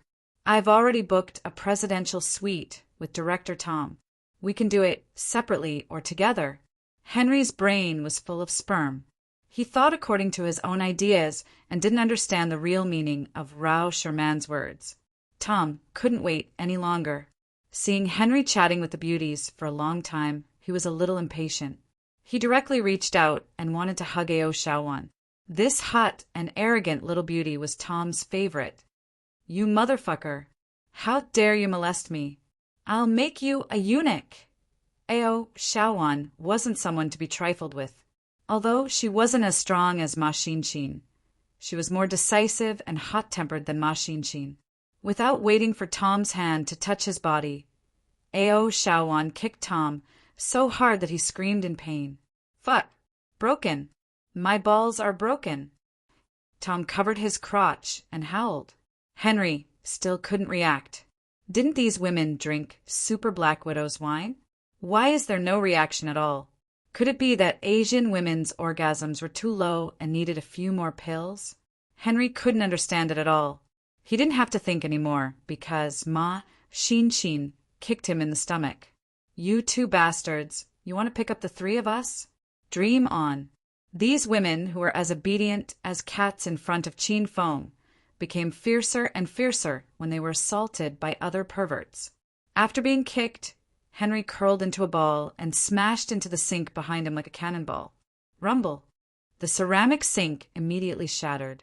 Henry maintained his position as a shrimp, half of his body sinking into the sink. How could you attack? We didn't do anything.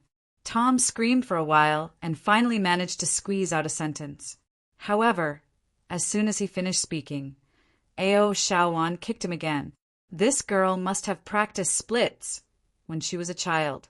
Her kick landed on Tom's head and knocked him to the ground. Henry and Tom groaned in pain on the ground. Half a minute ago, they were still fantasizing about the wonderful things they would do tonight. Now their dreams were shattered and many of their bones were broken. The fighting outside was so intense that Chin Fong, who was in the women's washroom, could hear it clearly. Hearing Ma Xin and Ao Shawan's curses, Chin Fong broke out in a cold sweat. If the three women found out what happened between him and Zhang Cuckoo, he would be kicked out of the washroom window. Big brother Jing Shuai, come on. Be more aggressive. The drug in Zhang Cuckoo's body had completely taken effect. There was nothing in her world except for a few white clouds. She felt like she was flying in the sky. Zhang Cuckoo's screams were so loud that Qin Feng hurriedly kissed her. This temporarily suppressed Zhang Cuckoo's screams. You two shameless bastards. If you dare to hit on me again, I'll teach you a lesson. Ao Shaowan was still not satisfied after kicking them, so he started to scold them. Cuckoo said that Henry peeped under her skirt. I thought it was just a joke. I didn't expect it to be true this time. You two are really beasts in human clothing. Rao Sherman, who was usually gentle and elegant, was enraged. She glared at the two men and turned around to enter the washroom. Ma, Xin, and Ao Shaowan cursed a few more times before following them into the women's washroom. They suddenly felt the need to use the toilet. They thought they had drunk too much tonight. Dong, dong, dong.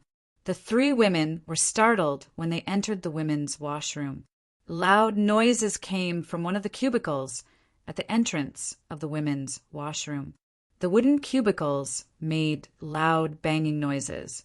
The three women's faces turned red. Even an idiot would know what was going on inside. Hey, do you have any sense of civility? Did you do it in the washroom? Get the fuck out of here. This is the fucking women's washroom. Ao Shaowan was the most hot-tempered among the three women. The noises inside suddenly stopped.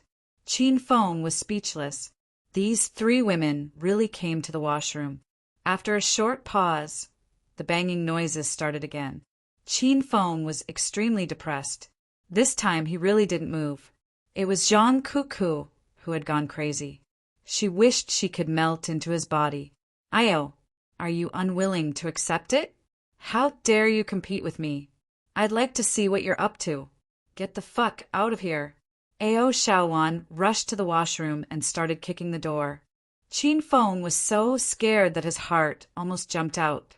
After a few kicks, Rao Sherman hastily grabbed Ao Shaowan and said, Shaowan, don't mess around. The people inside are uncultured and have no self-control. They're just like animals. We don't need to lower ourselves to their level. I can't hold it anymore. I'm going to take care of myself. Ma Xinxin's expression turned ugly. She hastily ran to the innermost washroom. Rao Sherman and Ao Shaowan also needed to go to the toilet. However, the two women were disgusted by the fact that someone was doing it inside. However, Ao Shaowan had already kicked the door, but the woman refused to come out. The noises inside were getting louder and louder. Ao Shaowan and Rao Sherman were at their wits' end. After a while, the two women could only brace themselves and go to the washroom. Since the three women were in the washroom, the noises were even clearer. The banging of the door was rhythmic. The three women had no experience in this aspect, so they were a little excited when they heard the noise. Moreover, the woman's mouth seemed to be blocked. She could only make muffled sounds. However, it was this kind of oppressive sound that made the three women's hearts beat faster. Soon, the three women ran out of the washroom. They couldn't bear to stay there any longer. Their faces were red with embarrassment. Bang! A loud noise resounded. Qin Feng found that the washroom's wooden door fell to the ground. It was destroyed by the fierce battle between him and Zhang Cuckoo. Both of them were still hugging each other, but there was nothing they could hide from each other. Fortunately, there was no one in the washroom. Qin Feng quickly carried Zhang Cuckoo to the ground. Zhang Cuckoo's hazy eyes gradually brightened. She screamed in fear when she saw Qin Feng. Ah, you, WH, what did we do? Zhang Cuckoo's mind was muddled by the effects of the drug. Now that the drug was released, Zhang Cuckoo regained her consciousness. However, she was stunned the moment she woke up. She had been chastising herself for 20 years, but it was all gone. Cuckoo, don't scream. I'll explain it to you. Qin Feng hastily covered Zhang Cuckoo's mouth after the three women left. Zhang Cuckoo nodded dumbly. Her big eyes were fixed on Qin Feng's thighs. Her eyes were filled with astonishment. Qin Feng hastily put on his clothes and tidied up Zhang Cuckoo's cheongsam. Then he pulled the silly woman out of the washroom. Big brother Qin Feng, did you rape me just now? Zhang Cuckoo opened her mouth. Qin Feng almost fell to the ground. I am not that kind of person. When Qin Feng pulled Zhang Cuckoo out of the washroom, he saw Henry and Tom lying at the entrance of the men's washroom. Qin Feng had no time to entertain these two idiots. He pulled Zhang Cuckoo to a secluded corner and sat down. Didn't you?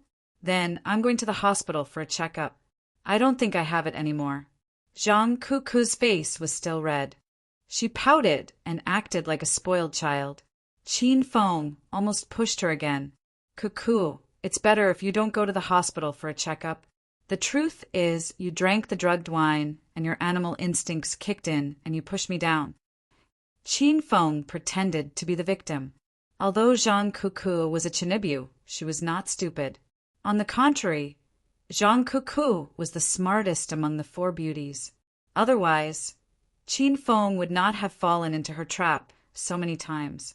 Zhang Cuckoo calmed down and pondered. She believed Qin Feng's words. Qin Feng had many chances to push Zhang Cuckoo down. So why did he choose to do it tonight? Why did he choose to do it in the washroom?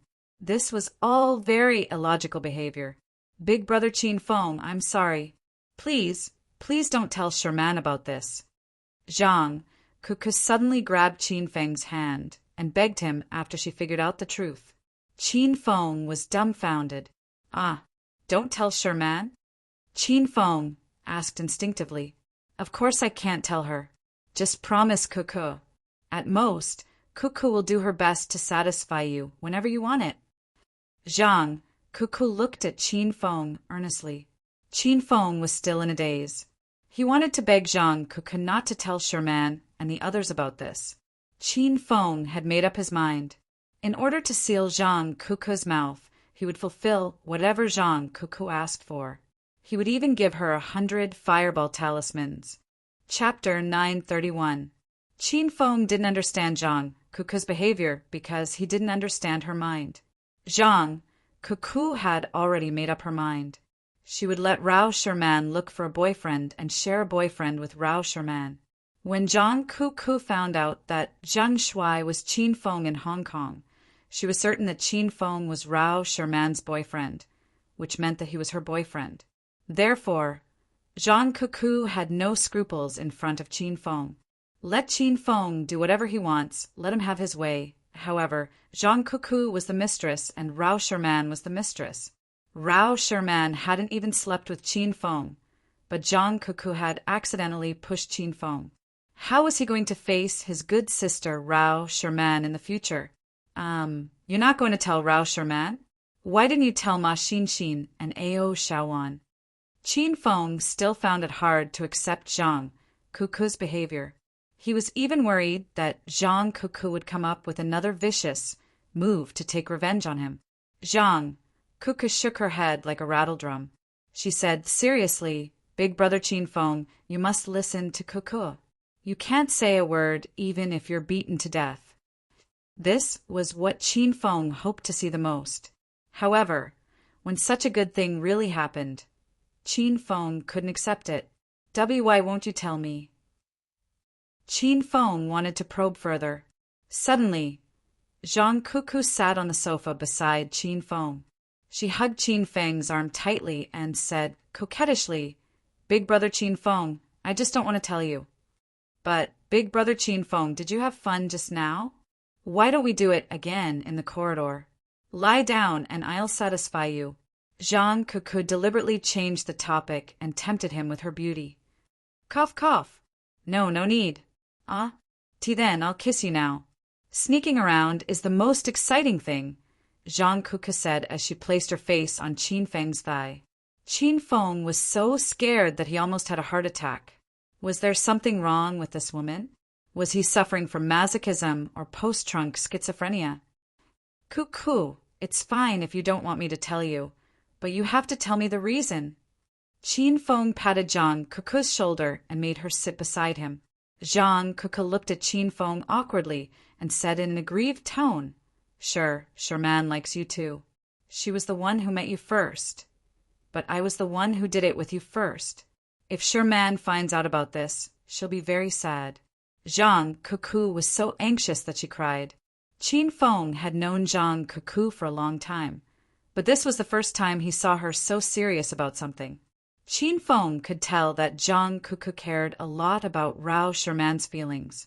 No wonder Rao Sherman had always been protective of Zhang Kuku.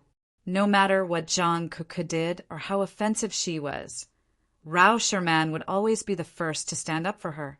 Feng would Ku Qin Ku Air's relationship with. However, they were not sisters. They Li and Ku for Qin Li Hia Li and Air and A for a Ku a Yen Feng A Air a Tian Ming A Li. However, Qin Feng was overjoyed.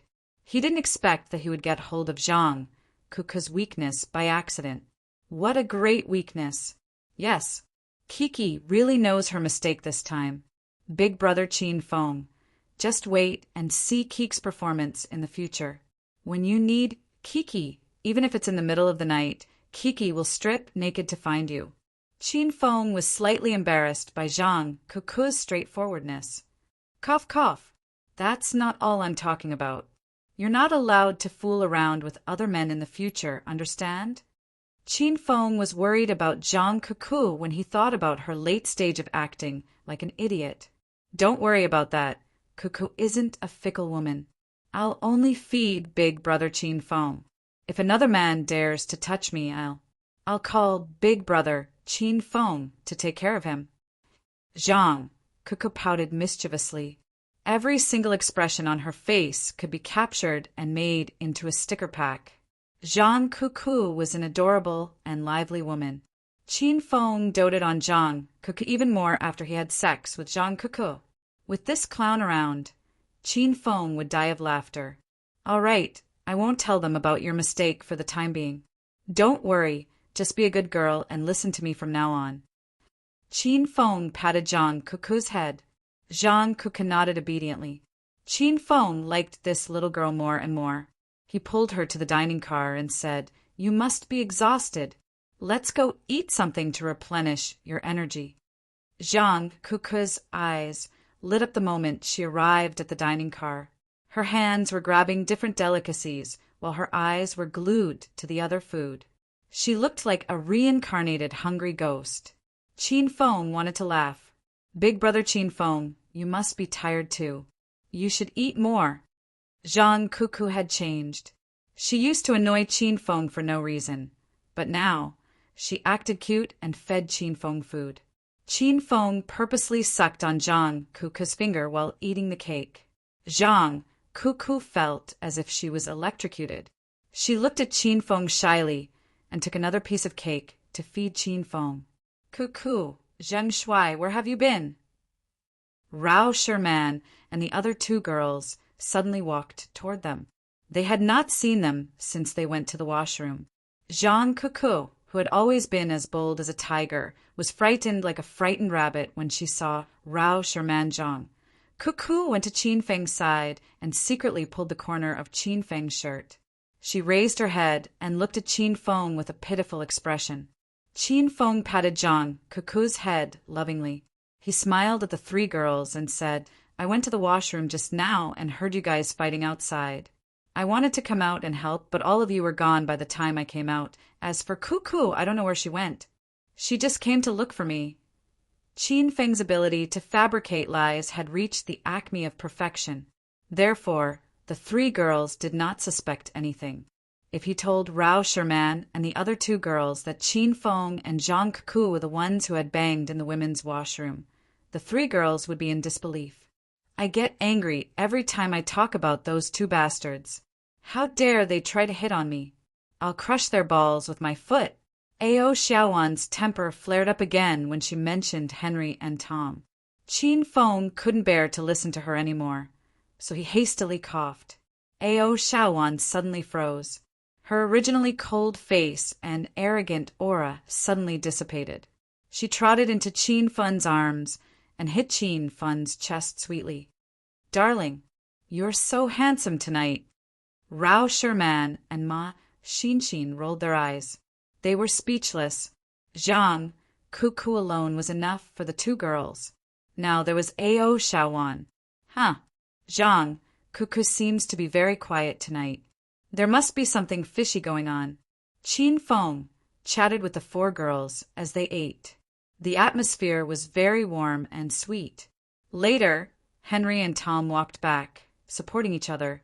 When everyone saw that the two of them seemed to have just returned from the battlefield, they were all stunned. "Director Henry, Director Tom, are you all right?" Several staff members from Confilm Group hurried to help the two of them. Even they couldn't figure out what the two directors and director had done tonight. The two of them happened to walk past Rao Sherman and the other two girls. When they saw the three girls chatting and joking with Zheng Shuai and ignoring them, Henry and Tom were so angry that their noses became crooked. And nothing. I went to the washroom with Director Tom and accidentally fell. Although Henry was angry, he didn't dare to tell them the truth. Otherwise, it would be too embarrassing. Sighs could be heard from the surroundings. Everyone doubted Harry's words. Henry and Tom had skated several times tonight, and only the two of them had skated. No one else had skated. Besides, the ground was not slippery at all. Could it be that Henry and Tom were wearing the skateboarding shoes that Grandma had given them? Moreover, even if they had slipped, they shouldn't have fallen to this extent, right? Henry and Tom also felt everyone's strange gazes. The two of them were too embarrassed to stay. Not only did they fail to pick up girls tonight, but they were also trampled on by several girls. Just thinking about it made them feel pain in the balls. However, they really felt pain in the balls. What? "Director Tom, why did you touch my chest?" Henry was about to leave so that he wouldn't make a fool of himself here. However, before he could leave, Tom suddenly put his hand into Henry's suit and groped his chest. Henry was so disgusted that he quickly pushed Tom. Tom staggered and almost fell. When he steadied himself again, his eyes became a little blurred. Suddenly, he pounced on several long-legged girls in the crowd. A burst of exclamations came from the crowd. Most of them were women's screams. This Tom's behavior was really too shameless. He wanted to molest women in the hall in public? Was there something wrong with his brain? Beauties, big-breasted beauties, don't run. Big Brother is very big. Let Big Brother hug you. The drug in Tom's body took effect. In fact, it should have taken effect a long time ago. However, after being beaten up by Ao Shaowan and Ma Xinshin, Tom and Henry lost control of their emotions. The drug also delayed some time. These two American men are really perverts. That Henry in front peeped at Coco's skirt. This beast is even more shameless. What he said disgusted me. The staff from Hong Kong's media of millions couldn't stand it anymore. Some of them wanted to rush up and beat Tom up. However, before they could do so, Henry suddenly transformed. There are so many sexy girls here. They are all mine tonight. Everyone, line up and let me take off your clothes one by one. Chapter 932. Everyone in the party was dumbfounded. They had never seen anyone as showy as Henry and Tom. "Director Henry, wake up. You can't do this." "Director Tom, that madam is the CEO's lover. You can't hug her." The employees of Confilm and Television dropped their jaws to the floor. Some of them came back to their senses and tried to stop Henry and Tom. However, Henry and Tom seemed to be possessed. They beat up anyone who tried to stop them. Crazy. Director Henry and Director Tom are crazy. Let's go. We shouldn't get involved in this mess.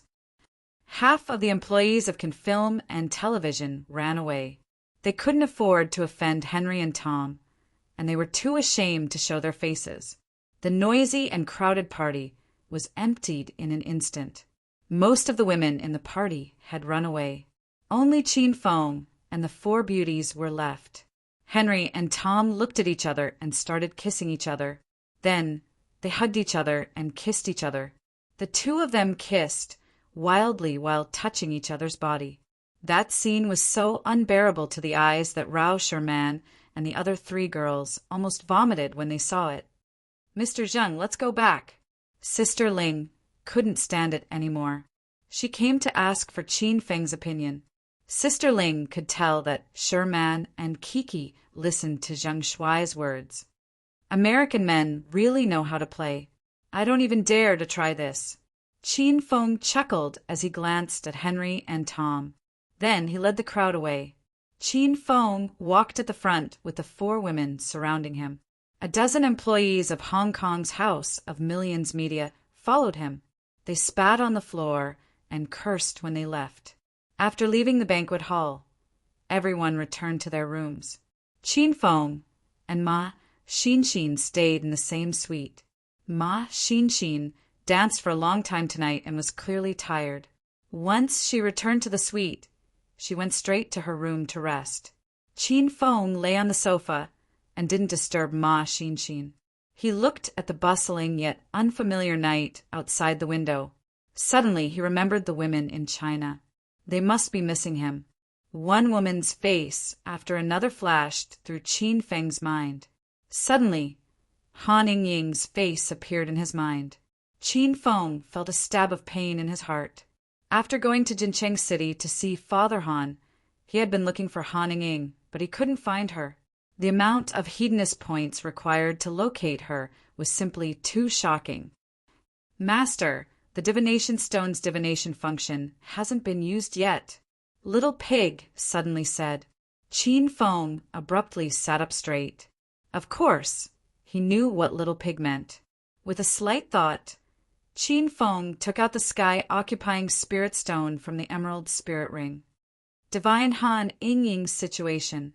With a thought from Qin Feng, the originally dim sky-occupying spirit stone suddenly radiated white light in all directions. The air around the stone also changed, and circles of strange energy waves flowed around it. Buzz! A ball of light and shadow appeared, and a series of images appeared on it. It seemed to be a department store. The items inside were all written in English. A tall woman stood in front of the cashier. She wore a uniform, black stockings, and her wavy hair was tied behind her head. Her face was exquisite and charming, and she could easily attract a man's gaze. However, Qin Feng saw a trace of haggardness on her face. The arrogance of a queen was nowhere to be seen, and her eyes lost their former brilliance and sharpness.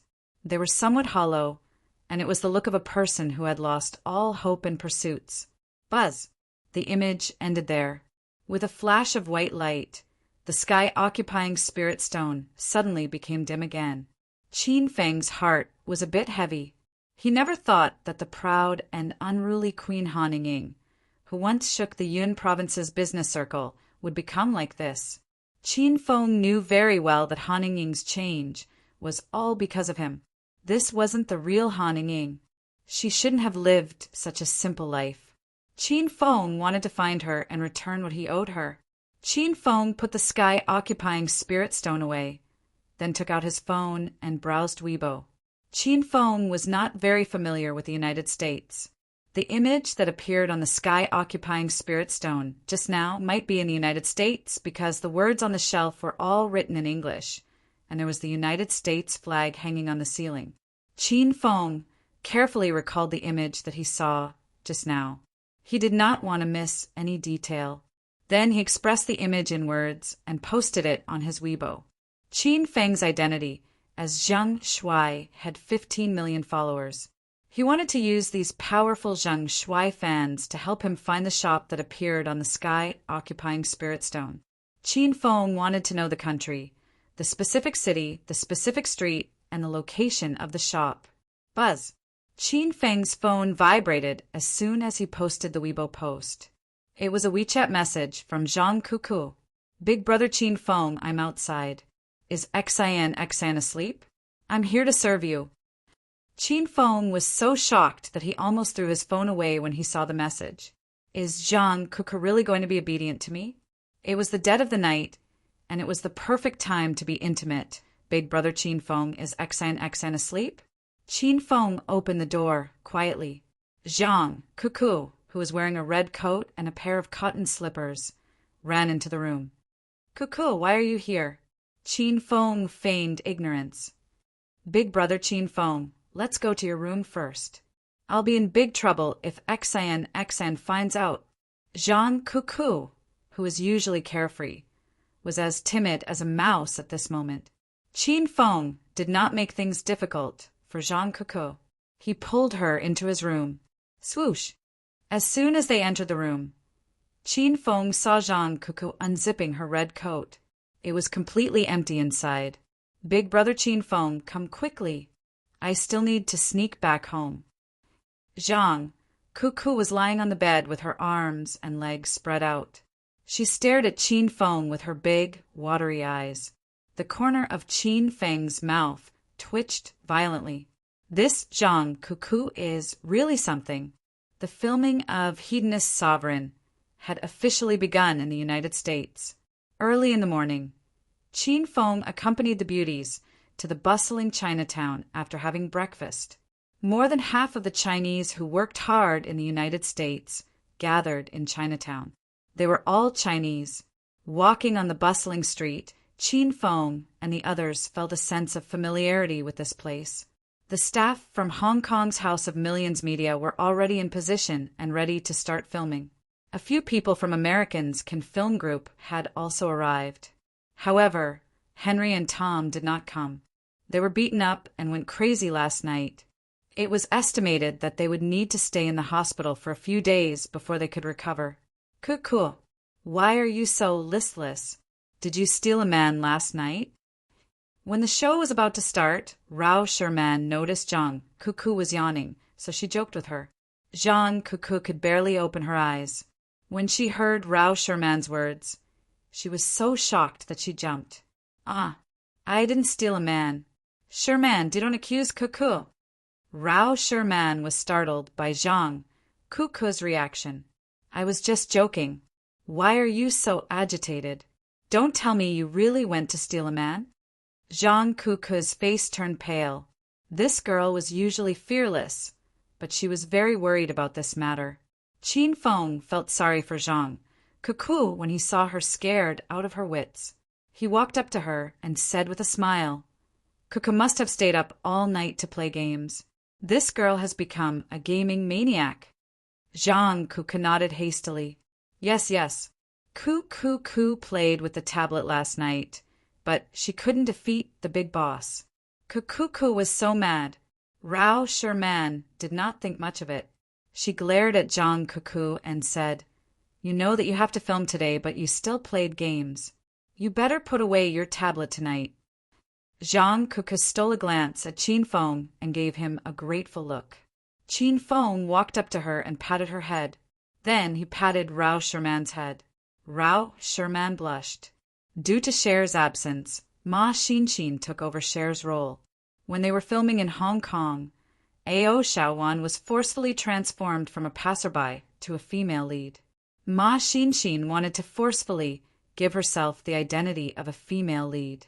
Now that her dream had come true, Ma Xinxin was overjoyed. The scenes in the United States were also extremely melodramatic. Qin Feng and the female leads were separated for a period of time. Then they came to the United States at the same time and met each other on the streets of the United States. The female leads believed that it was fate, and from then on, they followed Qin Feng for the rest of their lives. The shooting had already begun. When the staff of Can Film Group saw Qin Feng and the others' performance, every one of them was dumbfounded. Is this China's blockbuster movie? This should be a documentary about Animal World, right? The staff of Can Film Group had their horizons broadened. They were the top staff in the international film and television industry, but it was their first time witnessing such a unique filming style. At first, they thought it was lousy, but gradually they found it interesting. In the end, they realized that it was a unique style. An ordinary director would not be able to produce such a scene even if he wanted to. Since Qin Feng and the others had come all the way to the United States to film, Qin Feng acted with an extremely serious attitude. Qin Feng felt that his acting skills were absolutely not bad. In fact, he was even better than those who were trained in acting. In addition, it was the first time for Rao Sherman and the others to act, so their acting skills were very lacking. Qin Feng felt that he was shouldering a heavy responsibility. The box office of this movie was completely reflected by his acting skills. Qin Feng walked in the bustling Chinatown, and several cameras shot him from all angles. The autumn wind rustled Qin Feng's long hair. Although the surroundings were lively and bustling, Qin Feng looked up at the sky at a 45-degree angle and slowly walked forward. His eyes were gloomy with a touch of disappointment. Every movement and expression of his vividly reflected the strange and lonely feeling of being in a foreign land. A trace of sadness was brought into the hearts of the cameramen, and the staff of Film Group also became serious. Qin Feng's acting skills were not just for show. Even though he did not speak, everyone could feel his emotions. Chapter 933. Big Brother Zheng Shuai, please stop for a moment. My shoelaces are untied. Wait for me to tie them before you leave. Then we'll have a chance encounter. Zhang Kuku's anxious voice came from the right side of the intersection. Qin Feng's performance was so good, but it was ruined by Zhang Kuku's words. Kuku, are you stupid? We're just running into each other by chance. Qin Feng shouted at Zhang Kuku. Zhang Kuku was very obedient to Qin Feng now. She tied her shoelaces and said, It's just a chance encounter. That's why I asked Big Brother Zheng Shuai to wait for a moment. Otherwise, when I'm done tying my shoelaces and you're already at the next intersection, the name of the movie will be changed to The Next Intersection. Zhang Kuku said in a serious manner. Qin Feng rolled his eyes. I'm at the next chicken restaurant.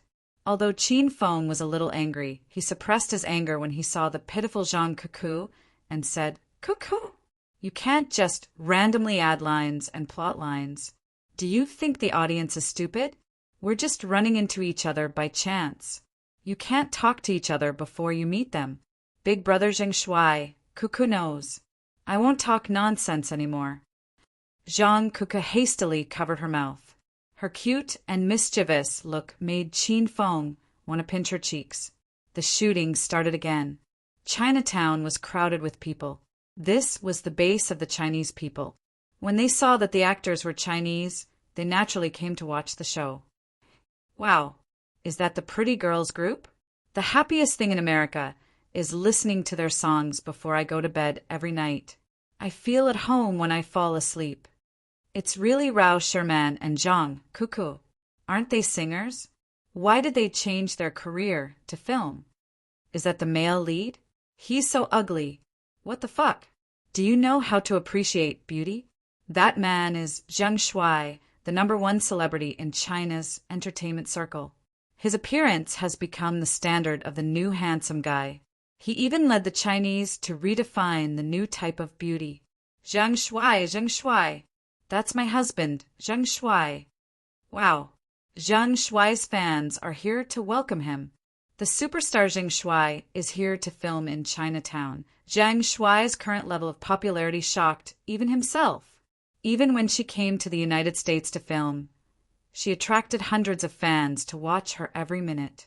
Originally, today's plot was mainly shot in Chinatown. What they wanted was the bustling street view of Chinatown that stretched as far as the eye could see. However, with so many fans surrounding them, the originally artistic street was completely blocked. The cameraman was unable to capture the scene. Dear fans of Zheng Shuai and fans of the Pretty Girls, we feel very cordial to be able to see you in the United States. Today, the Pretty Girls and I will be filming here. We will be shooting the entire street of Chinatown. I hope that everyone can disperse and continue doing what you're doing. The surroundings were in an uproar. Others wanted to shout, but their voices were drowned out by the tide of voices. Only Qin Feng's voice was as loud and clear as a bell. It was as if it had a penetrating power and was clearly transmitted into the ears of the crowd. Celebrity Zheng Shuai is really filming. Everyone get out of the way. Don't disturb his filming. Buck up, pretty girls. You guys can sing well. I believe that you will be great in filming too. Qin Feng's influence was beyond everyone's expectation. After his speech, the previously crowded street returned to normal in a matter of minutes. However, the fans did not leave. They acted as if they did not recognize Qin Feng and the pretty girls. They walked back and forth on the street, like pedestrians. No matter where they walked, they would always wander around the vicinity of the film crew. Everything was ready and the filming began. Qin Feng once again portrayed a faint sense of sadness and loneliness in the bustling and unfamiliar street. This time, Zhang Kuku did not speak nonsense. Qin Feng walked to a crossroad and suddenly stopped. He turned right and saw Zhang Kuku, who was squatting on the ground, tying her shoelaces. The corner of Qin Feng's mouth twitched subtly. How long is this girl's shoelaces? According to the original plot, Zhang Kuku would turn around at the crossroad as soon as Qin Feng turned around. Then, the two of them would look at each other affectionately. Their faces would be filled with expressions of shock, surprise, longing, touched, and warmth. They had to portray the emotions and feelings of a sudden encounter in a foreign country. This was an extremely complicated scene that tested Qin Feng's acting skills. However, Qin Feng was not worried at all because he believed in his acting skills. However, Qin Feng changed his mind when the filming started. No matter how good one's acting skills and abilities were, it would be like playing the lute to a cow when he met a pig-like teammate. Zhang Kuku had been squatting on the ground, tying her shoelaces for 2 minutes. She did not even raise her head to look at Qin Feng. How was Qin Feng supposed to meet her by chance? Superstar Kuku, look up! Look up! A few fans could not stand it anymore. They pretended to be passers-by and reminded Zhang Kuku anxiously. Just now, someone said that even if the pretty girls changed their career to film, they would still be great. Is that person still around? Oh, a coincidence. A coincidence. Zhang Kuku snapped back to reality after being reminded. She quickly raised her head and looked at Qin Feng. This was supposed to be a coincidence, but it was a coincidence when they turned around and looked at each other. Now, it was also a coincidence when Qin Feng looked down at Zhang Kuku. This scene was a little strange. Qin Feng lowered his head and peered at Zhang Kuku's fair skin. Zhang Kuku raised her head and looked at Qin Feng. Then, she uncontrollably shifted her gaze downward and stared at Qin Feng's crotch. Zhang Kuku was almost played to death by Qin Feng last night. She was curious whether the space in his pants was that big. It shouldn't be able to fit, right? Qin Feng regained his senses. He remembered that he still had to perform the 5 different emotions, but he did not have the urge to continue acting when he was looking down at Zhang Kuku.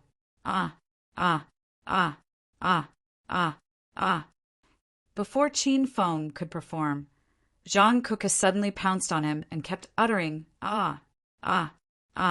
which startled Qin Feng. Kuku, what the fuck are you doing? Qin Feng could no longer stand Zhang Kuku. He was infuriated by Zhang Kuku. Zhang Kuku put on an aggrieved expression, and tears were about to fall from her eyes. I just want to act properly so that I won't be a burden to you. The 5 ahs that I uttered are different tones and expressions. They express 5 different emotions: shock, surprise, longing, touched, and warmth.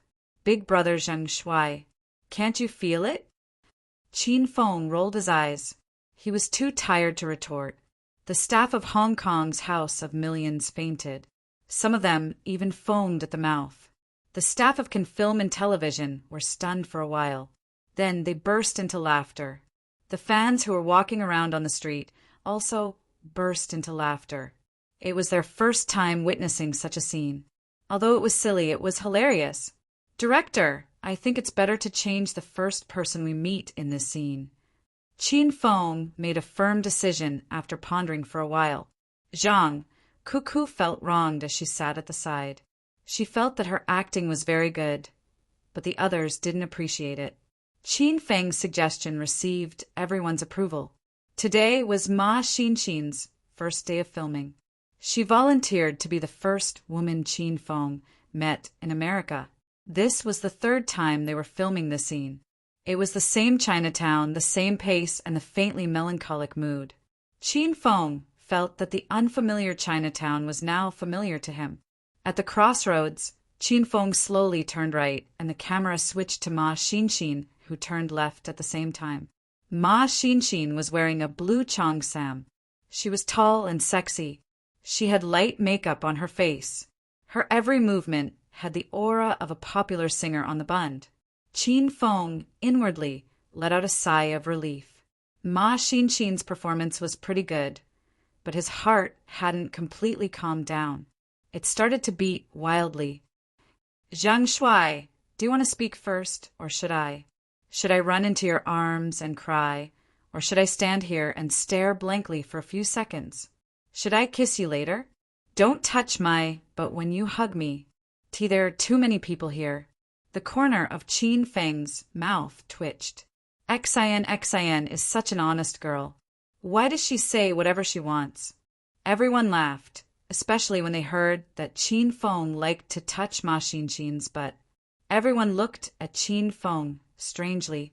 Some people even drooled while staring at Ma Xinxin's big butt. Ahem. Director, why don't I meet Rao Sherman first?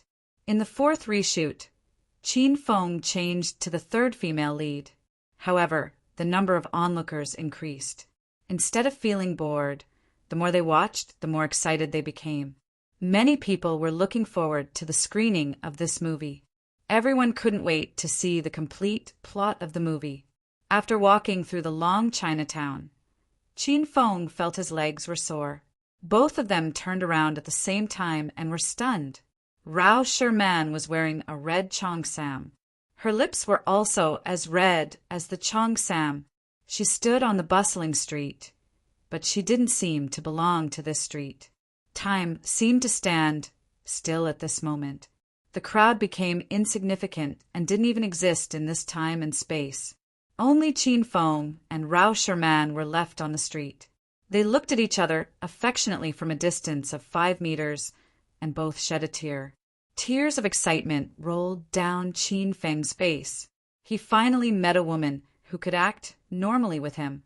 Rao Sherman didn't know why she was crying. When she saw Qin Feng crying, she also wanted to cry. Sherman, is that you? Qin Feng's voice was light, but it contained all kinds of emotions. Qin Feng? I'm not dreaming, am I? Rao Sherman acted very well. Her red lips were slightly parted, looking lovely and charming. Qin Feng slowly walked to Rao Sherman. He stretched out his trembling hands and gently held Rao Sherman's charming face. Sherman, it's really you. This is great. We finally meet again. This is fate. Chapter 934. Qin Feng's hoarse voice was laced with a hint of longing. His words silenced the crowd. Everyone was captivated by Qin Feng's infectious performance. Of course I remember. I said, if fate wills it, let's meet again. I didn't expect that we would meet again. Yeah, I thought I'd never see you again, because we didn't. Qin Feng was halfway through a sentence when Rao Sherman suddenly reached out her slender hand and placed it beside Qin Feng's mouth. Young hero Qin Feng, please stop. I understand, looking at the blushing Rao Sherman. Qin Feng gently pulled her into his arms. Beauty Sherman, do you really understand? Rao Sherman nodded shyly. Since we didn't do it that day, it's God's will that we meet again today. If we don't do it today, we'll be defying God's will. Qin Feng said seriously. Rao Sherman lifted her head shyly and gazed at Qin Feng with her big, watery eyes. Qin Feng lowered his head and kissed Rao Sherman's bright red lips. The crowd was in an uproar. Rao Sherman and Zhang Shuai kissed for real. There was no such thing as using a substitute. The kissing scene was heartfelt. This chance encounter met everyone's expectations. Whether it was Qin Feng or Rao Sherman, their acting skills were outstanding. A group of young girls burst into tears. It looked like they were moved to the depths of their souls by this performance. However, only those who had cried could understand how painful it was to see their favorite celebrity kissing another woman. After kissing for an unknown period of time, a sudden shout broke the tranquil beauty of this moment. Ah, ah, ah, ah, ah. Zhang Cuckoo used 5 different high-pitched screams to express 5 different emotions. Qin Feng and Rao Sherman, who were kissing, stopped abruptly. Their passion was instantly extinguished by Zhang Cuckoo's screams. Who's this crazy woman? Qin Feng glared at Zhang Cuckoo angrily. Rao Sherman didn't help Zhang Cuckoo this time. It was rare for her to have a passionate kiss with Qin Feng, but it was interrupted by Zhang Cuckoo. I don't know her either. Why don't we go somewhere else? I don't want to get infected by her. That's right. Let's go. Qin Feng pulled Rao Sherman and left. Zhang Cuckoo only came back to her senses after they had gone far away. Ah, great hero Qin Feng. Big sister, wait for me, I'm Kiki. Didn't I say I'd show up after meeting Big Sister? Kiki didn't act recklessly this time. Zhang Cuckoo chased after them with all her might. She yelled and screamed as she chased after them. The scene was so hilarious that everyone burst into laughter. Not only was Qin Feng angry, but Ma Xinxin and Ao Shaowan were also furious when they saw Zhang Cuckoo messed up the scene again. The 2 girls hadn't appeared yet, and they wanted to kiss Qin Feng when they bumped into each other. Young hero Qin Feng, don't run. Shaowan is still waiting for you. Ao Shaowan hastily shouted when he saw Qin Feng passing by like a gust of wind. There was a song that was sung very well. Love is like a gust of wind. Once it blows, it leaves. Ao Shaowan felt that Qin Feng's love was like this. Ah, what should I do? Director, what should I do? It was Ma Xinxin's first time shooting a movie. She was depressed when she saw the chaotic scene and the plot had completely deviated from the original plot. She jumped up and down and waved at the director. The director's vision darkened, and he fainted. Is this a movie? Why does it remind me of Wenzhou Zhejiang? The Jiang'an leather factory closed down. That bastard boss ate, drank, whored, and gambled. He owes him 350 million yuan and ran away with his sister-in-law. Haha, this is so funny. I'm laughing my guts out. Is this really a movie based on the novel Hedonist Sovereign? It's even funnier than the novel. When will it be screened? I want to watch it. I must watch it when the time comes.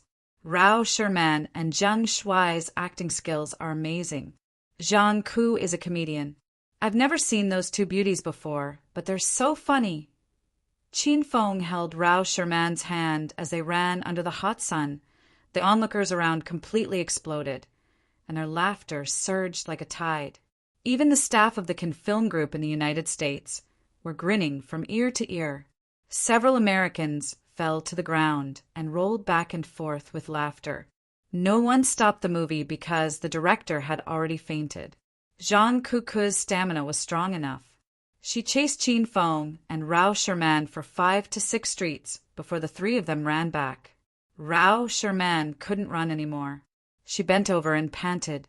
Zhang Cuckoo finally caught up to Qin Feng. She held Qin Feng's arm tightly and refused to let go. Big brother Qin Feng, I'm Cuckoo. I'm Sherman's little sister. Did you forget that you touched my feet and winked at me when we were picking herbs in the mountains? Qin Feng was tired. He rolled his eyes at Zhang Cuckoo and didn't want to say anything. Ao Shaowan and Ma Xinxin finally regained their senses and ran to Qin Feng's side. Ah, is that big brother Qin Feng? What a coincidence. Are you also killing people in Chinatown? Let's go together. Ao Shaowan was very dedicated to her work. Although she wasn't a professional actress, since she had embarked on the path of acting, she had to finish what she started. Even at this time, she still wanted to finish the scene where they met by chance. Ma Xinshin stomped her feet anxiously. Today was her first day of acting, but she wasn't satisfied with the scene. She didn't even say a word, and she realized that she didn't have any screen time at all. Therefore, in order to steal the spotlight, Ma Xinshin covered Qin Feng's face with her hand and smiled foolishly at the camera.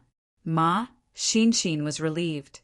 Not only did the laughter not stop, but it became even more fervent.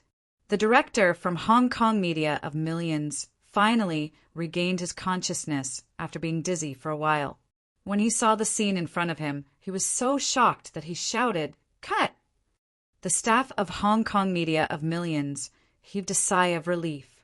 They felt as if they had just fought a war on the battlefield. Qin Feng heaved a long sigh of relief. If they continued acting, he would bury Zhang Cuckoo alive. Phew! I'm finally done. I'm so tired. Rao Sherman felt drained, but when she thought about it, she realized that she didn't do anything. Ma Xinshin and Ao Shaoan went to the side and sat down to rest. Zhang Cuckoo ran to the director happily and said with a smile, "Director, I did a good job just now, didn't I? I feel like I've exerted all my strength." The director had just regained his consciousness, but Zhang Cuckoo's words made him dizzy again. Today's filming was over because the director and cameraman didn't dare to continue filming. Everyone started to pack up and leave. The staff from Confilm Group found the director from Hong Kong Media of Millions. After a brief conversation, the director understood the intention of the staff from Confilm Group. They were interested in the movie Hedonist Sovereign and wanted to buy the American copyright so that it could be broadcasted at the same time in China.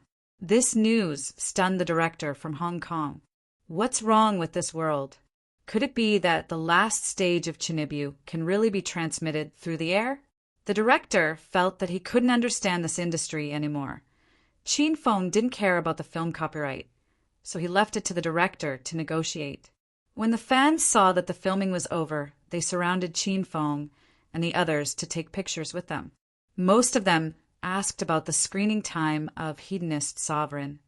Although the shooting of this movie completely deviated from the plot of the novel, everyone liked this kind of funny and relaxed shooting style and the ridiculous plot development.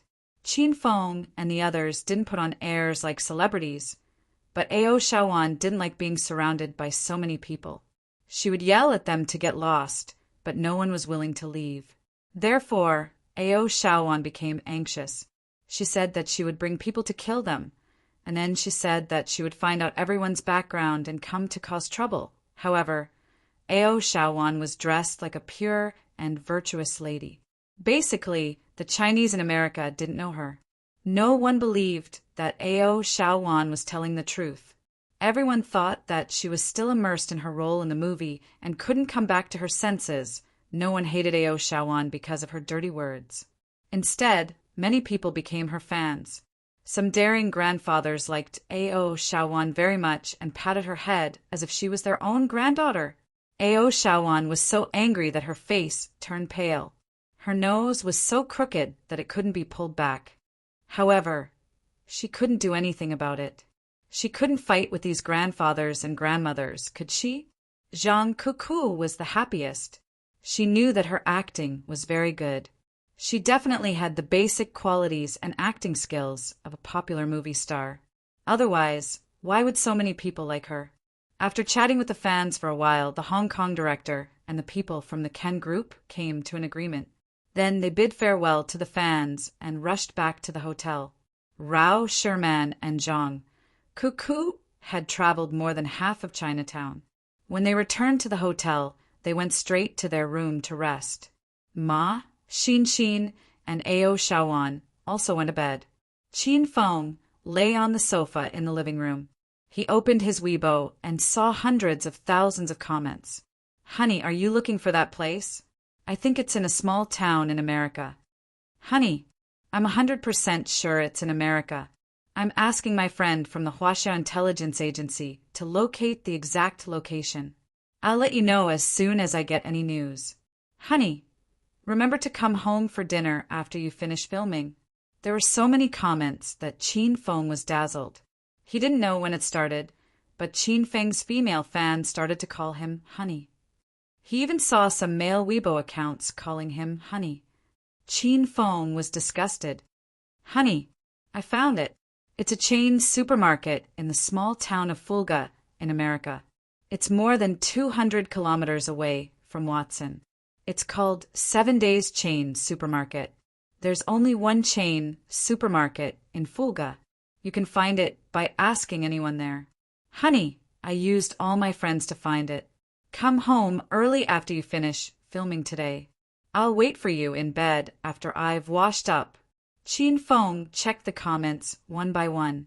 Most of them were comments that teased Qin Feng and had nothing to do with Han Ying's location.